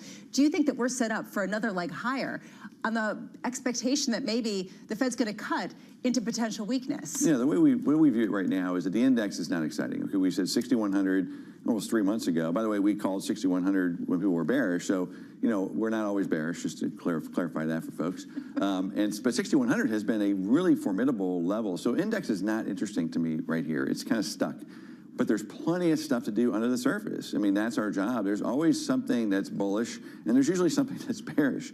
And that, as an investor, that's what you're trying to do. Avoid the bearish things and embrace some of the things that are more bullish. Are there more opportunities in the U.S., though, to your point, than, say, in Europe, at a time where a lot of people are saying that that rotation into Europe has more legs? Well, think of it this way. So there are more high-quality businesses in the United States, okay, period, end of story.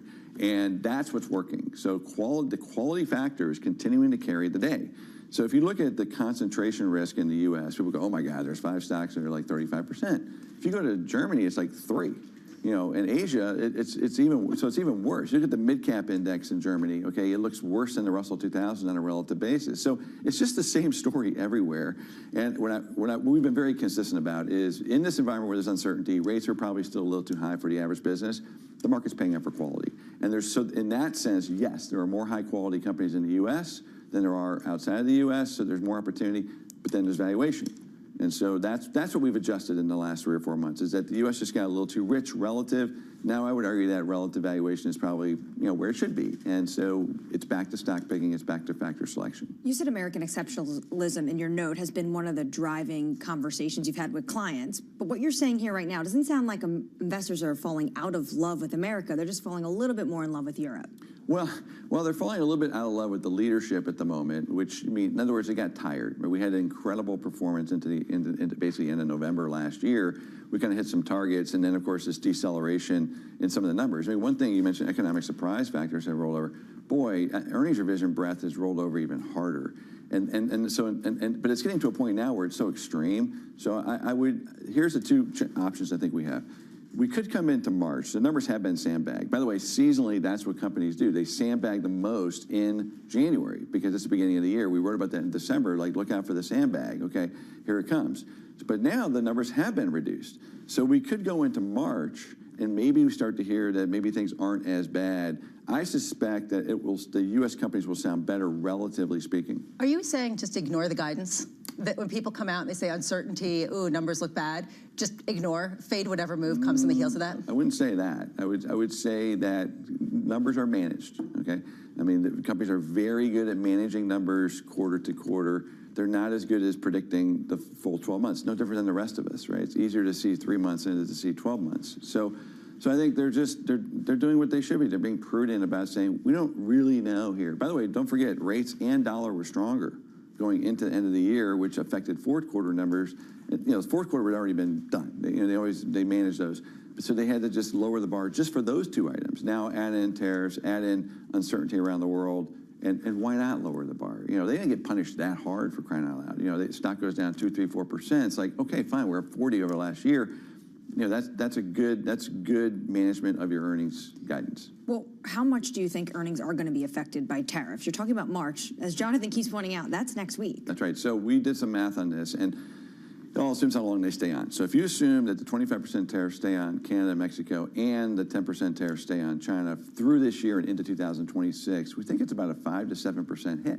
So it's not insignificant. I mean, that will take us down to 5,500, probably no problem. I don't think the market believes that at the moment. I mean, we haven't seen the numbers come down, but we're talking about, I don't know, $10 to $15 hit to S&P earnings. It's not insignificant. So this is going to be a cat and mouse game throughout the year, no different than it was in 2018. Interplay with how that affects Fed policy as well. They've already mentioned that this is holding them back.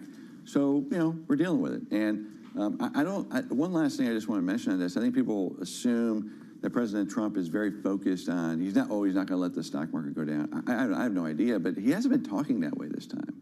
And I think this sort of idea, I know Scott Besson was on your show talking about Main Street versus Wall Street, and that is sort of, I think, how they're evaluating themselves, is how do we get Main Street to participate more in this economy kind of writ large, and shrinking the government, getting that crowding out of their hair, deregulation. Let's get rates down at the back end. They focused on that because that's what affects mortgage rates and things that American citizens care about. Okay, so I think there's a lot going on, and I am optimistic that a year from now, that I think the structure of the economy is going to be healthier if they can succeed in doing these things without damaging too much. But the path from here to there is going to be extremely messy.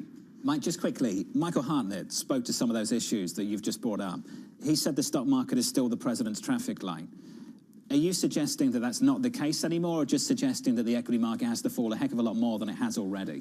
I don't know, because what I can tell you is that I haven't heard him talk about the stock market, okay? Whereas I think in the first term, it was all about the stock market, and now they're focused more on, immigration, border, law and order, sort of basically things that can help the American citizen, maybe small businesses. There's a focus there. And then, of course, DOGE and what that can do to liberate the private economy. That's the storyline. And to me, quite frankly, that's a better storyline than perhaps, the first term, which was kind of about just, pushing. You can't really do that this time, right? Because the crowding out has already kind of limited you on where rates are. So you can't just push on reflationary strategies now. In 2017, when we were really bullish on, Trump's reflationary story, and it worked, you had a lot of slack in the economy. Today, you don't have that slack in the economy. I think they understand that. Mike, appreciate the update and your view, as always. Great insight. Mike Wilson there of Morgan Stanley. Let's give an update on stories elsewhere this morning with your Bloomberg brief. Let's cross over to Danny Berger. Hey, Danny. Hey, John. U.S. Treasury Secretary Scott Bessent will meet with Australian Treasurer Jim Chalmers in Washington today. The counterparts are set to discuss Australia's pitch for a tariff exemption and then address a summit at the Australian Embassy. A resolution on tariffs is not expected today.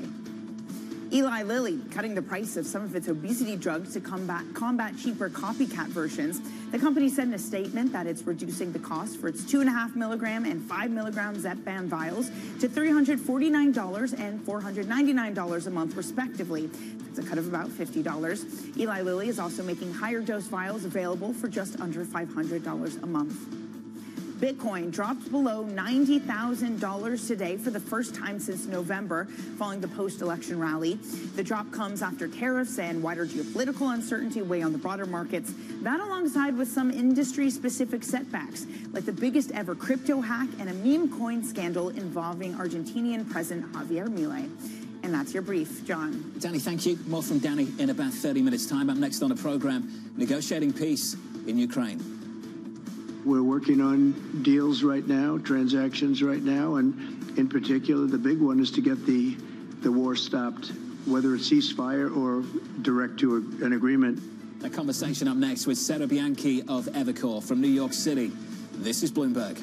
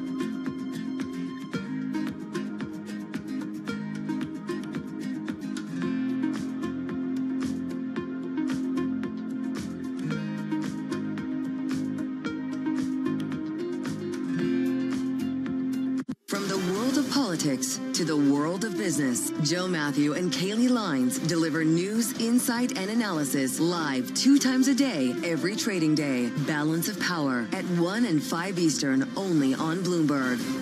From our studios in New York and San Francisco, our expert hosts have the data and analysis from the companies you know and the startups to watch, plus the interviews you don't want to miss. Watch Caroline Hyde and Ed Ludlow on Bloomberg Technology, the only daily business show dedicated to tech, right in the middle of the trading action. Live every weekday, only on Bloomberg Television. Context changes everything. Bloomberg brings you breaking news 24 hours a day, powered by 2,900 journalists and analysts in more than 150 offices across the globe. Bloomberg Television. Context changes everything.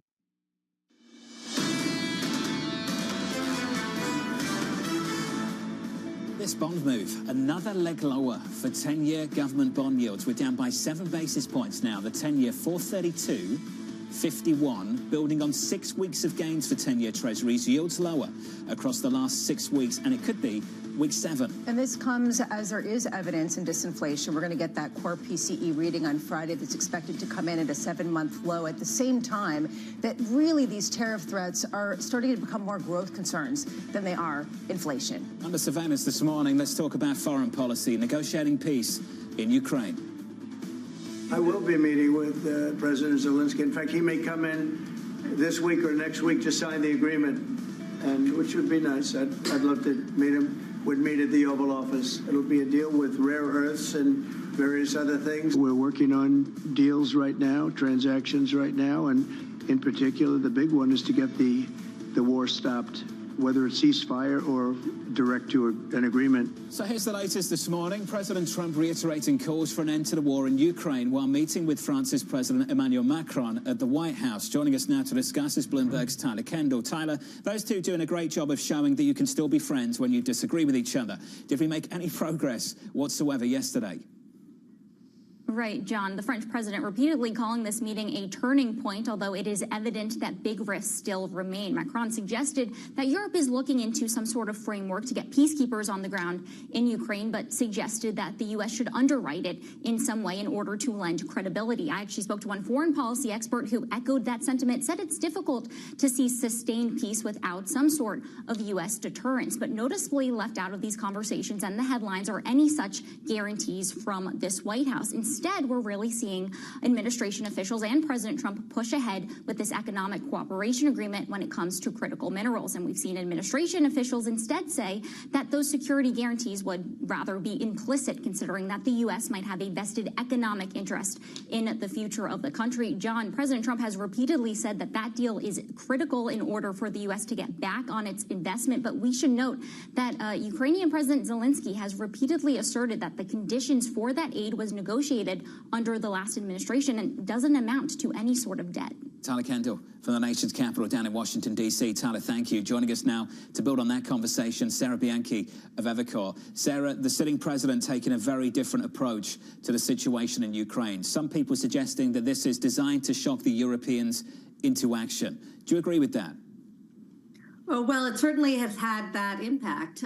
We're seeing, obviously, with the Macron visit, but also the British Prime Minister coming. I think, look, the events and remarks from Vice President Vance and the Defense Secretary certainly made the Europeans realize that this is a different administration, in case that hadn't already been clear. And so I think they are rushing over to try and get into meet with Trump and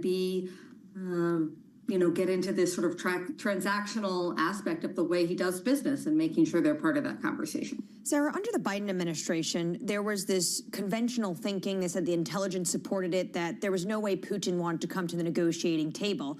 Trump is basically flipping that on its head. And with his rhetoric, is that what is bringing potentially Russia to the negotiating table? Because the end goal, he continues to say, is that he wants to end this, and he wants at least in the minimum a ceasefire. Well, I actually think it was a good decision for President Trump to reach out to Russia and to bring them into this conversation. I think the concerns, obviously, on the European side were some of the public offerings of negotiating and taking things off the table ahead of negotiations. But I think, look, he has his own way of doing business. It's obviously causing some consternation, but I do think look, all parties have to be part of this conversation if we're going to get the ceasefire or resolution that people are hoping for. And honestly, that probably includes Russia as well as Ukraine. There seems to be this fast track potentially for this mineral deal. Trump even saying Zelensky could come to the United States as soon as this week. Do you think implicit in a mineral deal would be security of Ukraine because of how close U.S. investment and protection of those raw assets could be? Look, the critical minerals deal is very kind of unique to Trump. I think it's caused everybody and all the parties to rethink kind of what is needed here. That is certainly not what Ukraine was expecting under the last administration. But I think they're trying to figure out, what cards they have to play here, and to get the kind of guarantees that they're looking for, it does appear that they might have to at least agree to something with regard to minerals. That's the cards they have right now. So I think they'll come and try to make something, but I assume he'll be looking for some pretty ironclad guarantees in return. There's a broader question here about whether all of this is a negotiating tactic to try to bring resolution to the Russia-Ukraine war and get peace, or whether this is a reordering of the global order, where essentially friends, enemies, it doesn't really matter. Everything is a transaction. Which is it from your point of view? Probably some of both. President Trump has always viewed relationships as transactional. We saw that in the first term when he was looking at the EU saying, gosh, the tariffs aren't fair, or steel and aluminum is not fair. So he looks at every relationship and wants to understand what the United States is getting out. So I think that underlies everything. He also uses negotiations and kind of shock and awe tactics to bring resolution. So it's just a matter of everybody adjusting and trying to see what the end game is. But certainly is causing a lot of divides in what's been a very historically strong partnership between the EU and the United States, and that is certainly causing alarm bells across the continent. Meanwhile, there's a discussion about what the longer-lasting implications of this there are. So are you getting a sense that the ultimate goal really is a separation between the U.S. and China, but sort of a negotiation, as you said? What is the U.S. getting from places like Europe, Mexico, and Canada? Is that sort of how you see the framework evolving? Well, certainly he's going to look at what he's getting from any allies. We see that in Canada and Mexico around the fentanyl negotiations. We see that in Europe. I think it's a little bit unclear where Trump is exactly heading on China. There's a lot of different aspects that he needs to solve for in that relationship right now. Sometimes he likes to talk about this notion of a big deal with China, but on the other hand, the steps we've seen from his administration so far, whether it be stronger CFIUS rules, 10% tariffs across the board, are really anything but. So I think the China relationship is evolving and a little bit kind of behind some of these other things, but what is most different about this president is how he thinks of allies in terms of a transaction and what the United States, in his mind, is getting out of any one of those relationships. That is night and day as compared to how President Biden thought about the role of America in the world. Sarah, appreciate it. Thank you. Sarah Bianchi there of Evercore ISI on the latest between the United States and Russia, the US and China. Anne-Marie, you've pointed this out repeatedly. The one policy change we have seen on the trade front, tariffs on China. They've stuck. It's the only one that have actually went into place when Trump said they were going to go into place, an extra 10%. And when you talk to administrative officials, they say this is the opening salvo when it comes to Beijing. When you hear from the president, there's more tariffs going on schedule, on time, maybe as soon as next week. Up next on the program, Will Van Loo of Quantum Capital Group, as the rise of AI fuels a surge in energy demand. From New York, this is Bloomberg.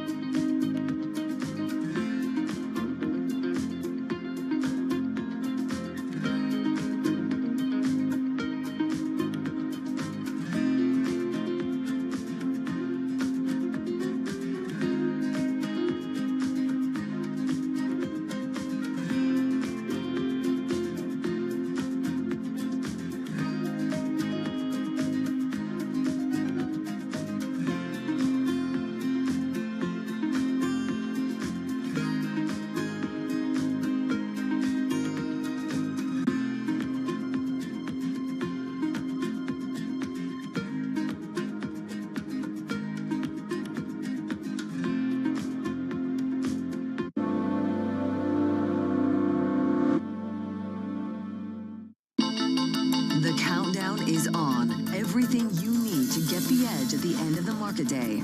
Big tech earnings kick off later this afternoon. Gilead is coming out right now. We have take two numbers. Back to the markets, right? Our bread and butter. NVIDIA is one of the best stories in the tech space. That actually matters a whole lot more. It might shock some of your viewers. You're watching The Close. Get ahead of tomorrow's trading with The Close. Weekdays on Bloomberg. Context changes everything. Always on the heartbeat of the tech spread across global markets. The real-time data aspect is going to be important. We're going to bring you expert analysis on that. Sure. Don't miss Bloomberg's interview with the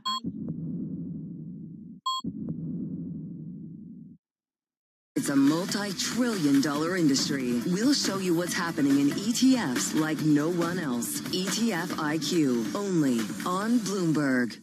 Welcome to the world of decentralized finance. Massive outperformance from Bitcoin. Bloomberg is covering all things crypto, the people. The tectonic shift emanating from Washington. All we're looking for is clear rules and an ability to build in the United States. Crypto shouldn't be partisan. The transactions. Really a record-breaking moment. Crypto VC is back. And the technology. It's really the beginning of a global on-chain economy. And if America doesn't embrace it, we're going to be left behind. Bloomberg Crypto, only on Bloomberg.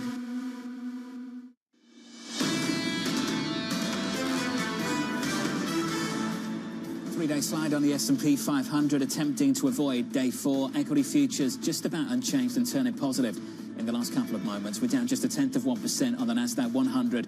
With an update on your movers this morning, let's cross over to Yahara Hackers for more. Hey, Yahara. Hi, John. We start with Home Depot. Those shares are now up here in the pre-market. The company said it will finally return to growth this year, but actually not at the amount that investors were hoping for. They say comparable sales will rise about 1% this fiscal year. That fell short of analyst estimates, which was 1.65%. But as you can see, the shares are now reacting positively here in the pre-market after falling lower earlier. Next up, we have Hims and Hers. That stock is absolutely plunging here. It's down 22% after executives confirmed that they will no longer be selling their compounded weight loss drugs because the FDA has declared that semaglutide is no longer in a shortage, and that shortage was what allowed them to sell these copycat drugs. But in the next month or so, the CEO said it's going to start telling customers that they're going to have to seek other options for that. And let's get a quick check on NVIDIA shares. Yes, we have earnings out tomorrow, but the stock is seeing a little bit of a hit, down about 0.8%. And part of that could be the story that we have out today, that the Trump administration is drawing up tougher chip curbs to contain China's tech ambitions. So that idea that more controls could be put in place could be what's weighing on the stock right now. Stock is down by 0.8%. Yahara, thanks for that. More from Yahara a little bit later on this morning. On our radar this morning, President Donald Trump saying tariffs scheduled to hit Canada and Mexico next week are moving forward. But a U.S. official telling Bloomberg the fate of the 25% levies is still to be determined. Because they're negotiating. We already have reporting that they sat down with Mexican officials looking at more ways that Mexico can maybe combat some of the imports that are coming in from China and then basically leaking over the border. So Trump is going to, even if the tariffs are not coming into place on Tuesday, Trump is still going to verbally talk about this maximalist approach, because if he's in the deal-making mode, he's in negotiating mode, and he's not going to give an inch, definitely not publicly. People are getting used to ignoring some of this because it doesn't come to fruition. Let's just be really honest. The rhetoric is getting heated on all sides. The retaliatory potential tariffs coming from Canada, pretty heated last night between Mark Carney as well as Freeland when they were having, the Chrystia Freeland, when they were having a debate. So you have to wonder, you know, is this just sort of heating up the animosity before some grand deal? Are we going to have fights at hockey games from here on out? I don't know. I hope not. I don't want fights like in the stands. Well, that's what happened. On the ring, sure. On the ring. Well, that's fine. I mean, that's what the game is all about, right? Yeah, but, well, in the first 10 seconds, and honestly, when Canadians boo us, I mean, we've got to take note, because Canadians are so nice. I know.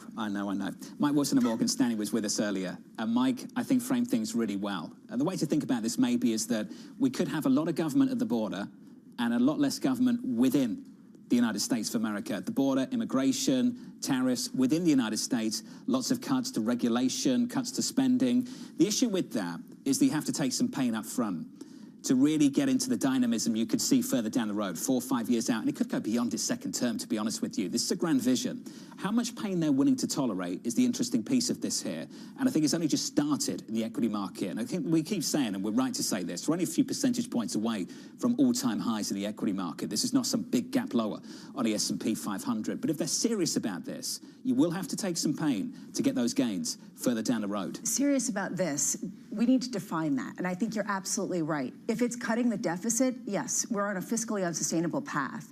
If it's cutting regulations, yes, it's a question of how you do it and whether there is a framework and a goal that people can see or whether it feels like chaos. And that, I think, is really a question to be determined. It's going to take some time. What are we, 5 weeks into this now, officially? Yep, we basically are halfway through. The fifth weekend. Equity futures on the S&P just negative by 0.05%. Let's turn to this story. The US voting against the resolution in the UN General Assembly that calls out Russia's full-scale invasion of Ukraine. The US and Russia also approving a US resolution calling for a swift end to the war without assigning blame. So the Wall Street Journal this morning is pretty scathing on the administration when it comes to what happened yesterday in the UN. Basically, this is a huge win for Russia, which they obviously view as an adversary, a sad day for the US at the United Nations. What's also interesting is the same day this happened at the UN, you still have the G7 absent of a joint statement because the US was not on board with the rhetoric that the European Union and other allies wanted to use. That meeting was about 24 hours ago,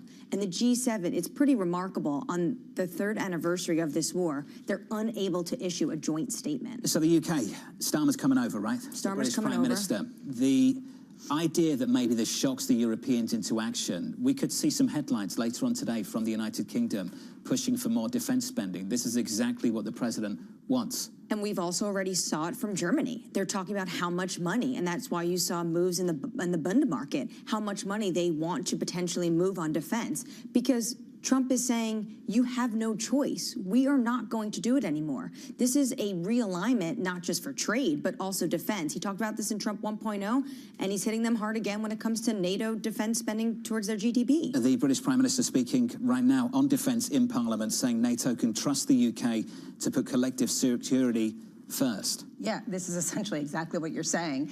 Question is, does it allow the U.S. to cut their defense spending if you get an increase in spending in Europe?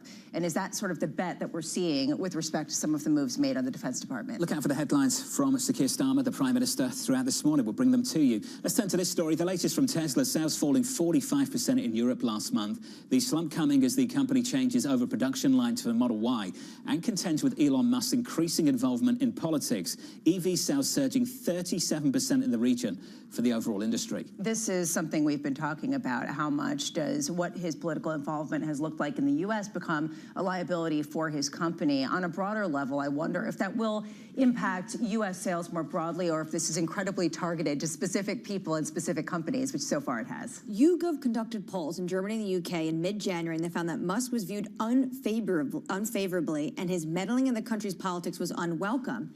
At some point, is that brand destruction? His rhetoric on politics, does it make you stop to maybe want to buy a Tesla? And buy what else?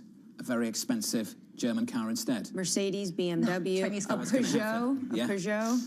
Or a Chinese vehicle. Yeah, exactly. BYD. Yeah, exactly. Yeah. Okay. Well, they got an entry point. It's very competitive, that's for sure. Let's turn to AI. Will Van Loo of Quantum Capital expecting the industry to drive up energy needs, saying energy utility investments are projected to reach $200 billion annually from 25 to 2027, with a focus on electric transmission and distribution and generation to meet the needs of emerging industries like AI and cloud computing. Will joins us now for more. Welcome back. It's good to see you. Thank you. It's great As to see always. you all. Can we take a step back and just think about where energy is going in America? The sitting president talks about drill, baby, drill. Across resources, both energy and, say, basic resources, metals, we've seen a shift in the last decade or so away from volume towards value and cost discipline. Are you expecting anything to change anytime soon? No, look, I think the U.S. Energy industry, which is primarily driven by oil and natural gas, went through some really challenging times as the shale revolution evolved through its early days. Today, it's probably one of the most profitable industries in the United States of America, and it's very focused on the bottom line, generating profits for investors, sending capital home to investors, and I don't think that's going to change. How mature are those assets? They are maturing. I mean, that's what you do have to realize, that the U.S. is now almost 20 years into the shale revolution. It started with natural gas back in about 2006 and then oil in about 2009. We have a lot more shale gas than we have shale oil here. You know, people have heard me say many times that the U.S. is the Saudi Arabia of natural gas. But the oil fields are maturing, and outside of the Permian Basin, really, they're all in either peaking or will peak soon and go into decline. So, well, does that mean that you're going to end up with a smaller amount of production in the U.S., or does that mean that you can essentially have more efficiency in a lot of these places, but maybe not as many new discoveries? Well, if you look at the last, say, 15 years, the United States has been responsible for 100% of global supply growth for oil, okay? So put that in context. A country that today produces a little over 20% of global supply was responsible for 100% of the growth. So as you kind of fast forward, can we keep growing like that? No. Okay, can we maintain that production? And today we're self-sufficient. We actually export a couple of million barrels a day of refined products and net, so net on oil and liquids. We're energy self-sufficient, and we are a slight net exporter. Okay, can we maintain that for 10, 15 years? Yes. Can we maintain that forever? No. And I think that's where America has to get a very concise energy policy around kind of an all of the above.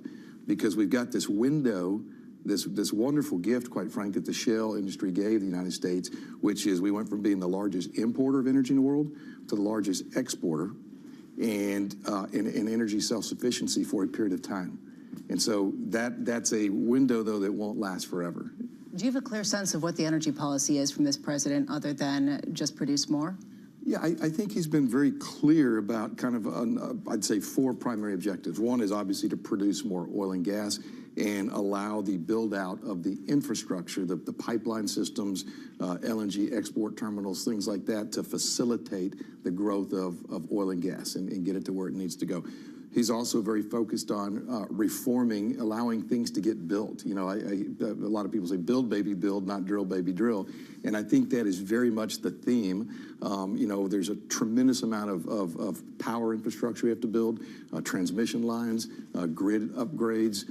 So I think that's kind of his second key pillar. I do think that on certain kind of the key parts of the supply chain, for certain aspects of the energy transition, renewables, batteries, things like that, I think they want to bring that back, the supply chains back home. So that's going to be good for American jobs and manufacturing. And I think the fourth thing is a nuclear renaissance. I think that is something they've been very clear about. Really, nuclear is the ultimate form of clean energy. It's the only base load clean energy that we have, or ever probably will have. And so I think that those 4 things kind of form the pillar of Trump's energy policy. Last night, Trump was truthing, and he was saying, I was just thinking that the company building the Keystone XL pipeline that was viciously jettisoned by the Biden administration should come back to America. Now, I'm not sure if Keystone Pipeline is going to come back, because that company says, we've been here before, we've invested money, and it didn't do us any good. But how do you invest when policy swings specifically on energy every 4, or if you're lucky, 8 years? Right. That's the issue, because so many of these projects are long cycle time projects, and the payouts are measured in decades, not years. And so that uncertainty keeps a lot of capital from coming into the space that needs to come into the space. The beautiful part about the shales is it's very short time cycle time. And so that actually, lots of companies can make those investment decisions because it's 1 to 2 year cycle times, not 6, 8, 10, 12 year cycle times. But what if we need long-term projects like getting Canadian crude into the United States? Right. Are people just going to say, even though Trump wants easy regulation, easy approval, drill baby drill, or build baby build, it's still not worth it because we don't know what happens in 4 years' time? Well, I think if they can get built in the next 4 years, they're not going to get turned off, right? So I think that the challenge here is what projects can get done in the next 4 years. And I think that's what he's trying to do, is find projects he can fast track and get built very quickly. If we do have a change in administration next time, in 4 years, it's less friendly to the traditional energy business, then the same thing will happen. It just swing back the other way, right? And so that does make it, as an investor, that's the most challenging thing we face to deploy capital, is changing regulations and uncertainty about our ability to generate the returns that we have to generate for our investors' capital. Were you spooked by DeepSeek at all? I wouldn't say I was spooked by it, and I'm not an expert in AI, so I'm not going to pretend to totally understand it. But you all have talked a lot about it on your show over the last few weeks. I think it was, you know, the old saying that necessity is the mother of invention, right? And I think the Chinese had to do something different. I do think that while it was a lot cheaper in training its models, it also relied on U.S. models as well for you know, some of its cheap training. So I guess what I would say is, to me, the more the cost of AI comes down, the more it's going to get used. And so while that may use a lot less energy, I actually think more people will use AI in more things, and that will increase the demand for energy as well. Will, appreciate your time. It's always good to see you. Thank you, sir. Will Van Loo there of Quantum Capital Group. I mentioned that, of course, because we get NVIDIA tomorrow after the bell, and that's the big earnings report of this week. Big headline coming from the United Kingdom, a series of headlines coming from the British Prime Minister speaking in Parliament, saying this morning: we must change our national security posture, and going on to say the UK defence budget will reach 2.5% of GDP by 2027. That headline, of course, timely, because he'll be sitting down with the President of the United States in the next several days. Certainly this is timely. He's going to Washington, D.C., going to have that meeting with Trump. And of course, we've seen Trump in 1.0 tell NATO allies that they need to get their defense budgets up. The problem is 2.5% by 2027. It'll be a welcoming step, but this administration is now talking about 5% when it comes to defense spending to GDP. So they might have a lot more work to do. I remember coming into this year, it was that the U.S. would be growing strongly and you would have some sort of recession or downside shock in Europe. Right now, you have the prospect of increased fiscal spending in Europe.